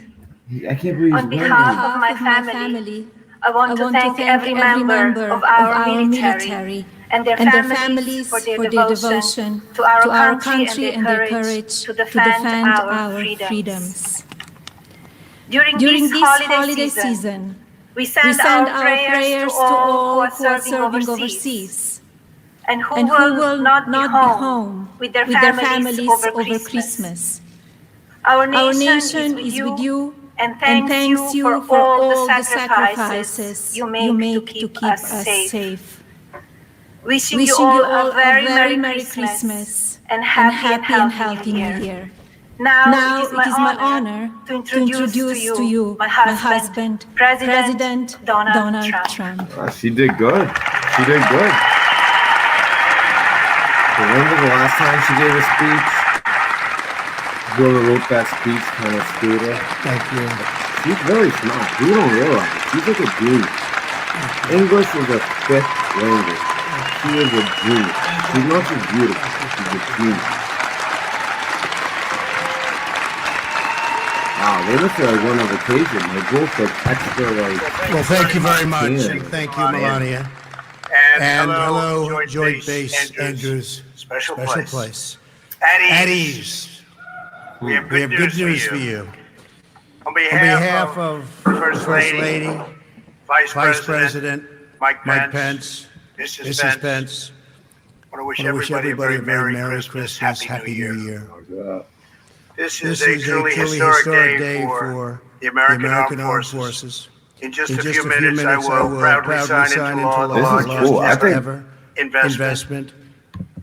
I hope I'm not nerding out on you guys, but you know, it's not long. It'll be quick. I think this is wicked cool. In the United States military, in fact, I can say the largest ever by far. Today also marks another landmark achievement as we officially inaugurate the newest branch of our military. This is a very big and important moment. It's called the Space Force.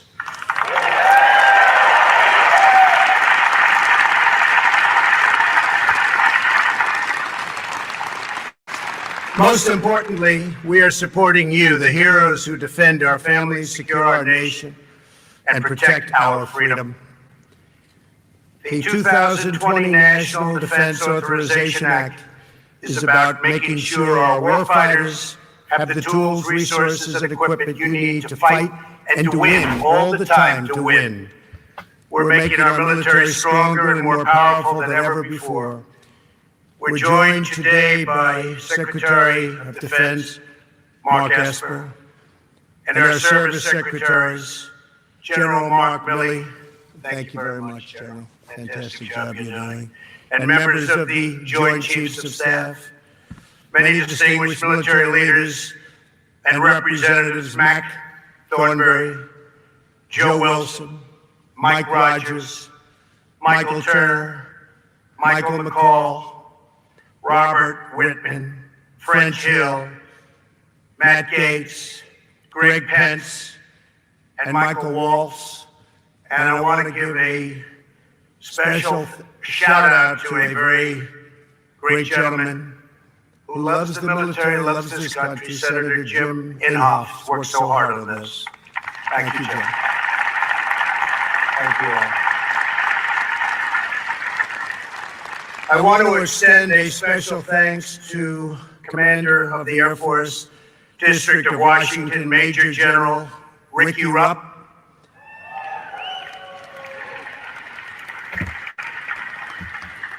and Commander of the 11th Wing and Joint Base Andrews, Colonel Andrew Purath. Thank you. I didn't mean to interrupt that for the Colonel, especially the President, but I'm just realizing something. Think about this, the Space Force, right? Okay, well, how do you join the Space Force? Well, it's not just going to be, well, I was 17 when I joined. My parents had a sign, but let's say 18-year-olds. That's what it normally is. 18-year-old, 19-year-old, 20-year-olds.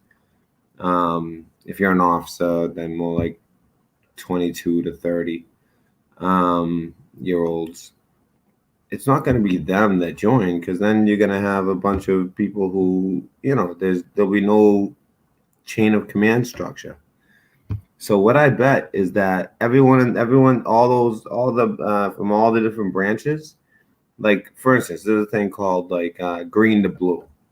There were a lot of the guys in the Navy that were once in the Army, and they went from the Army to the Navy. They probably realized that they probably did that thing in the Army, but usually the Navy offers better like careers for when you get out, and they probably realize that as they get older, and then they cross over, and they keep rank, but it's hard for them to move up in rank a little bit at first, but they keep their rank.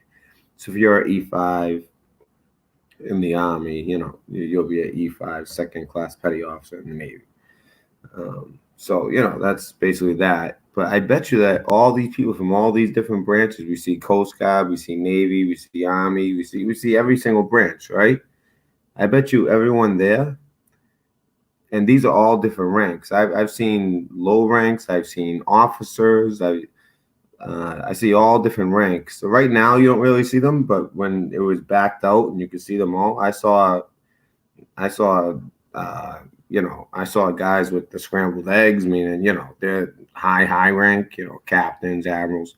In the Navy, captain, that's high. In the Army, it's not as high at all, not even nearly as high. And then you see a bunch of enlisted men, anywhere from, recruits to, let's say, Army sergeants, or in the Navy, chiefs. You see all different ranks. So I bet you that all these people from all these different branches, in order to form a chain of command that makes sense, they are all switching to the Space Force. And then you open it up to people coming out of high school. That's just dawning on me. So, and you could tell, I could just tell by how squared away everyone I've seen is. Their uniform, the way they are, their parade rest, everything's like perfect. Just look at their eyes will not move. This whole speech, they will not move.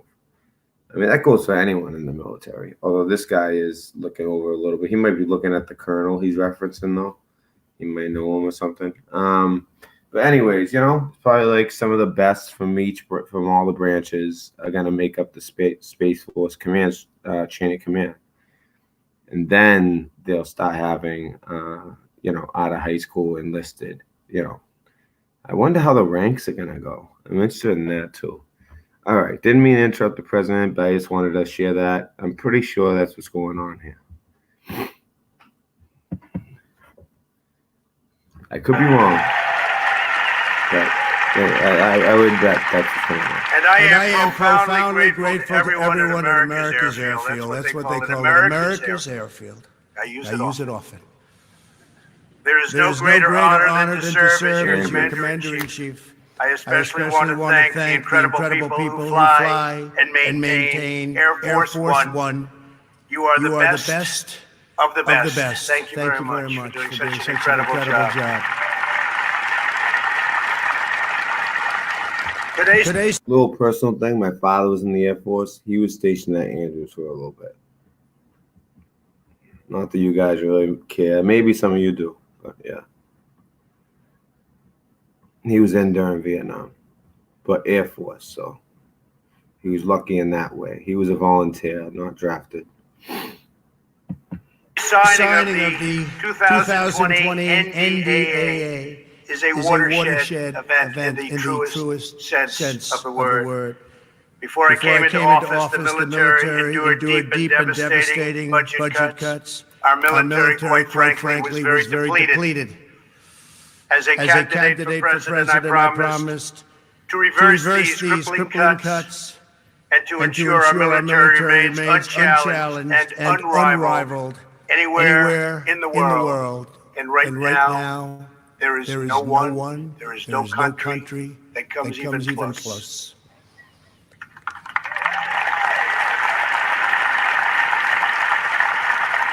The law I'm signing today provides $738 billion. That's with a B. $738 billion in defense funding for the 2020. That's an all-time record in the history of our country. That's the highest amount we've ever spent on our military. And that's after $700 billion in my first year. And $716 billion last year. This is the highest ever. And it's all made right here in the USA. Very important. And I have to say that we make the finest equipment, the finest planes, finest missiles, the finest ships. We make the finest equipment anywhere in the world. It's not even close. This brings our total investment in national defense since my inauguration to almost $2.5 trillion. Then what's the good of a budget if you don't have the best military in the world? You know what's funny about that number? That's almost the exact number. He always had almost 2.5, so it might even be the exact number, basically, that went missing on September 10th, 2001. And remember, Donald Rumsfeld being asked, how could you lose $2.3 trillion? And then everybody forgot about it because the next day, well, next morning, I should say, 9/11. See, I've been one of those people who have always thought that 9/11 definitely did happen. And it was our enemies. But when I learned that, I got to say, that's when I started thinking really seriously that there's a good chance it was an inside job. If the day before it was, people found out that 2.3 trillion went missing, and the part of the Pentagon that got hit was the part of the Pentagon that was working on finding that money, and all the records disappeared. Not to mention the World Trade Centers, which also would have something to do with how this money might have went missing. Hey, by the way, I just dropped that red pill. You mind picking that up? Okay, let's continue. And now we focus on the budget a little bit. Is that okay? We'll focus on the budget.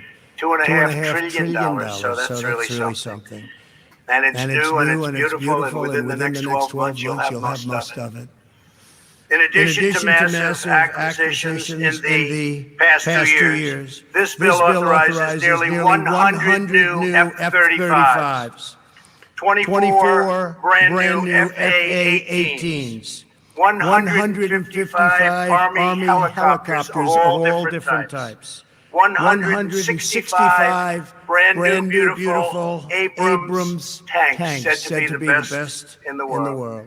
More than 50 Paladin howitzers, 2 new Virginia-class submarines, These are 3 all the new best in the world. Arleigh Burke destroyers, a Ford-class aircraft carrier, and 2 others on their way, and much more.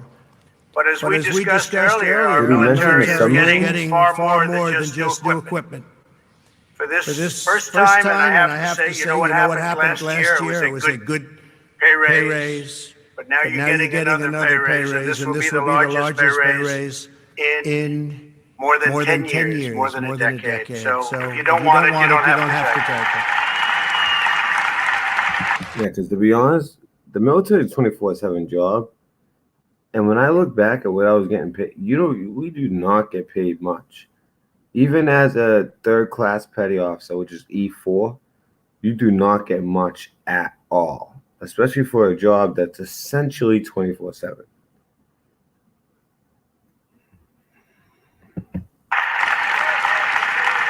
It's below minimum wage. For the first time since President Harry Truman created the Air Force over 70 years ago. Think of that. We will create a brand new American military service. At such a momentous statement. 70 years ago, the Air Force. With my signature today, you will witness the birth of the Space Force, And that will be now officially the sixth branch of the United States Armed Forces. That is something really incredible. It's a big moment. That's a big moment, and we're all here for it. Space. Going to be a lot of things happening in space. Because space is the world's newest warfighting domain.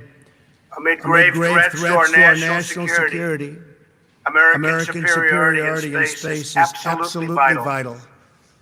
And we're leading, but we're not leading by enough. But very shortly we'll be leading by a lot.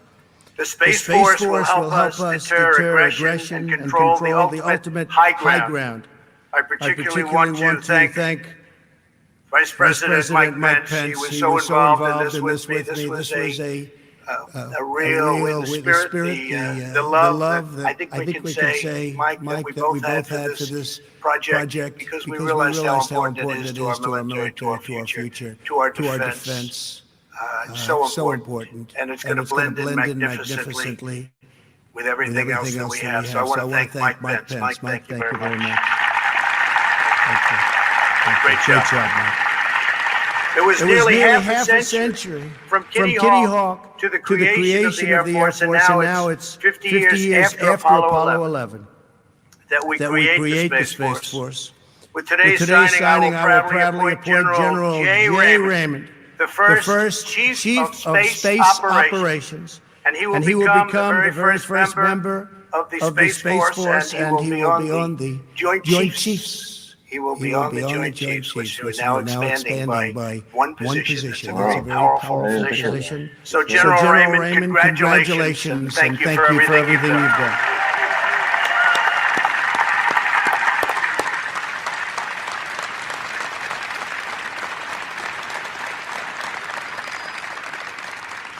The 2020 NDA also protects the vital legal tools we need to defend America's borders. The law improves education, child care, and private housing for military families, and it ends the so-called widow's tax, which blocked benefits for families of fallen heroes. Tax is gone. That was powerful. It was very important. It was such common sense. That was very important to us. Widow's tax is gone. Thank God. After years of unrealized promises by other politicians, I honor my commitment today as I sign paid parental leave for the federal civilian workforce. That's paid into law. So thank you very much. That's a very big thing. Paid parental leave. Another thing that they've been trying to get for many years. As we head into Christmas, I'm proud to report that we're giving every soldier, sailor, airman, Coast Guardsman, and Marine a well-earned pay raise. In January, each of you will see the largest increase that you have had in such a long time. In fact, it goes back so far that a lot of people don't even know what that date is. I can just tell you it's a lot of money. And I say it again. If you'd like not to take it, if you'd like to make a donation to your great country, please just let us know. We'll give you a little bit less. Any takers, by the way? I don't know. Yeah. Now, congratulations on that. With this legislation, we show our undying commitment to the warriors who keep us safe. These are incredible warriors. These are brave, powerful warriors. And now they have the best equipment anywhere in the world, and it's not even close. Just weeks ago, U.S. Special Forces brought the world's most wanted terrorists to justice. The monstrous animal known as al-Baghdadi. Before reported by the MSM, before reported anywhere on YouTube, before reported anywhere on Twitter, you heard it here first. As far as this hemisphere goes, the first place it was reported was what is now Red Pill Dispensary, but then the Red Pill News Dispensary. First one to report it. And many people have tried to disprove it, and they realize they can't. Because it's the truth. We were the first ones to get that information. Now, I did find it reported in the Middle East, but as far as in this hemisphere, Red Pill News Dispensary was before any mainstream media, any social media. We were the first to report it. I'm very proud of that.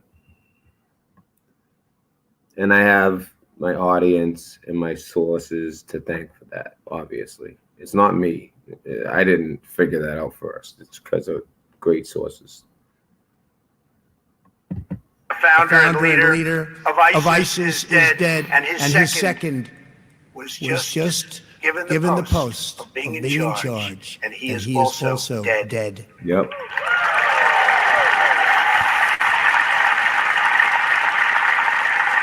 Took them both out. Within 3 years of record military investment, our country has rejected a future of American decline and embraced our destiny of American dominance. Our military is now dominant far ahead of any of our competitors.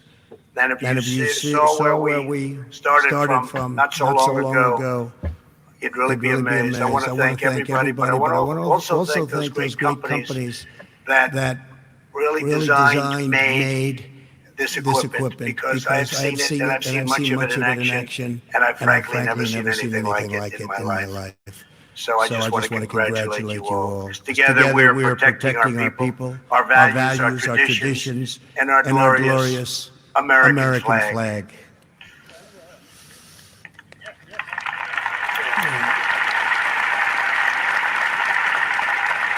I want to just end by wishing our armed forces, our great people, a very Merry Christmas and a Happy New Year. God bless you, God bless our military, and God bless America. God bless America. So it's now my honor to sign the 2020 National Defense Authorization Act into law. And again, congratulations. Thank you all very much. Very, very special people. Thank you very much.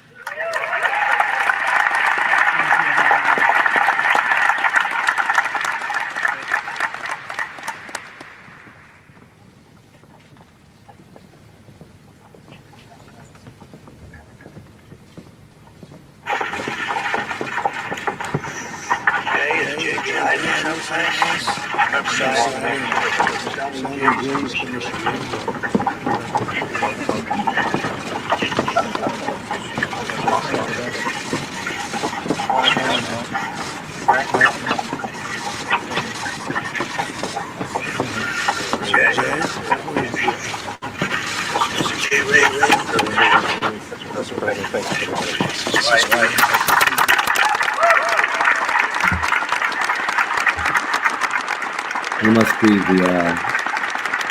Space Force Joint of Staff. This is the thickness. Can you believe that?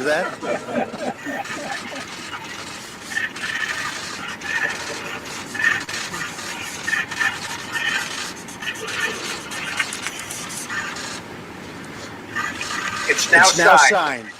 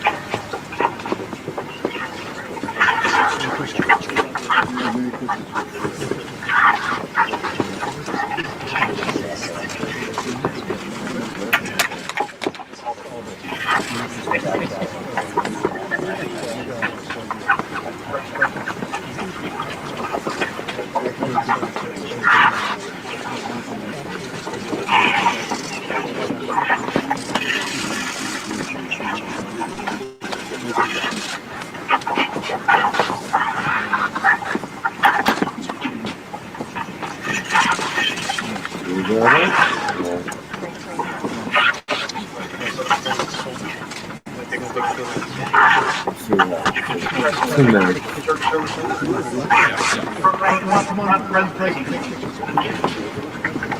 Yeah, good.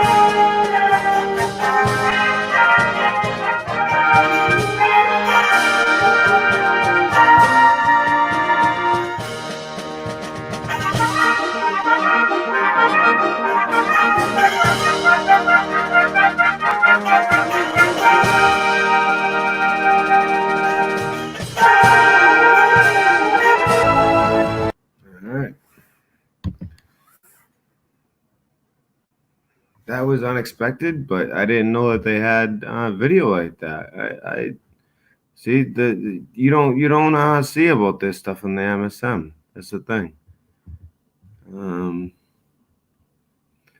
Let's see. All right, let me check on you guys real quick, and then we'll continue real quick. Oh, there was an echo on the sound. Oh, I'm sorry. I'm sorry. All right. All right. So here we go.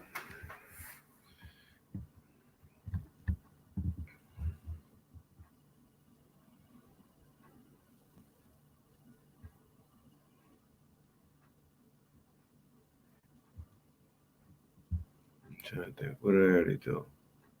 So the hell, what was this? Oh yeah. So it sounds like. By the way, so I'll just do this one quick. This was up from a show I was gonna do before.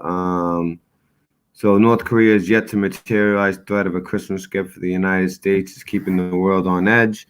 Well, it sounds like I don't know. I didn't. There was no Christmas gift. So what did Trump say about that anyway? He must have knew. He must have knew there was nothing happening. It's just usual when North Korea makes threats, they come through with them. Who knows? Maybe there was something that was thwarted. Maybe there was something that was like stopped. But I don't know. I think that nothing happened. I think there's just nothing happened. Period. So, anyways, that's not really anything too. We'll see what happens. Well, let's see. He said he knew. He knew nothing was gonna happen. Hello, hello, hello, hello, hello. Hello, hello. Hello, hello, hello. A beautiful vase. As opposed to a missile test. I make it a vase. I make it a nice present. You don't know. You never know. Yeah, he didn't seem worried at all. I didn't expect anything either. Anyways, all right, so that's like non-story. I'm not even gonna go over that. That wasn't even supposed to be part of this. By the way, he was talking about some government spending, and he is not joking. I got this from I'm not gonna say who, but I got this, and that's why I put it in a doc, just to protect identities. But here's contracts, just for December 23rd, 2019. Check this out. Air Force. Now we know, of course, this is like some of the most. I get these on the regular, but this is the most I've seen in a while. Well, it might be the most I've seen in one. And part of it might have been fulfilling some of the promises that he was just talking about right there. Like he said, this year is the highest that will ever be spent on the military. And also with what happened with Boeing, it sounds like they spent a lot of money with Boeing. So the Boeing company, Oklahoma City, Oklahoma, awarded $400 million in modification to previously awarded contract for B-1 and B-52 bomber engineering services. Notice how you don't see anything about the 737. That was scrapped, and that cost a lot of people jobs. But basically, he kept that company, which is out of Seattle, I believe. He basically kept them afloat for sure. No pun intended. But, with $400 million modification for the B-1 and B-52 bombers. So I'm sure they're really grateful for that. So this modification is for recurring and non-recurring engineering services to the B-1 and B-52 aircraft. Work will be performed at Tinker Air Force Base, Oklahoma, Edwards Air Force Base, California. I'm not going to go through each and every one. Louisiana, again, Oklahoma City, Oklahoma, and is expected to be completed by December 31st, 2020. So about a year. So it's pretty quick. The total cumulative value of the contract is $800 million. So Boeing will be just fine, Seattle. Don't worry. Everyone in Seattle, oh no, that's like the biggest company here besides Starbucks. You guys will be fine. Fiscal 2020 operations and maintenance funds in the amount of $36 million being obligated at the time of award. The Air Force Life Cycle Management Tinker Air Force Base is contracting activity. So let's see. And then we got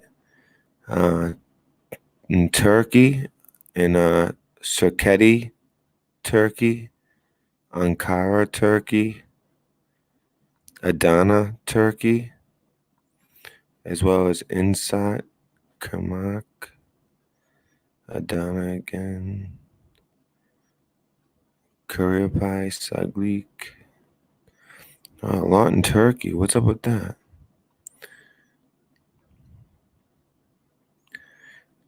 Adana, Turkey have been awarded $95 million, multiple award, firm fixed price. You know, I bet you this was part of the negotiations to keep the Kurds from being slaughtered, to be honest with you.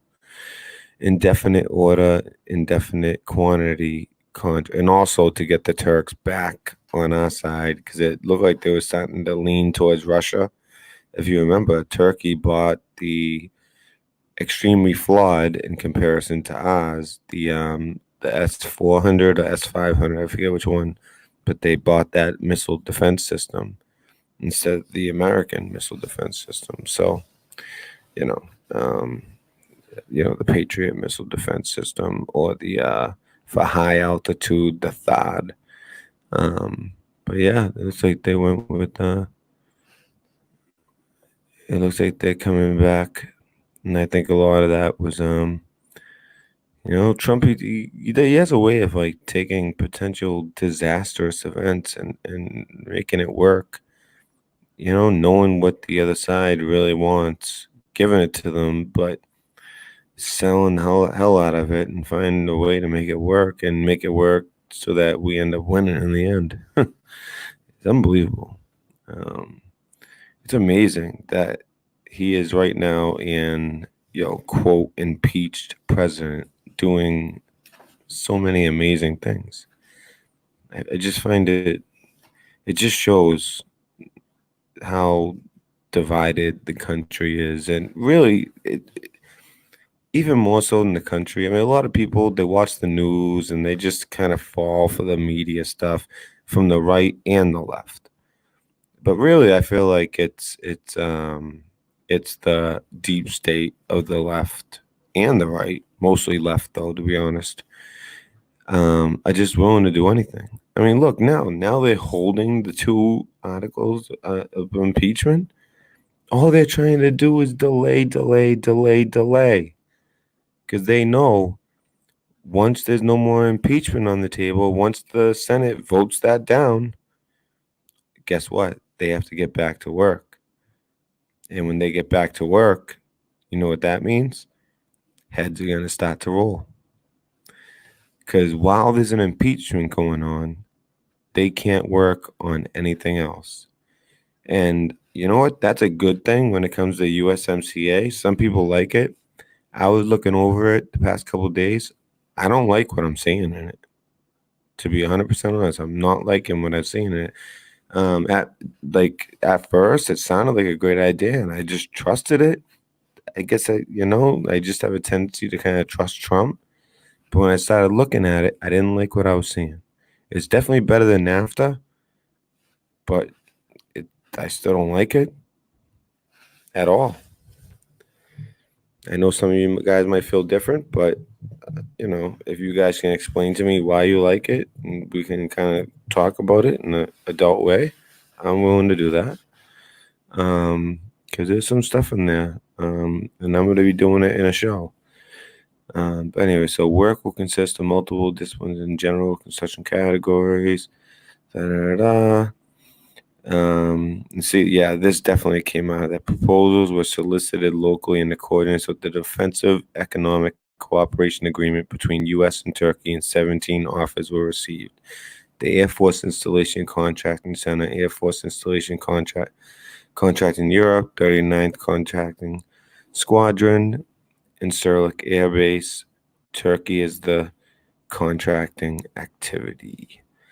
And then, of course, you guys all know, I don't really like this company, but Lockheed Martin Rotary and Mission System, Littleton, Colorado, has been awarded basically 40 million right there, just under 40 million, definitive contract. So that's definitely happened, definite 40 million for a long range radar 3. Well, you know what? That's important. That's important. It looks like they probably made 2, and they're very good. And this is the newest one because technology changes. Forget about by the year, by the month. This contract provides for the necessary equipment, transportation, installation, tests, training, spares, engineering services, hardware, software, program development, and data as defined by the special ops wing to deliver a long-range radar 3 and technical refreshes to other integrated systems. Work will be performed in Littleton, Colorado, Syracuse, New York, and expected to be completed by December 2022. This contract involves foreign military sales to Iraq. This award is the result of a sole source acquisition. FMS funds in the amount of, looks like the same exact number, just under 40 million are being obligated at the time for award. The Air Force Life Cycle Management Center, Hanscom, I'm not going to say how close, but I know where that is for sure. Massachusetts is the contracting activity. Interesting. So they're doing the radar, and I know a lot about radar. Interesting. That's good to know. Huh. All I really read was the Boeing part. I didn't read any of this. This is just Air Force so far, by the way. So we're going to start getting quicker through this. So Chenega Systems in Virginia, getting 16 million. And they'll provide services and multi supported by through a collaborative, flexible, and agile environment located within a single space. Work will be performed in Concord, Massachusetts, which is right next to Hanscom Air Force Base, by the way. And it's expected, it's like the town over. You guys ever heard of the Battle of Lexington and Concord? Well, in between Lexington and Concord is Hanscom Air Force Base.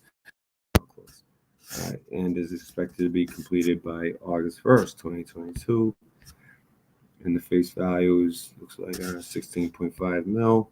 Fiscal 2020 operations and maintenance funds in the amount of 10.88 mil are being obligated at the time of the award. The Air Force Lifecycle Management Center, again, Hanscom Air Force Base, Massachusetts, is the contracting activity. Looks like the two big winners I see so far look like Oklahoma and Massachusetts, although they pale in comparison to what Seattle's getting over at Boeing. Let's see. Although there's not really an Air Force base up in Seattle, or maybe there is, not the one I know of. I know we have Whidbey Island for Navy, but it looks like the Boeing stuff, I mean, it's going to help Seattle, but it looks like a lot of it's being done in Oklahoma. So I don't know. Maybe it's not helping Seattle as much as I thought. Maybe it's only the commercial part. I mean, I guess it helps the company, but maybe not the Seattle part of the company. I don't know. Flight safety, Centennial, Colorado. Yeah, I read something the other day. It makes sense. Colorado is one of the fastest growing economies in the country. Makes sense. Let's see, anything in Wright-Patterson Air Force Base, Ohio. Walker, LLC, Longmont, Colorado again. And by the way, Denver, Colorado, big for Navy intel as far as shore duties go. 10.2 mil. Small business research, phase 3.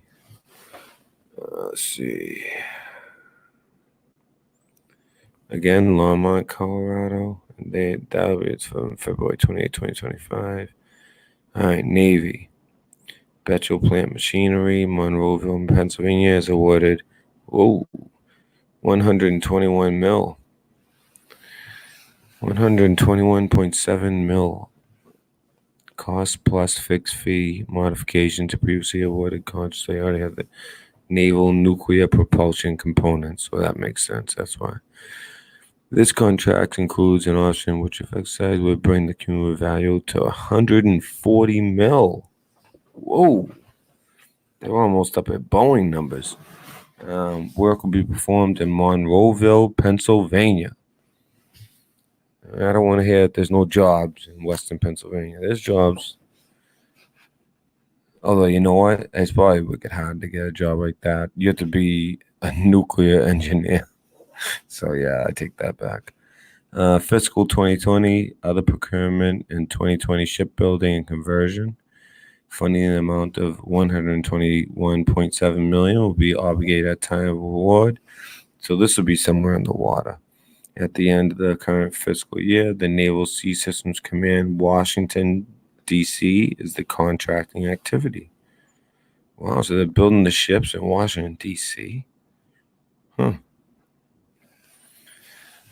Walsh Federal, LLC, Chicago, Illinois, is awarded $93.2 mil firm fixed price contract construction of an aircraft maintenance hangar facility and flight line utility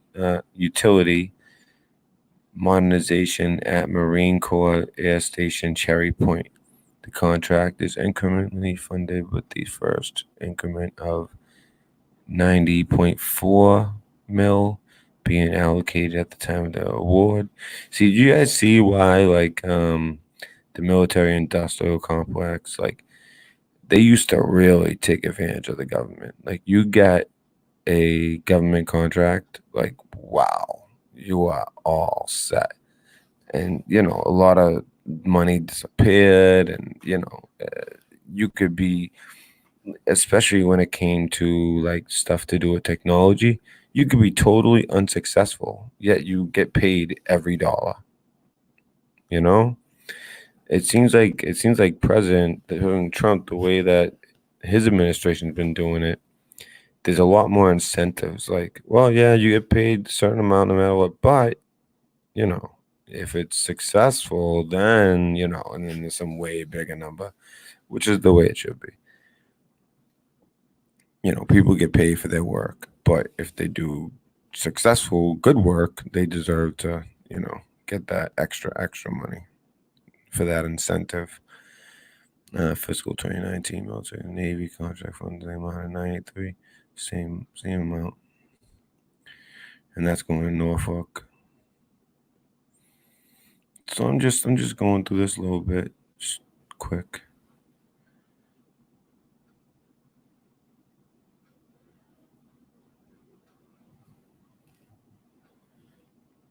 The total estimated value combined be completed by January 2020. Work will be performed in these 5 geographic locations. Southeast region, 42.3% in the Southeast region.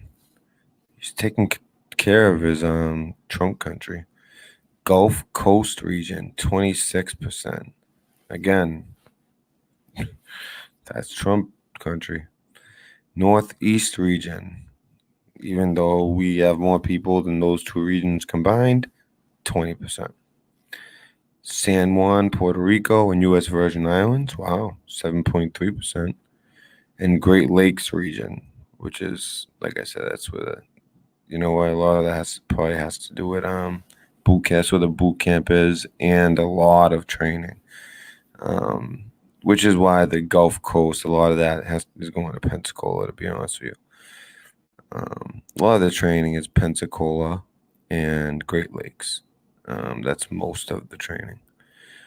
Let's see what else. The Boeing Company, St. Louis, Missouri, 35 mil.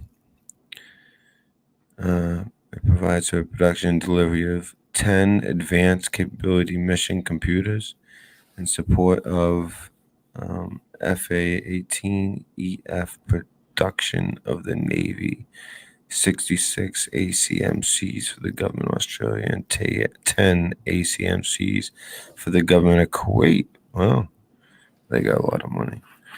Work will be performed in St. Louis. It's expected to be completed August 2023. Fiscal 2020 aircraft procurement, foreign military sales, FMS, the amount of 35 mil will be obligated at time of award. See, that's what I mean. You got to do a good job. The Naval Air Stations, Patuxent River, Maryland is contracting. And here we go. So JLL, Midnight Sun, IFMS, LLC, Kotzebue, Alaska. It's getting just under 30 mil. Indefinite delivery, indefinite quantity modification for the exercise option. 1 to extend services for base operations support services at Naval Air Station Jacksonville.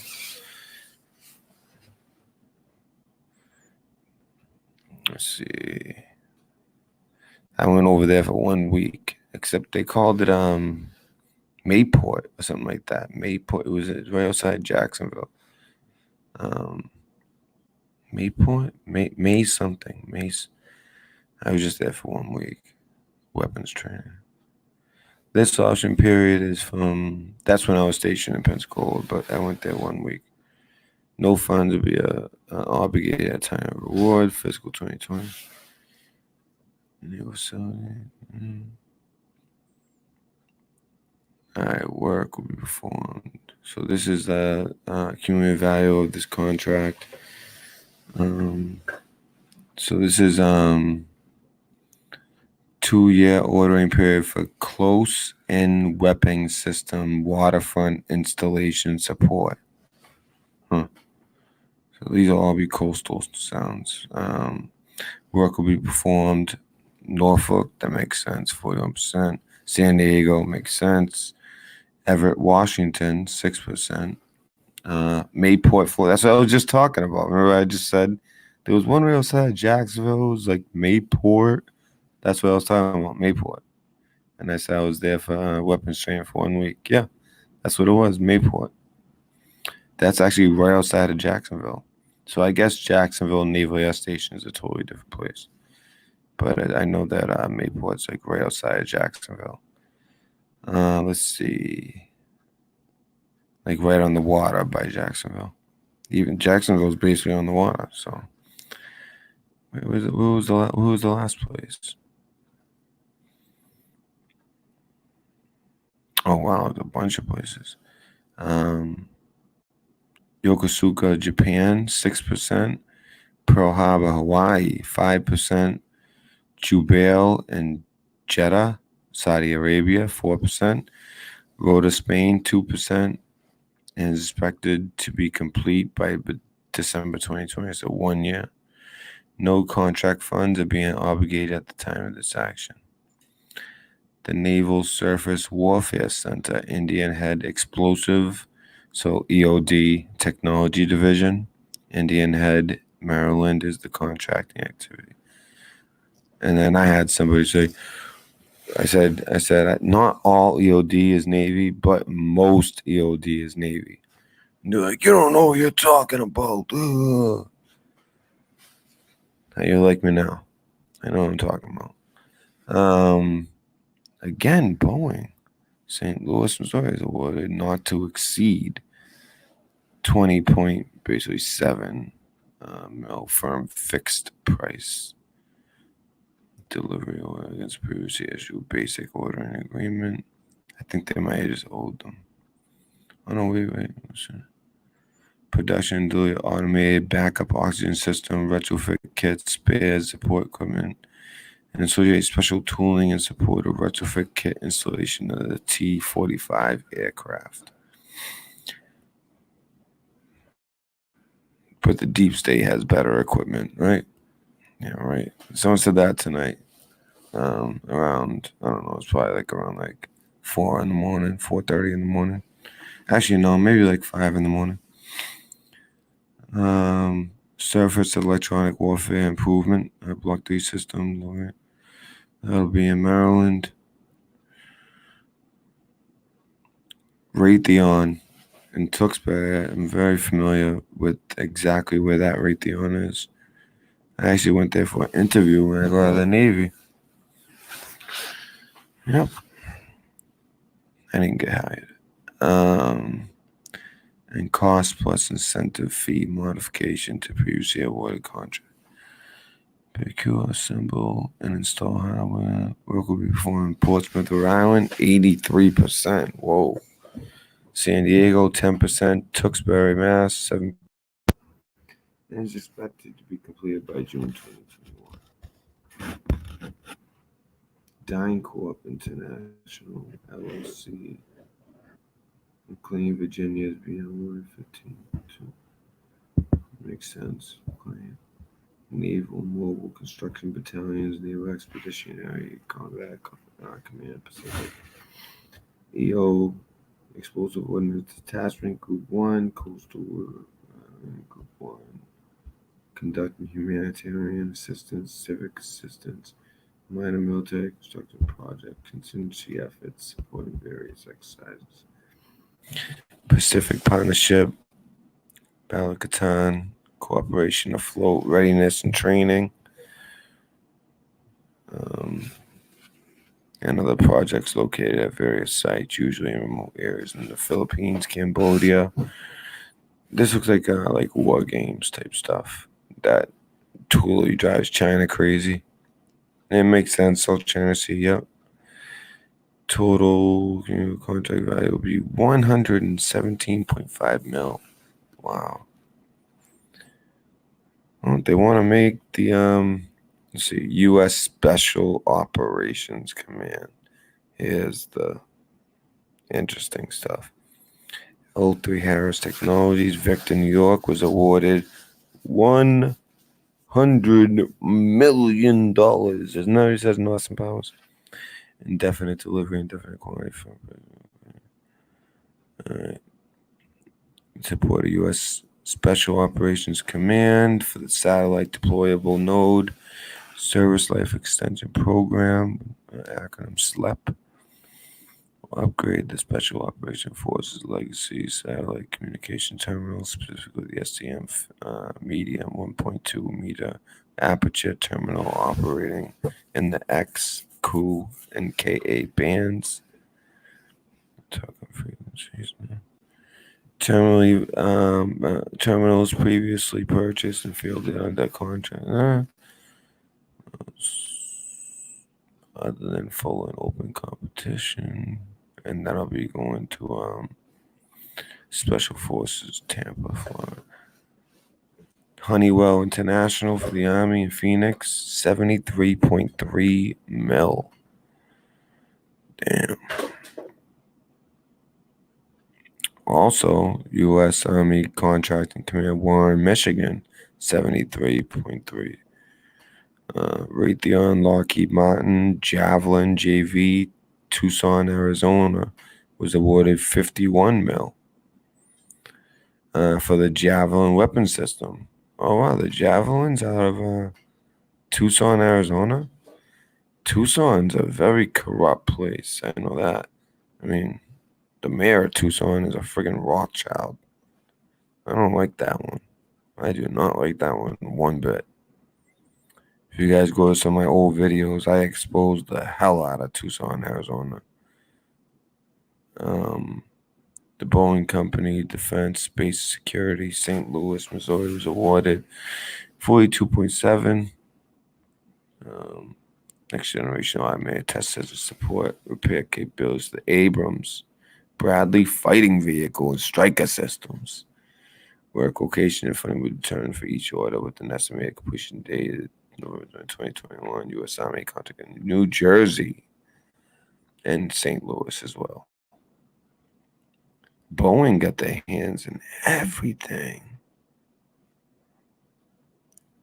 From tanks to commercial to jets to it's like everything. I mean, I thought Raytheon was number one. No, Boeing is it. Luckily, it was just the commercial stuff that got affected by the hack. Well, they say it's just a problem with how they built it, but that's what happens when you use Chinese equipment. They reverse engineer it and put a backdoor and mess with your stuff. Augusta Westland, Philadelphia, and that's in Philadelphia, of course. 38.4 mil. And that's fixed price foreign military sales. Israel contract for 7 new AW-119KX aircraft pilot and maintainer training. Interesting. In the Army?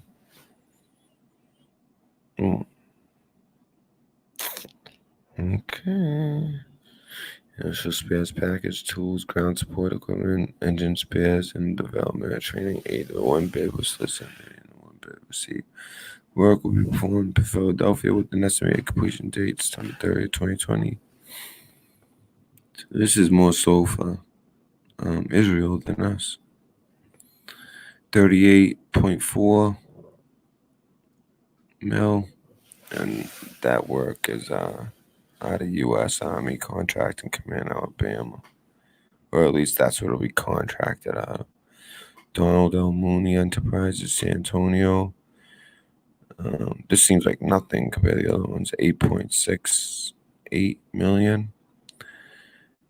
Bids was solicited via the internet with one received. What? So they won because they're the only ones who bid.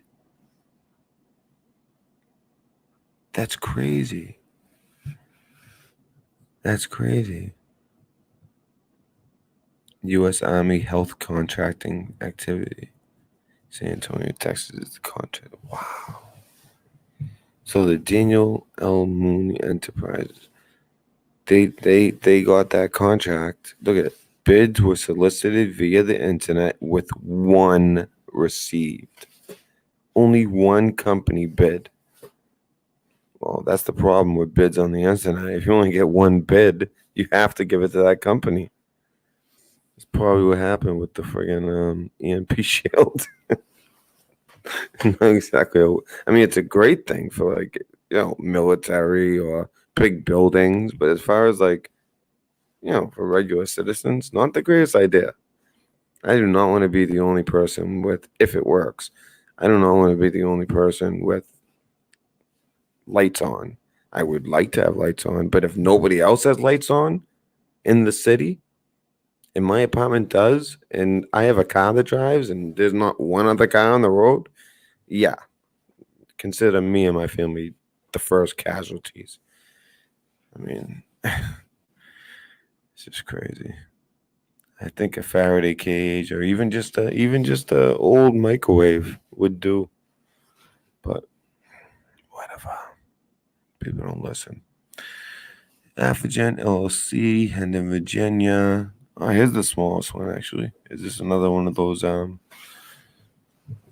bids online? 7.3. Washington headquarters, Boston Consulting Group, Bethesda, Maryland. Navy Supply. So, all right, Defense Logistics, Clipper Oil, San Diego. See this one. See, this is a competitive.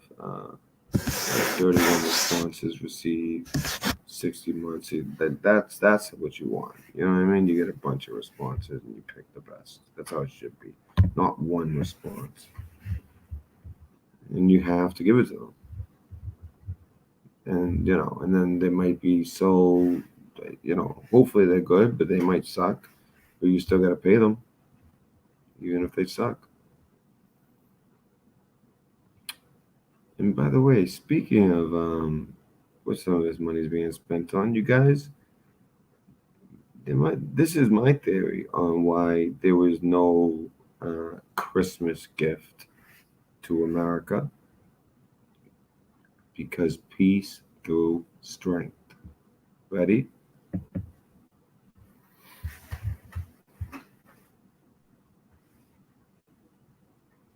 Pentagon tests banned ballistic missile over Pacific Ocean. It's not only banned, it's unknown. Like, unless you have a top secret clearance, like a current top secret clearance, it's like type of. I know it's not a nuke, but it's some type of weapon that is so advanced and unknown to any other country or anyone without a clearance in the U.S. And not only just with top secret clearance, but would need to know. So you would have to had worked on this missile, this ballistic missile, and or been part of the actual delivery of this missile, and whether you're a pilot or from a ship, however they're doing it. So the prototype missile was configured to be armed with a non-nuclear warhead, but there's something special about this non-nuclear warhead that's unknown to mankind. Oh, here we go. We're looking at it now. And we're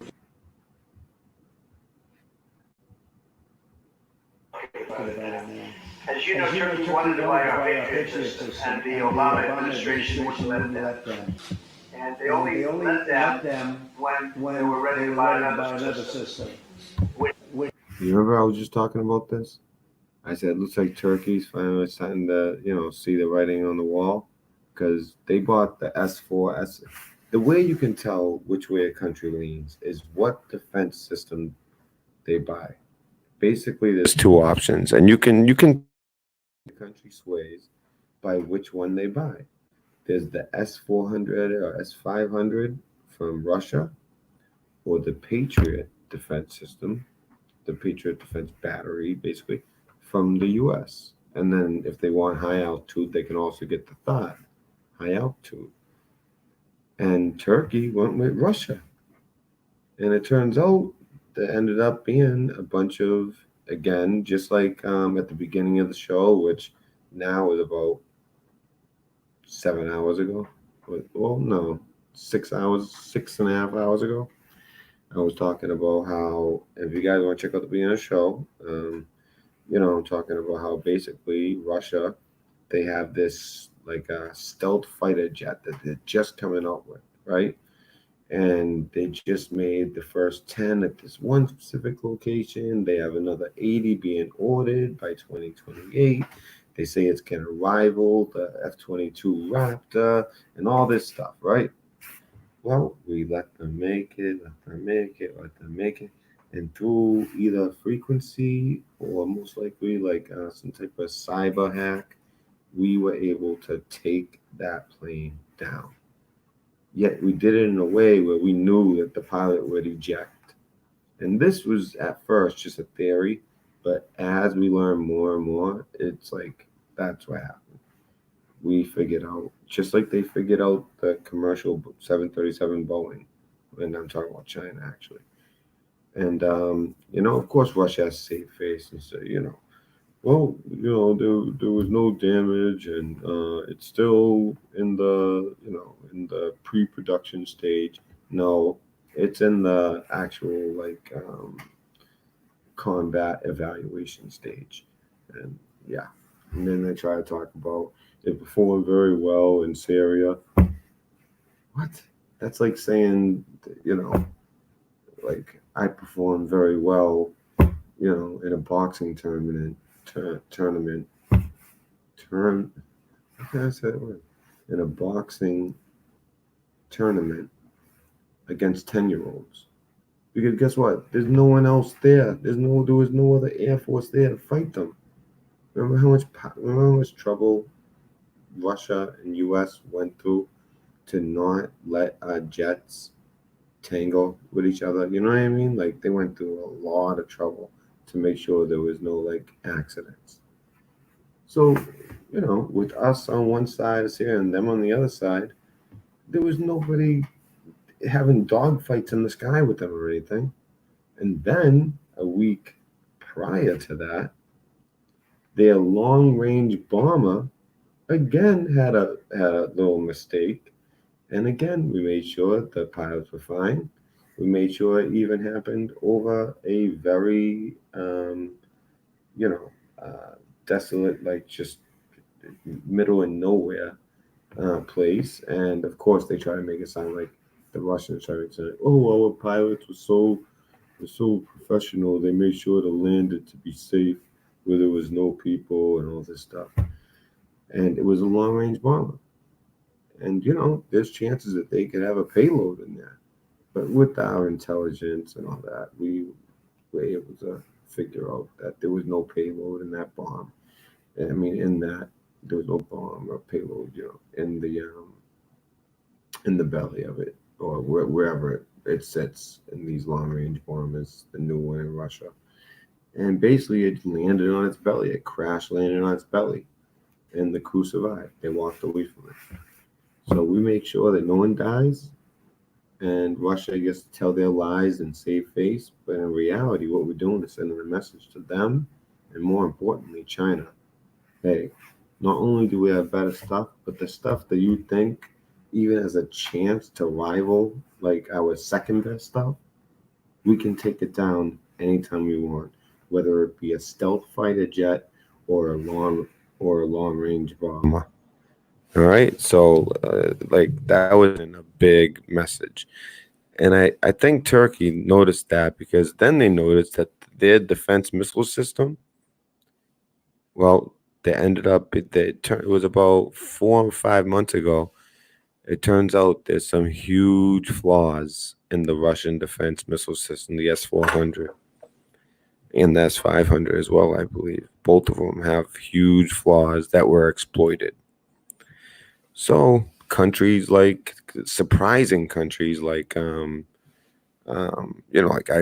we expect that. But it was surprising that Turkey took theirs over ours, and they're paying for it. Same thing with, I believe, India and Pakistan took theirs over ours. I'm pretty sure India did. But now India is changing their tune, and we're going to be getting to them in 1 second. But let's see what they say about India, and let's see how if India is changing their. I mean, not India. Turkey is changing their tune, because if you guys remember, not too long ago. So I was talking about the jet and the bomber. You know, we're talking like 6.5 hours ago. But I was just recently, like what, 25 minutes ago, talking about the different. You can tell which way a country goes by which defense system they get. And there's basically two choices: the American, the Patriot, or you go with the Russian S500s. And basically, the countries that have gone with the Patriot batteries are happy. You know, if they're worried about high altitude, they can get the THAAD system as well. But anyone who's gone with the S4, S500, if needed, they find out that there's some serious loopholes as far as the way it was constructed. That's what you get for going. You get what you pay for. You know, and you live and you die by your allies. And if your allies with paper tigers like Russia, yeah, you're gonna get what you deserve. It's not the same system. But Turkey, for a long period of time, wanted very much to buy the Patriot system, which is our system, which is what NATO uses, which is a great system, which is the best system, but they wouldn't sell it to Turkey. So, you know, there are two sides of the story. I have to say this. But we will. Oh, so that's why. With Turkey a little while. We'll be meeting with Turkey a little while. Oh, so that makes a lot more sense. And did you see all that money that I was showing from the, was it Navy? Yeah, I think it was Navy. Remember, it was all Turkey, all different cities in Turkey. It looks like they're buying all kinds of missile defense stuff. But you see, I didn't know that. So it was NATO that was giving Turkey a hard time about buying it. But at the same time, I think Turkey also was like, screw you, we'll just get it from Russia. You know? So it goes both ways, like you said. Or maybe he's just trying to give Turkey an out because they realized they messed up. And also tomorrow.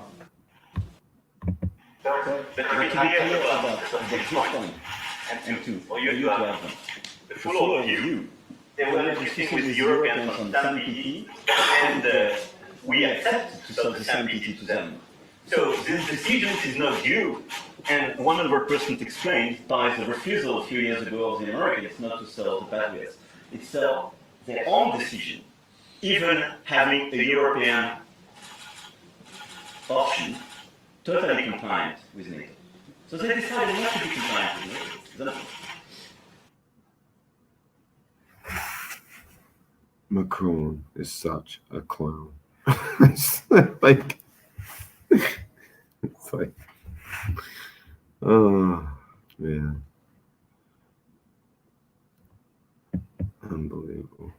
Okay, all right. So you know what? Okay, I want to show you India. Oh, speaking of these plane crashes, we were talking about the two Russian. Well, check this out. If you guys now, I know if you guys ever saw like Borat, the movie Borat, he comes from Kazakhstan. His wife is good with the plow. And they make it sound like, forget about a third world country. They make it sound like a fifth world country. Like, they basically live in like the dark ages still. But the truth about Kazakhstan is, all right, that is like the center for things like, let me see. Let me show you. I want to pull it up. It's one thing to say, it's another thing to show you. Yeah, let me show you. Kazakhstan, that was just a movie. But Kazakhstan is actually like the center for like, we're talking like, let's see, center.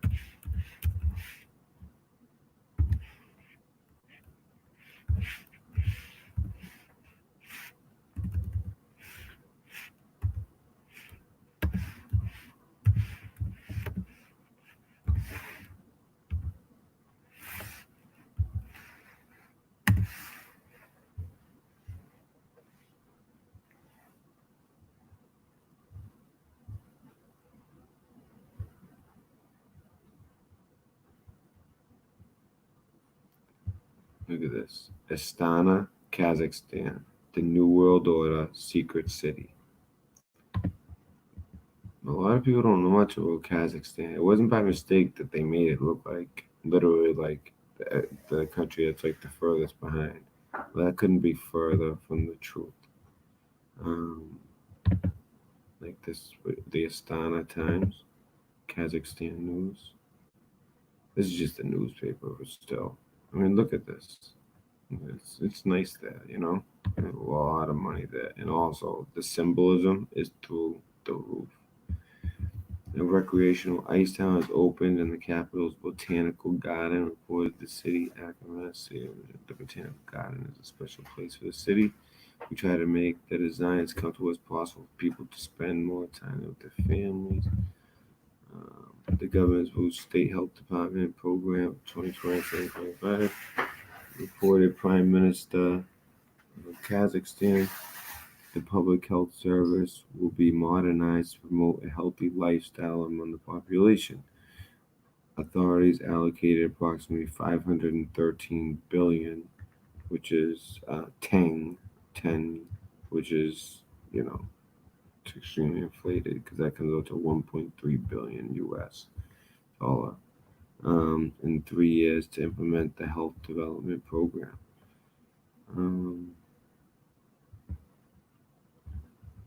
Human development, international.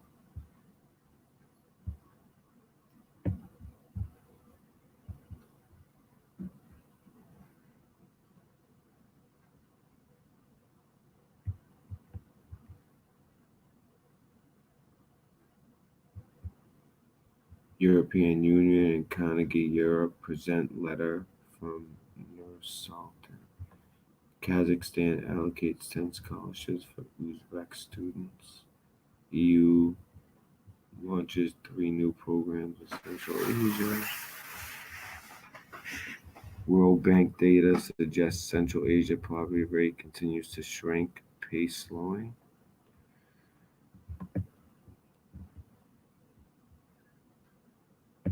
Kazakhstan's Golden Man finishes global tour. Nur-Sultan. Famous Golden Man, the burial suit of roughly 3rd century BC Saka warrior, has finished his tour of world museums as travels. Was summed up by Kazakhstan National Museum. The main goal of the party was to introduce the international community probably to Kazakhstan. But yeah, as far as Kazakhstan, is it, I don't know if it's the NWO or I know that they have a lot of esoteric symbolism, and there's a lot of like elite secret knowledge that goes on there. Let me see.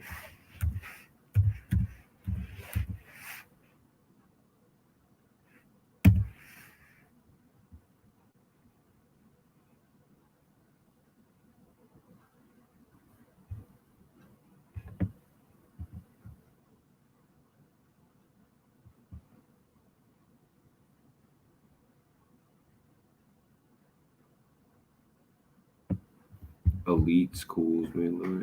So maybe that's just kind of taken in a different context.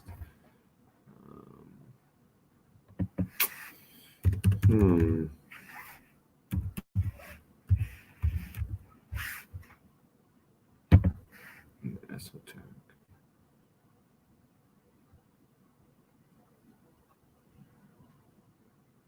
Sinister sights. Astana, Kazakhstan. The same place I just mentioned.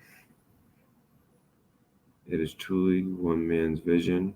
Nur-Sultan Nazarbayev, the president of Kazakhstan. Yes, Borat's country, I know, like I mentioned, but it's such like it's like people don't know the country that well, and it was just a joke. Borat like plays, you know, he's always trolling. You know, the guy's real name, Sacha Baron Cohen. But it turns out this place character, look at in the Illuminati, and the Illuminati in an unfinished metropolis. Check this out. So now we're getting closer. So maybe it's the Illuminati. No, the Illuminati, no. It's just a bunch of, it's like here we go. Check this out. Look at this. And they got the two pillars. I know the symbolism. So when I see it, I know it. Look at that. Astana City Center. Look at that. Khan Shaitir. Look at the pyramid with the capstone. Wow.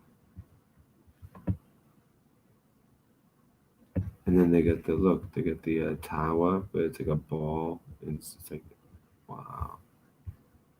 Oh yeah. So this is what I'm talking about.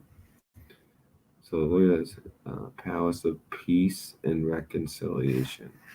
Now, if you know your Bible, you know when they start talking peace and all this stuff, well, it's about to go down. And look, a pyramid with the capstone, most likely the LCNI at the top there. I bet you if you count those all around, it'll equal a certain number. Let me see that close though. Let's see what else do we got.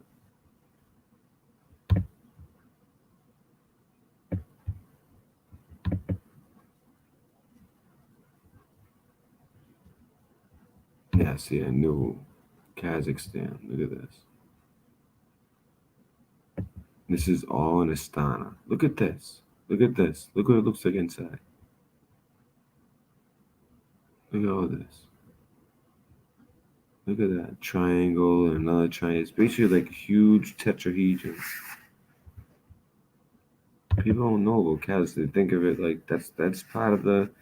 When you think of Kazakhstan, you think of that movie Borat, and it's like the third world country of third world countries. Like it's like forget about third world country. It's like they live like they're in Jesus times or something. You know what I mean? Like that's how far behind it is there. But that's not the case. That's not true. That's just a movie. It's just a fake movie by a guy who likes to troll people. Nothing against him. I think he's hilarious. But the real Kazakhstan, especially these two cities, especially Astana in particular, built between 2004 and 2006 in Kazakhstan's capital city of Astana, the Palace of Peace and Reconciliation, also known as the Palace of Peace and Accord, is one of the world's most impressive pyramid designs, second maybe to the Great Pyramids of Egypt. But that's an argument to be had between fanatics of modern architecture and ancient construction. That's how amazing this stuff is, that they're actually comparing it to the Great Pyramids. Wow. Representing all of the world's religious faiths. Sound familiar? Kind of like the Tower of Babel? Huh? All the languages, all the faiths in one place. And it's called the Palace of Peace. I'm going to have to do a show just on this. The Christians who know their Bible, right now their eyes are like, what? Are you kidding me? Look, it's called the Palace of Peace and Reconciliation, or the Palace of Peace and Accord. All right, it's a pyramid design with triangles all over it in all different directions, which really forms a tetrahedron. This is crazy. And there's this mention of it rivals Egypt, and we all know about ancient Egypt, representing all the world's religious faiths. And we know when that happens, like the Tower of Babel, when all of the faiths come together. This is what I'm saying. This is like headquarters, Illuminati, NWO, whatever you think it's all about. This is where this is like their capital. in Kazakhstan, in this city, Astana, if I'm pronouncing that correctly. That's amazing, representing all of the world's religious faiths. Well, have they ever read the Bible? Because this is exactly what they say to look out for. Is a place where all of the faiths are like as well as ethnic groups, as well as what's it called? Ethnic groups, languages. It's like the Tower of Babel. Oh, look. And he was at House Educational Facility National Center. There's geographical ethnic groups and religion and ethnic groups. What's next? Language? Then you literally have the Tower of Babel. The diversity, there is again, is represented. And don't get me wrong, it's like, yeah, diversity is good, like to a point. But like when you make it so that all religions are molded into one, all like differences in people molded into, that goes against everything in the Bible. And it's also a sign of end days and the lawless one coming to power. Who many, by the way, think was the man sitting next to Trump right there in that last video. The diversity was represented in the design of the entire building, which clearly resembles a massive triangle with a bunch of triangles within it. 62 meters tall with a base that is 62 meters by 62. Is this serious?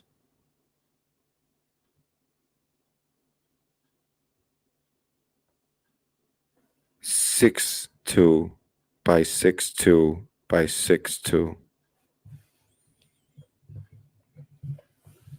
All right, I think I'm gonna do a show just on this city. I mean, I've heard about it. This is crazy. Okay, I'm doing a show just on this city for sure. I mean, look at their symbol. Look at this symbolism. Look at the symbolism all over this thing. Oh, that's I want to stick to it. And then, of course, the other one, Scotland, home of the Freemason, the Masonic, the Scottish Rite. Wow. So it's crazy. The lower portions of the triangle are clad in pale granite, while the upper portions featured stained glass featuring doves.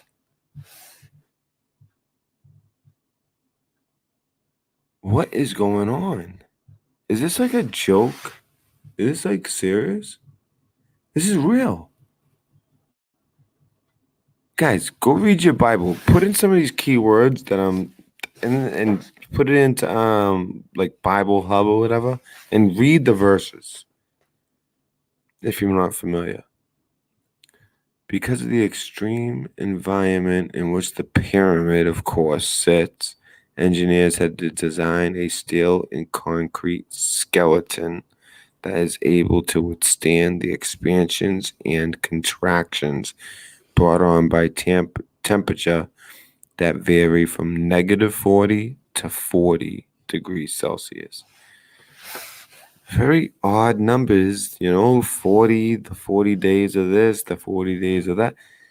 -40 to 40. There's just a lot of yin yang, and the number 40, that's a very important number in the Bible, usually representing not exactly the best times, like Moses in the desert for 40 days, or when Jesus for 40 days, although that's kind of been, some people say that wasn't exactly the case. It wasn't exactly 40 days, the whole Lent thing. But, it does, at least what the Catholic Church says. But I've learned that a lot of the stuff I learned in Catholicism wasn't the case when you actually read the Bible, which is one of the reasons why maybe they say you know what? You don't read the Bible. Only the Father reads the Bible. And then all of a sudden you open the Bible and you read, call no man your father, but the Lord Father. Unbelievable. And then here we are calling a priest father. So yeah, I'm going to look a lot more into this. I just wanted to bring up Kazakhstan because, it's very, look at this. In recent years, Kazakhstan has become better known in conspiracy circles for its dazzling new capital, Estonia. The internet abounds with theories that highlight the rich thread of occult symbolism, which seemingly runs through Estonia's futuristic architecture. Some of the more extravagant theories name it an Illuminati-funded future Asian capital of the coming New World Order. Well, I mean, that's basically what I've heard. I just never read that stuff that I just read. It's easy to dismiss such conspiracy talk outright, but for the sake of argument, we'll take a look through some of the key points which form the basis of the assumption. First, though, an introduction to the birth of the current Kazakh capital. Now, first of all, I can tell you right now what I see. And this is just like DC. The two pillars. Okay? Baal and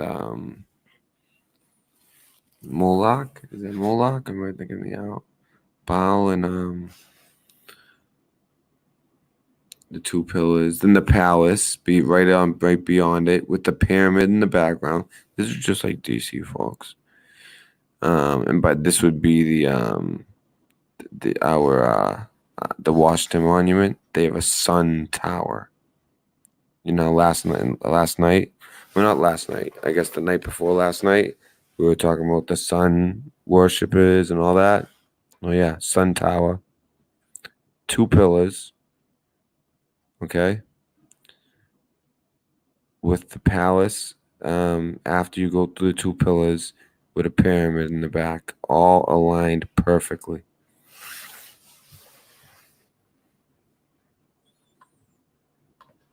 And that's really something. I mean, DC is set up like that as well, and it was set up by Freemasons. Every block. That's a fact. Like, they don't even hide that. Like, and look at that palace too. Look at the colors too. Blue and gold. Wow.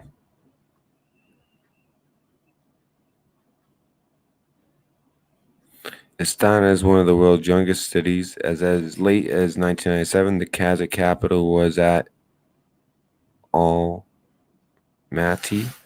a city in the southeast, not far from the border with China. The official reasons for the move included seismic instability, volatile borderlands, and limited room for expansion, but it isn't hard to guess at other, more patriotic motivations for the shift. Okay. A statue celebrating Kazakh national identity. So I guess they're known for their camel fighting. I don't know. Kazakhstan left the Soviet Union in 1990, while other nations of the former USSR struggled on through what would become for many a decade of economic depression. For some reason, the Kazakhs, meanwhile, struck oil, literally. In 1991, the discovery of rich oil reserves in the nation's Caspian region invigorated the newly independent country. Wow, imagine that USSR, the Soviets, hung on just a little bit longer, and they struck oil in one of their regions. That could have helped. And that could have helped a lot. I mean, look at this place. It's like the NWO meets the Illuminati meets the Masonic Temple. It's like crazy. Invigorated the newly independent country and laid the foundations for what would become a culture of extravagance.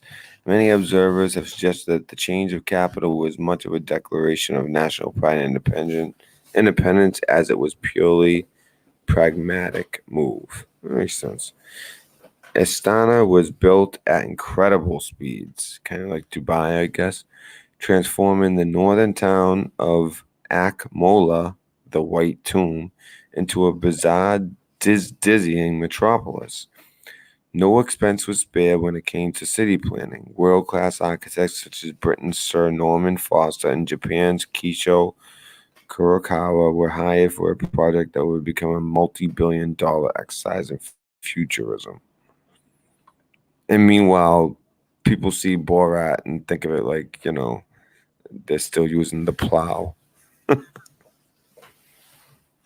I'm not talking about I'm talking about the handheld plow with the bulls. Okay, so today the city remains unfinished. Many of its more elaborate zones and structures are complete. But with a large portion of its residential area still in development, Astana remains low on human population. To this day, many government officials still commute to work by flying from the former capital at Almaty. At times, and particularly in some districts, it can feel like a ghost town. Such sensations only add to the effect of Astana's peculiar blend of architectural styles. Wow, so it's kind of like a ghost town too. Look at that stuff. Yeah, that's crazy.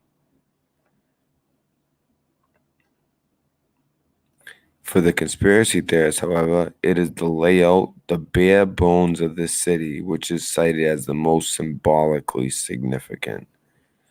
Which I can see. I can see it big time. It doesn't look like it's meant for,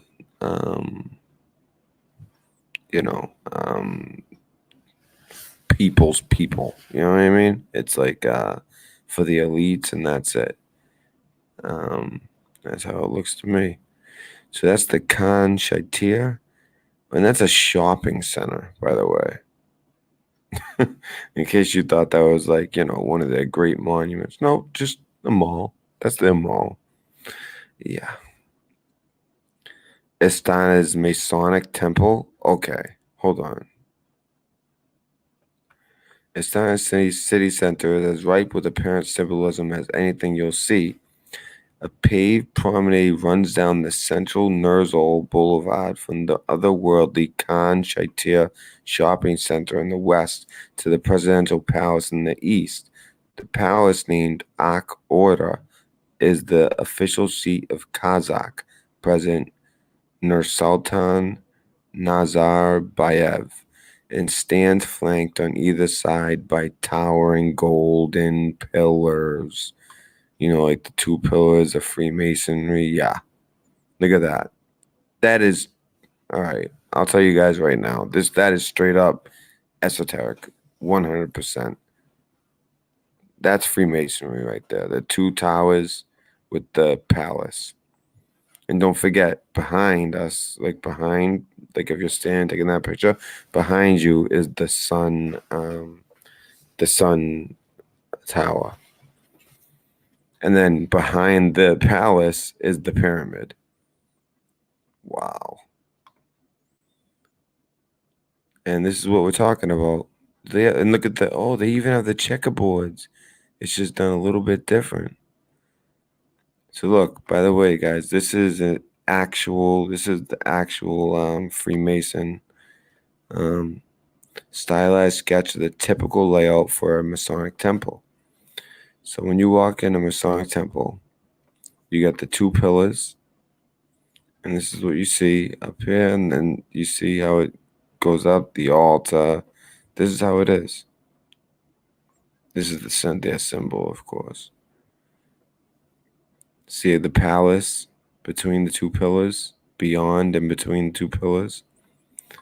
And then you see almost how they have a triangle on top, except they have the pyramid behind the temple. This is blowing my mind. And then they have the only difference is this is blue and white. I always thought it was black and white checkerboard floor, like you see in a lot of movies and stuff. Hey, what happened? Oh. And listen, this isn't even the reason I brought this up. Oh yeah, I said them wrong. No, Baal, that's different. That's totally different. Yeah, Joachim and Boaz. That's the two pillars. If the layout doesn't already remind you of something, then consider the basic form of Masonic temple: an altar placed in the center, accompanied by two pillars. Joachim and Boaz, while the Grand Master sits on a throne positioned in the east. So far, so suspicious. Exactly. This is freaking crazy.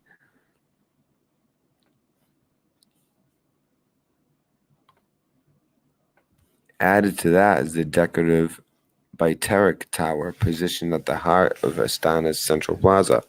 Its design was intended to illustrate an old Kazakh myth, the story of Samruk, the magical bird of happiness, which appears under varying names as a recurring fiction throughout the Turkic, Persian, Armenian, and even Byzantine traditions. The Beyterik Tower was designed to symbolize the bird's golden egg, balanced between the branches of life. We were talking the other night about the tree of life as well. The conspiracy theorists, however, I hear how they kind of put that, but at least like they're doing a good job. They're like not exactly like making it sound stupid. They represented it well.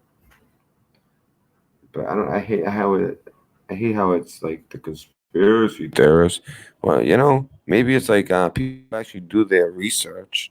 However, have likened. I'm not even gonna say conspiracy theorists anymore. Conspiracy theorists to me are people who think flat. They think like stupid stuff without researching it. They believe someone's word over actually shown facts.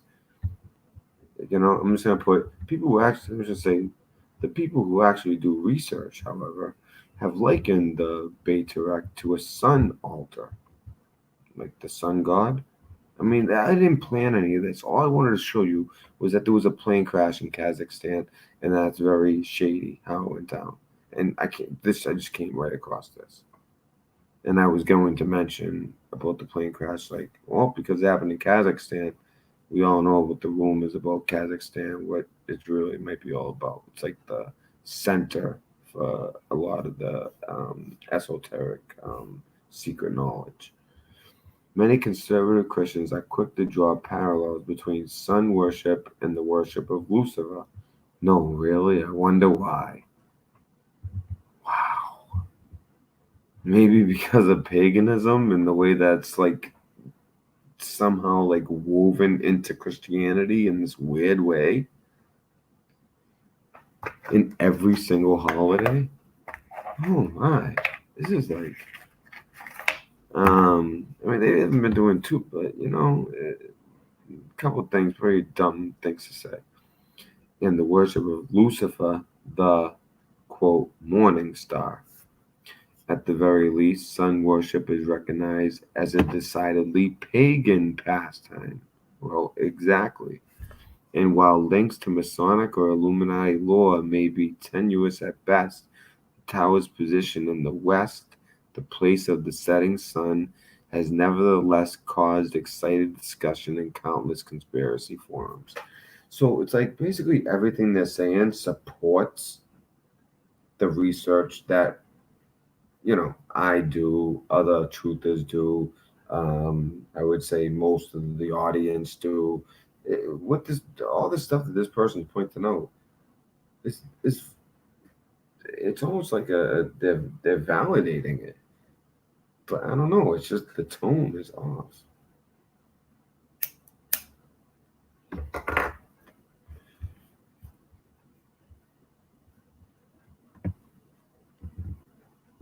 And so look at that. This is represent the tree of life, and that's the tower with the sun. It's supposed to be like the sun, I guess. The sun, the setting sun, and it's to the west. Whereas the altar and the pyramid and the um, what's it called? The palace all to the east, like directly east-west, not north-south, not southeast, south northwest. No, east-west, exactly the way it's supposed to be.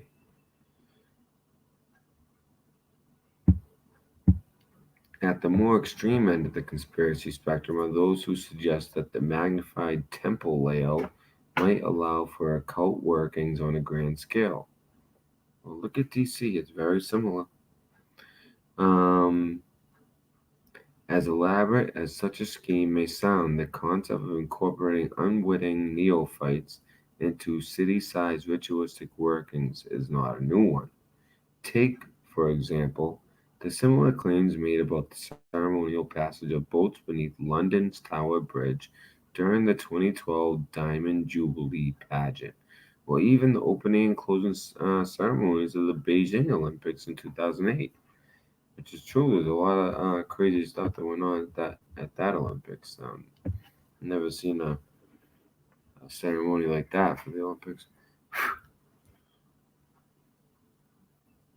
Those looking for clues or confirmation can turn their attention to the city's annual carnival, Astana Day. That's like having something in Boston named Boston Day. I don't know. There's like something to this. I don't look up what Astana means. Perhaps there's some esoteric significance to the arrangement of floats or the order in which performers pass between the golden pillars.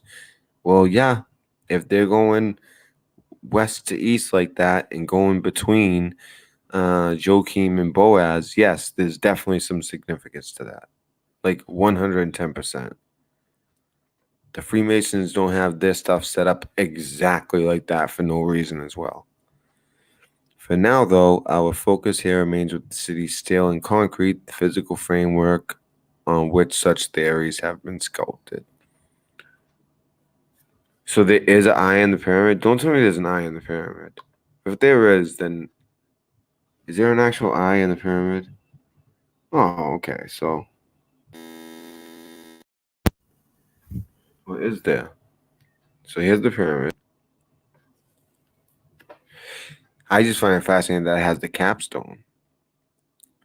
You know? Another Kazakh landmark raising eyebrows in conspiracy forums is the Palace of Peace and Reconciliation, which I was blown away as soon as I started hearing the name of it, the look of it. Situated across the river from the Ak-Orda Palace on the edge of the city center, this large pyramid serves as the meeting place of Kazakh Congress. That's what the Congress means. Its lower level contains a concert hall, while a middle floor hosts a large circular sun table around which affairs of state are decided. In its apex, a glass-walled mini-pyramid and observation deck provides a 360-degree view of the city. He could sum that up by saying the capstone, because that's what that is. Rising to a height of, really, 77 meters. Okay. The pyramid certainly casts a striking silhouette in the city skyline, though in design, perhaps it need be considered no more bizarre than the Las Vegas Luxor or the Louvre in Paris. Well, I think there's something to the Louvre as well. I mean, people ever look up the Knights Templar in France? Oh, look, the picture down here, the Bohemian blog with an owl. Look at that. The Bohemian blog. That's where they got the picture, the Bohemian blog. Look at that's an owl. Or Moloch. Unbelievable. Where all the most famous and rich and successful people in the world meet and chant in black robes and then give a sacrifice offering to this huge owl and then burn it.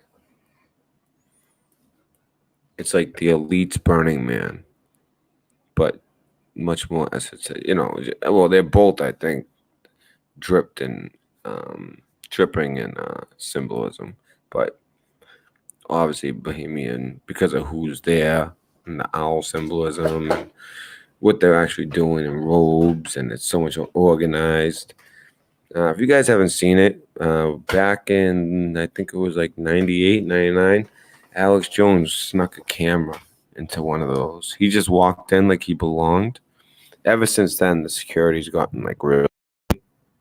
But he just walked in like he belonged. They probably thought some, rich oil guy, and he got in. And he was with some other guy, and they recorded it. And it's unbelievable. Maybe we'll take a look at it after this. All right. Nevertheless, certain theorists have suggested that the sun and dove motifs which decorate the Kazakh pyramid. So they have sun and dove. What was I telling you about the dove earlier? And the sun, that's obvious. Motifs which decorate the Kazakh pyramid's apex stand respectively for Satan and for the superficial piece of a planet united beneath a new world order. If you know your Bibles, then this should be freaking you out. However, President Nazarbayev himself, the supposed eye in the pyramid, seems an unlikely choice as an Illuminati pawn. A lifelong communist, Nazarbayev has held position in Soviet government since 1962, a political regime which opposed Freemasonry at every opportunity. Meanwhile, the accusations of corruption, money laundering, assassination plots, and abuse of human rights, which have plagued Nazarbayev's tenure since he took control over independent Kazakhstan in 1990, seem utterly irreconcilable. It's been a long night. I haven't slept, mind you. Irreconcilable with the sophisticated, discreet, and shadowy nature of methodical Illuminati of conspiracy theories. Well, I don't think so. I think the fact that has so much dirt on him, abuse of human rights, all that, it makes him, it's kind of like sometimes they say cops, like they don't trust a cop who's too honest, or in the mob, they don't trust you if you don't put in work or do dirt. They're not going to trust this guy as the, as they put it, the eye in the pyramid, unless he has some dirt on him, because that's what it's all about. What do you think Epstein was doing with that island, or with that ranch in Zorro, New Mexico, or with that mansion in Manhattan? He was with the Mossad and the CIA getting dirt on people. They just never thought an actual president for the people would come along again, like Kennedy, named Trump.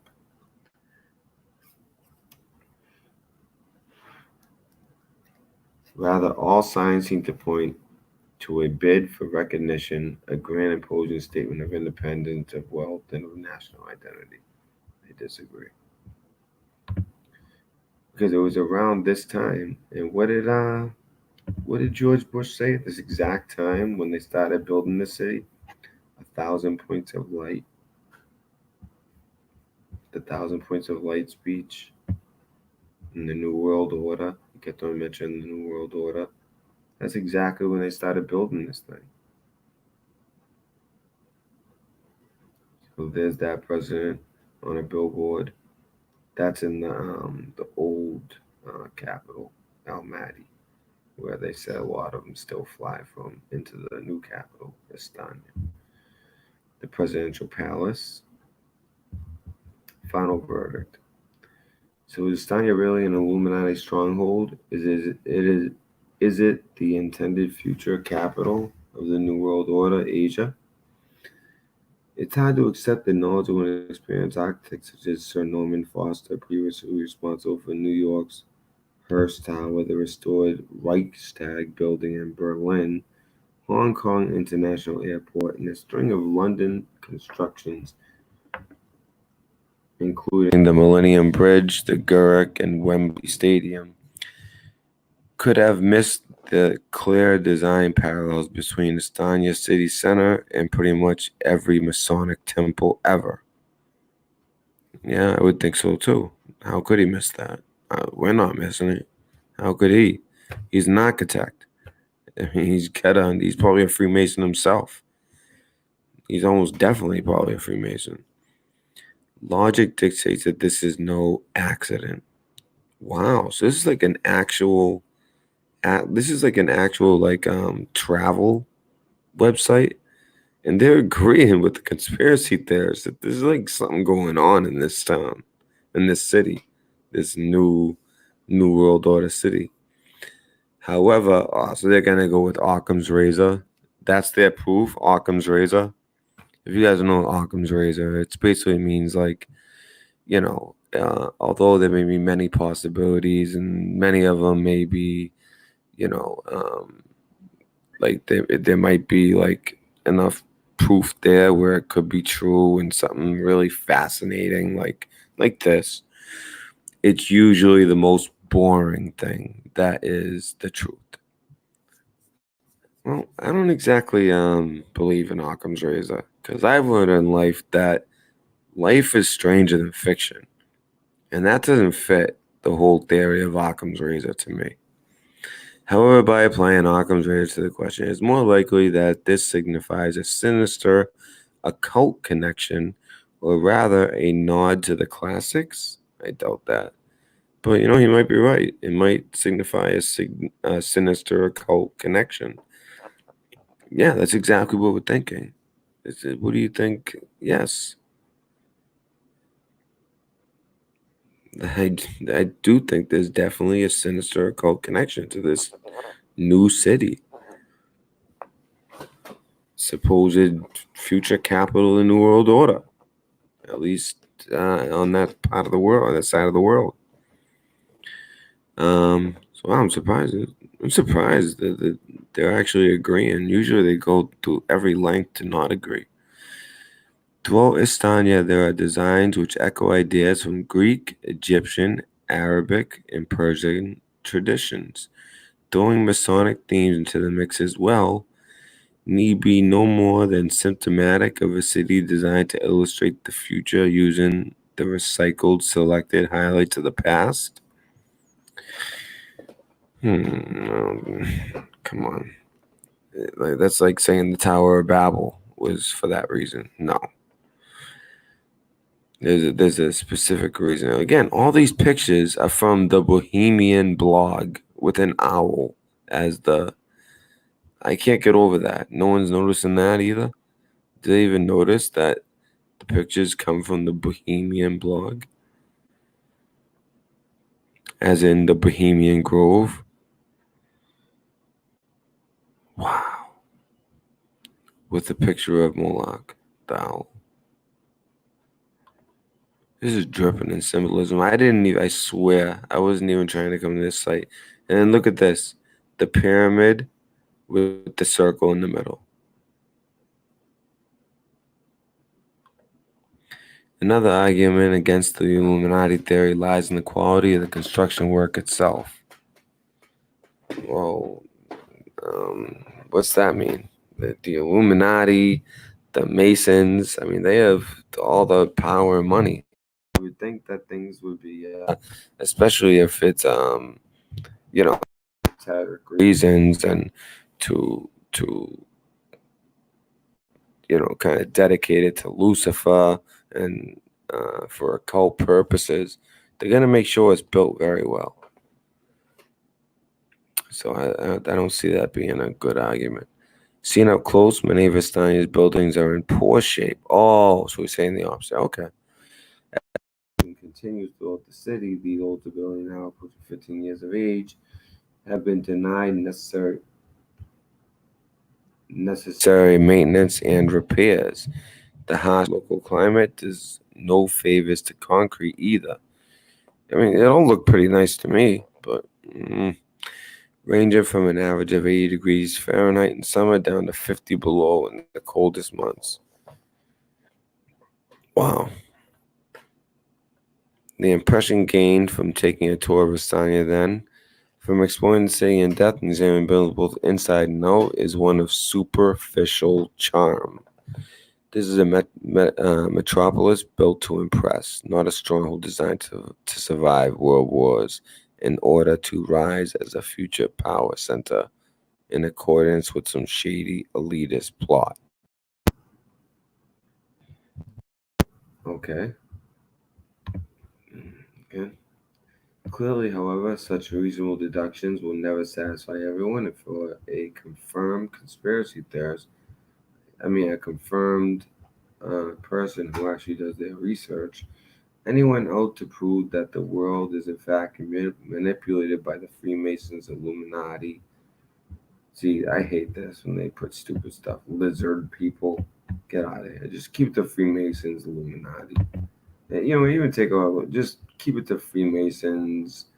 I would like to see Freemasons, Rosicrucians, and New World Order or something like that. Estonia certainly provides a lot of material to get one's teeth into. It sure does. Fireworks over their mall. I mean, look at that.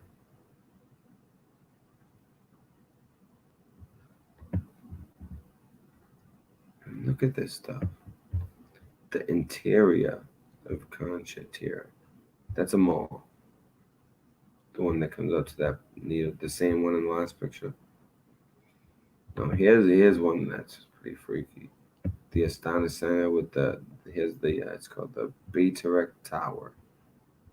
It's supposed to be the tree of life with the sun inside it. The sun worship. Sun Tower, which again, goes right with a lot of this masonry. Now let's look one more time. So there it is. See, there's the Sun Tower, Joachim and Boaz, the palace, and then the pyramid where their congress is with the capstone.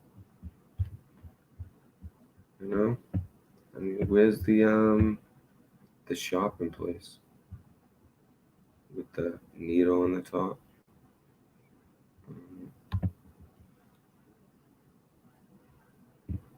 Where's the Freemason symbol again? Where is it? Right there.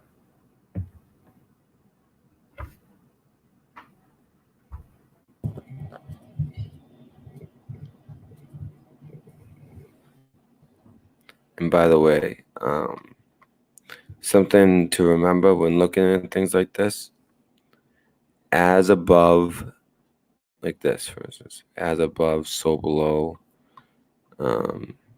These represents the duality, the black and white checkerboards.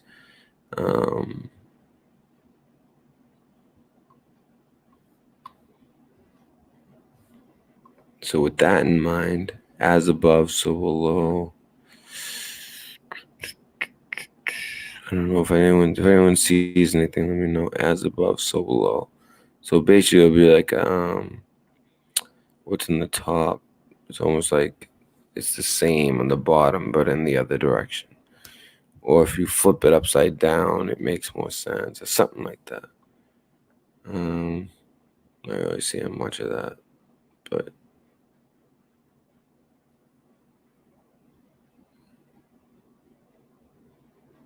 What's this thing? It's like an egg. There's a lot of odd buildings. Yeah, really weird. Anyways, the reason I brought that up was because of this. This is a long show, man. Kazakhstan plane crash.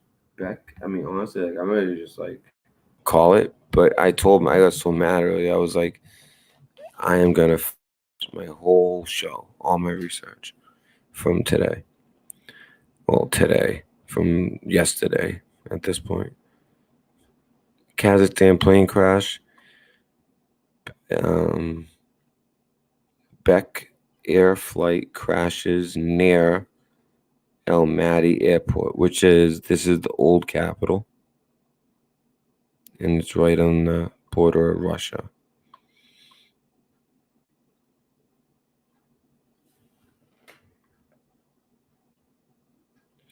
At least 12 people. Actually, I've seen the number as high as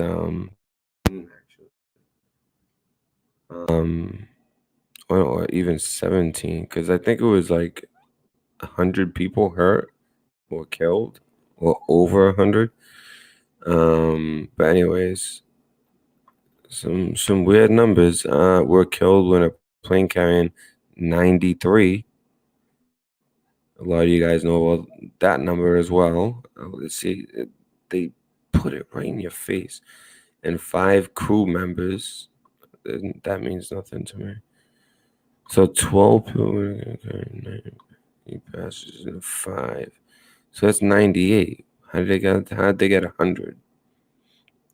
Maybe I'll read a second article too. The plane lost altitude takeoff and broke through a concrete fence before colliding with a 2-story building at Park 722 local tenant 722.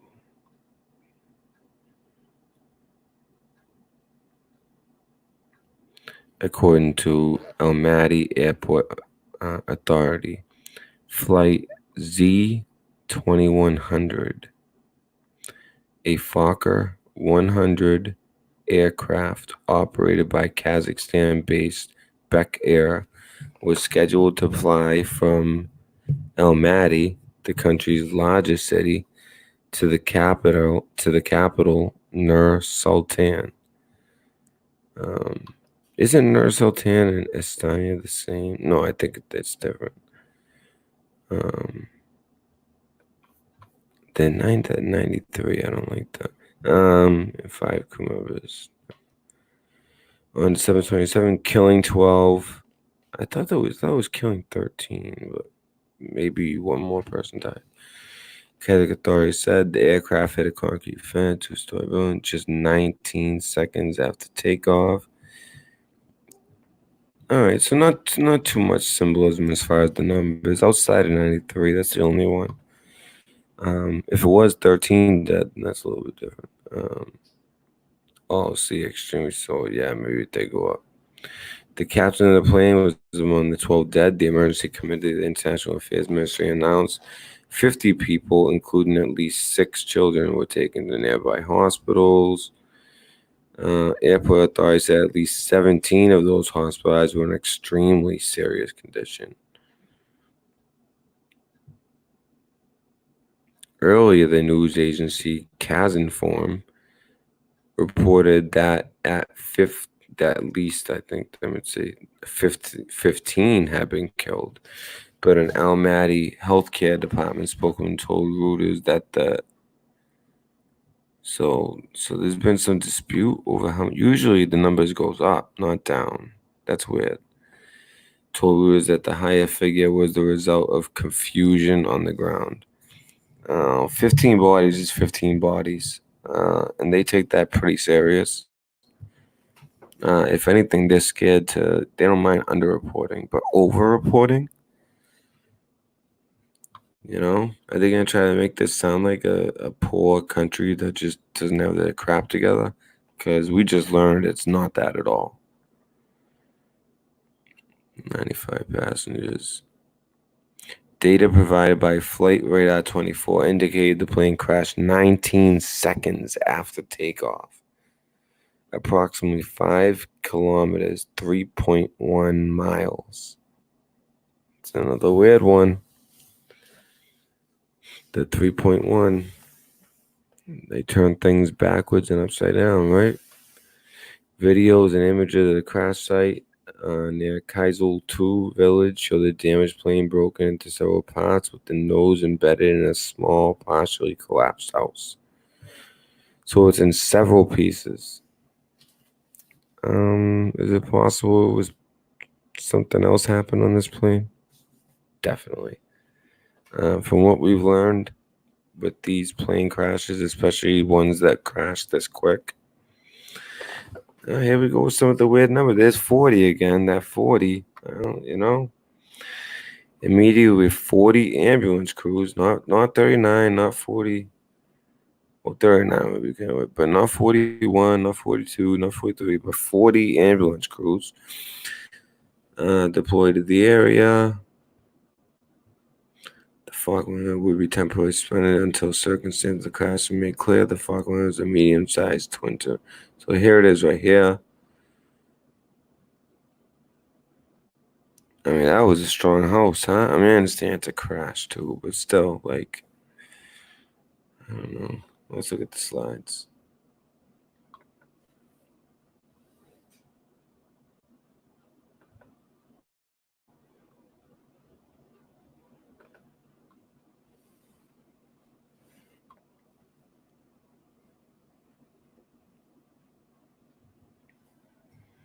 It's too early to state anything about mains or anything. I don't want to jump ahead, but at this point, my suspect would be weather being the biggest factor. Weather. It took off, and 19 seconds later, it crashed. And it was weather. I don't know about this one, which is why I'm showing it.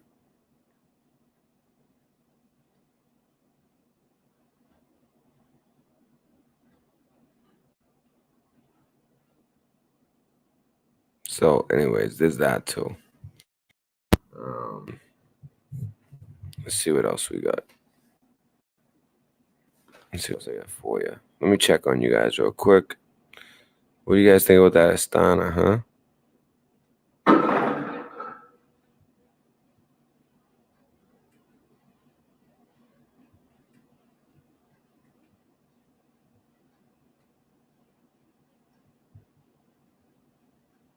Video and audio of what? What are you talking about? No video? What do you mean video? You have video, right? Well, I was just reading. I was reading you guys' stories and showing pictures. Why, you guys couldn't see the pictures? And there shouldn't be echo. I don't understand that echoing you're talking about. It's just a mic.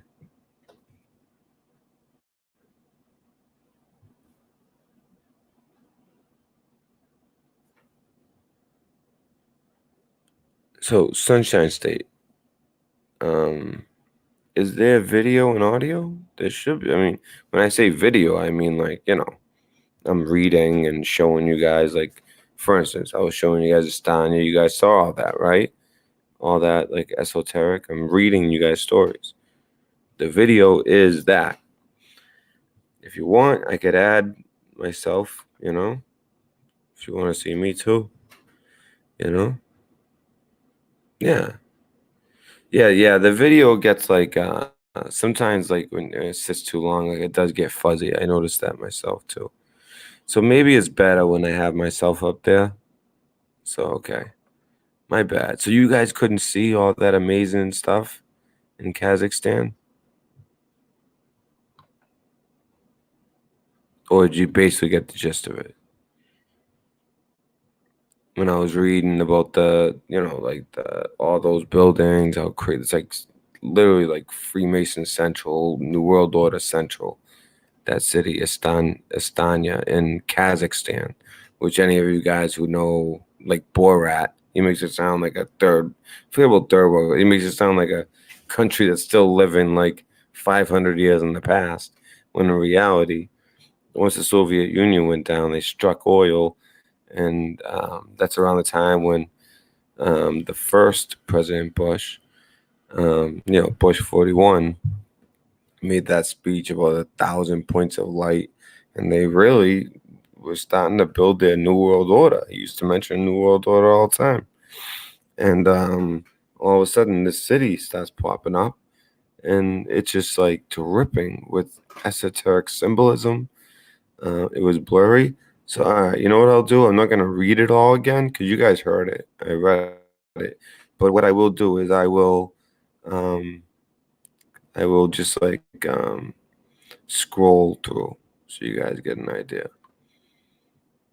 All right. So when I was talking about the tower with the sundial, see that the sun tower is supposed to represent the tree of life with the sun, and then it's like nice, you know.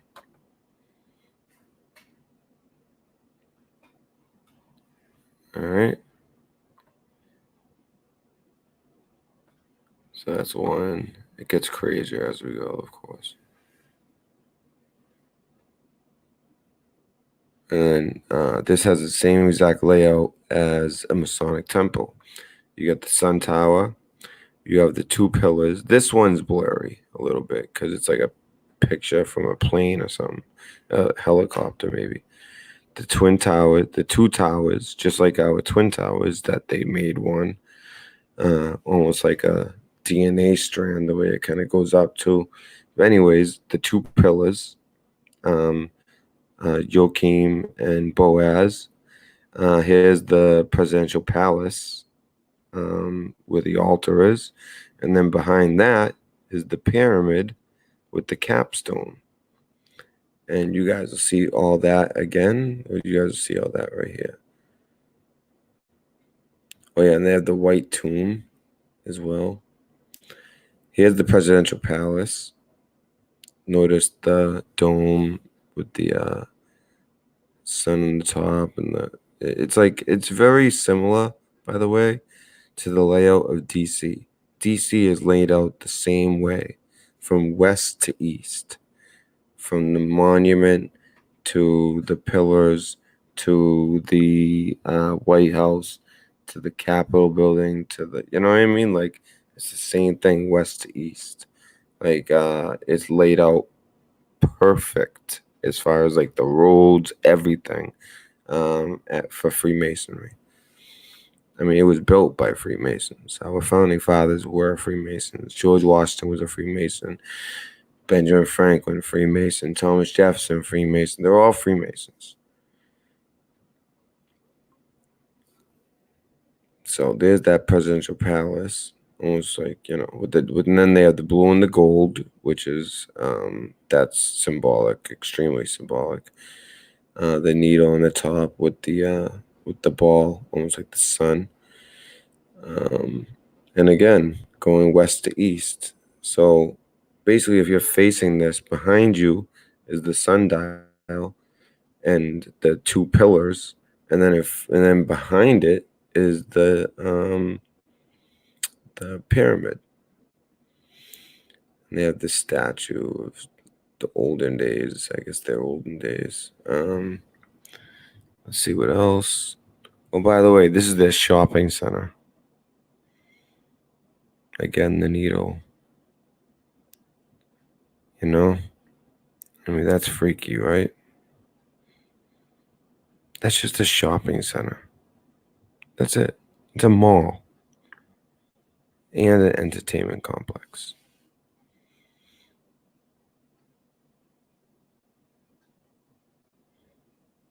Look at this. Tell me that this does not look like a Masonic temple. You guys want to see an example of a Masonic temple? Look, see that? That's what every single Masonic temple looks like. See that? When you walk in a Masonic temple, you have usually it's black and white, checkerboard, like the duality, black and white, good and evil.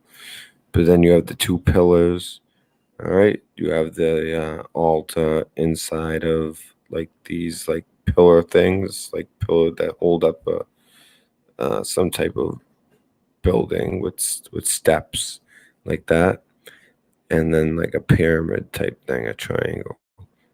Well, when you look at this, you see, straight up Freemason. See that? The two towers, Joachim and Boaz. And don't forget, if you're standing looking at this, behind you is that sun tower with the tree of life, with the sun inside of it. And then you have the presidential palace and then the actual altar inside of it. And then behind it is where they have the pyramid which is what will come up on next, I think. Oh, there it is. So this is starting from west. You know what I mean? And then west to east. Like basically in DC, this would be the Washington Monument. And then you just literally, you could take out a compass and go east. And it's going to bring you right past 2 pillars, right to the White House, and then right to the State House. It's crazy. West to east. And the eye in the pyramid. Here's that pyramid that's behind the presidential palace with the capstone. And by the way, this is where Congress meets. Those are windows in diamond shapes. So Congress is in the bottom floor, then the next level up or whatever is in the middle, and the leader is in the top in the capstone. And he's considered the eye of the pyramid. There's the presidential palace again. There he is. And they, one of the things they're like, well, it can't be Illuminati. They wouldn't have someone so corrupt as the president. No, it's exactly who you have. I mean, look at this stuff. There's the 2 pillars again going into the building where they have some type of altar in there or something like that. You guys probably see this in a lot of different places. This is a common layout with the twin pillars and then an opening going into a building. Usually there's something to do with a triangle too. But usually, but the thing is that this will be west to east. When you go through the pillars, you're going east into the building. And also you want to look for the, here's at night, that place, the entertainment center / mall. And by the way, if you didn't notice, every single picture at the bottom, look at that, the Bohemian blog with the picture of an owl like Moloch. You guys know the Bohemian Grove, and they, we'll watch a video of that after too. All right, so that's weird too. Every single one has a Bohemian blog at the bottom, except for these ones. By the way, this is the same one. So that's from the outside. That's from the inside. And there's the sundial again, the Biteric Tower. So yeah, so at least you guys got to see it. Let's see what else we got.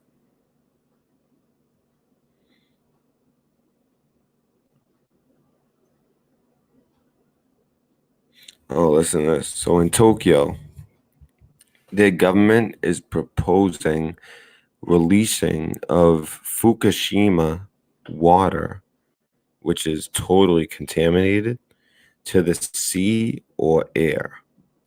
Now, you guys heard, I mean, there was some very brave Japanese people that day that, are all far, far dead now.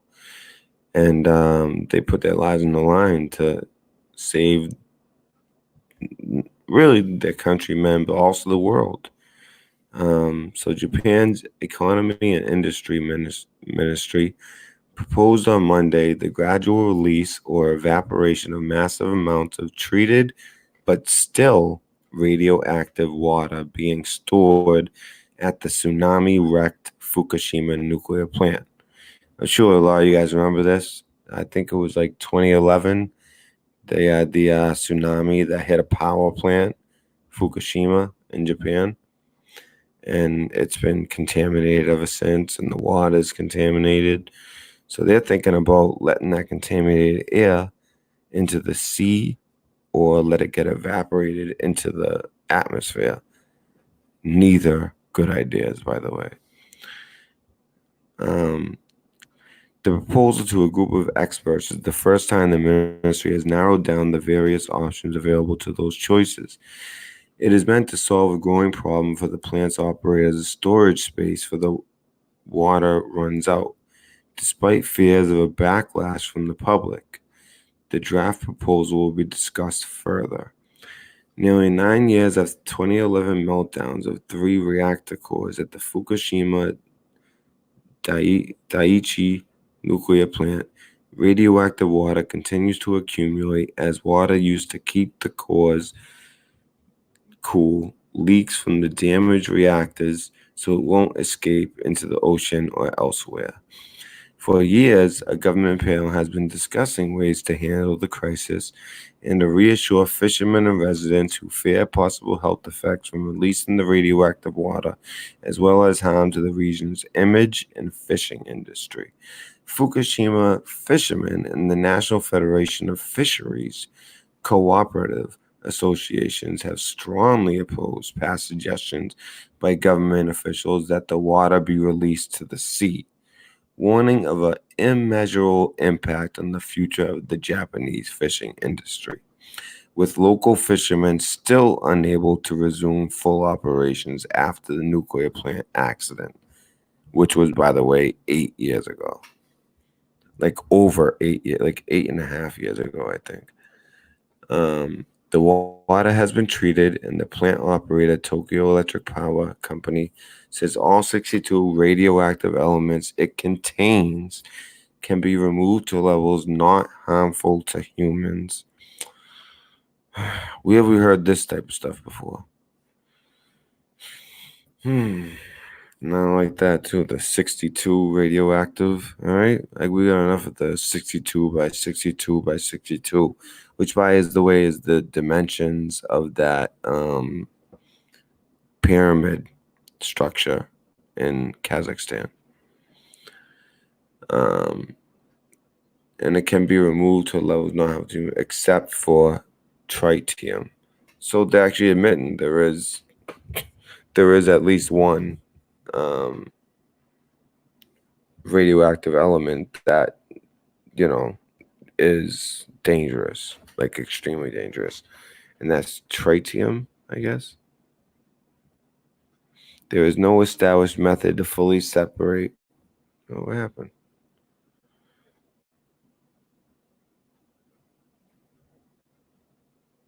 Yeah. There is no established method to fully separate tritium from the water.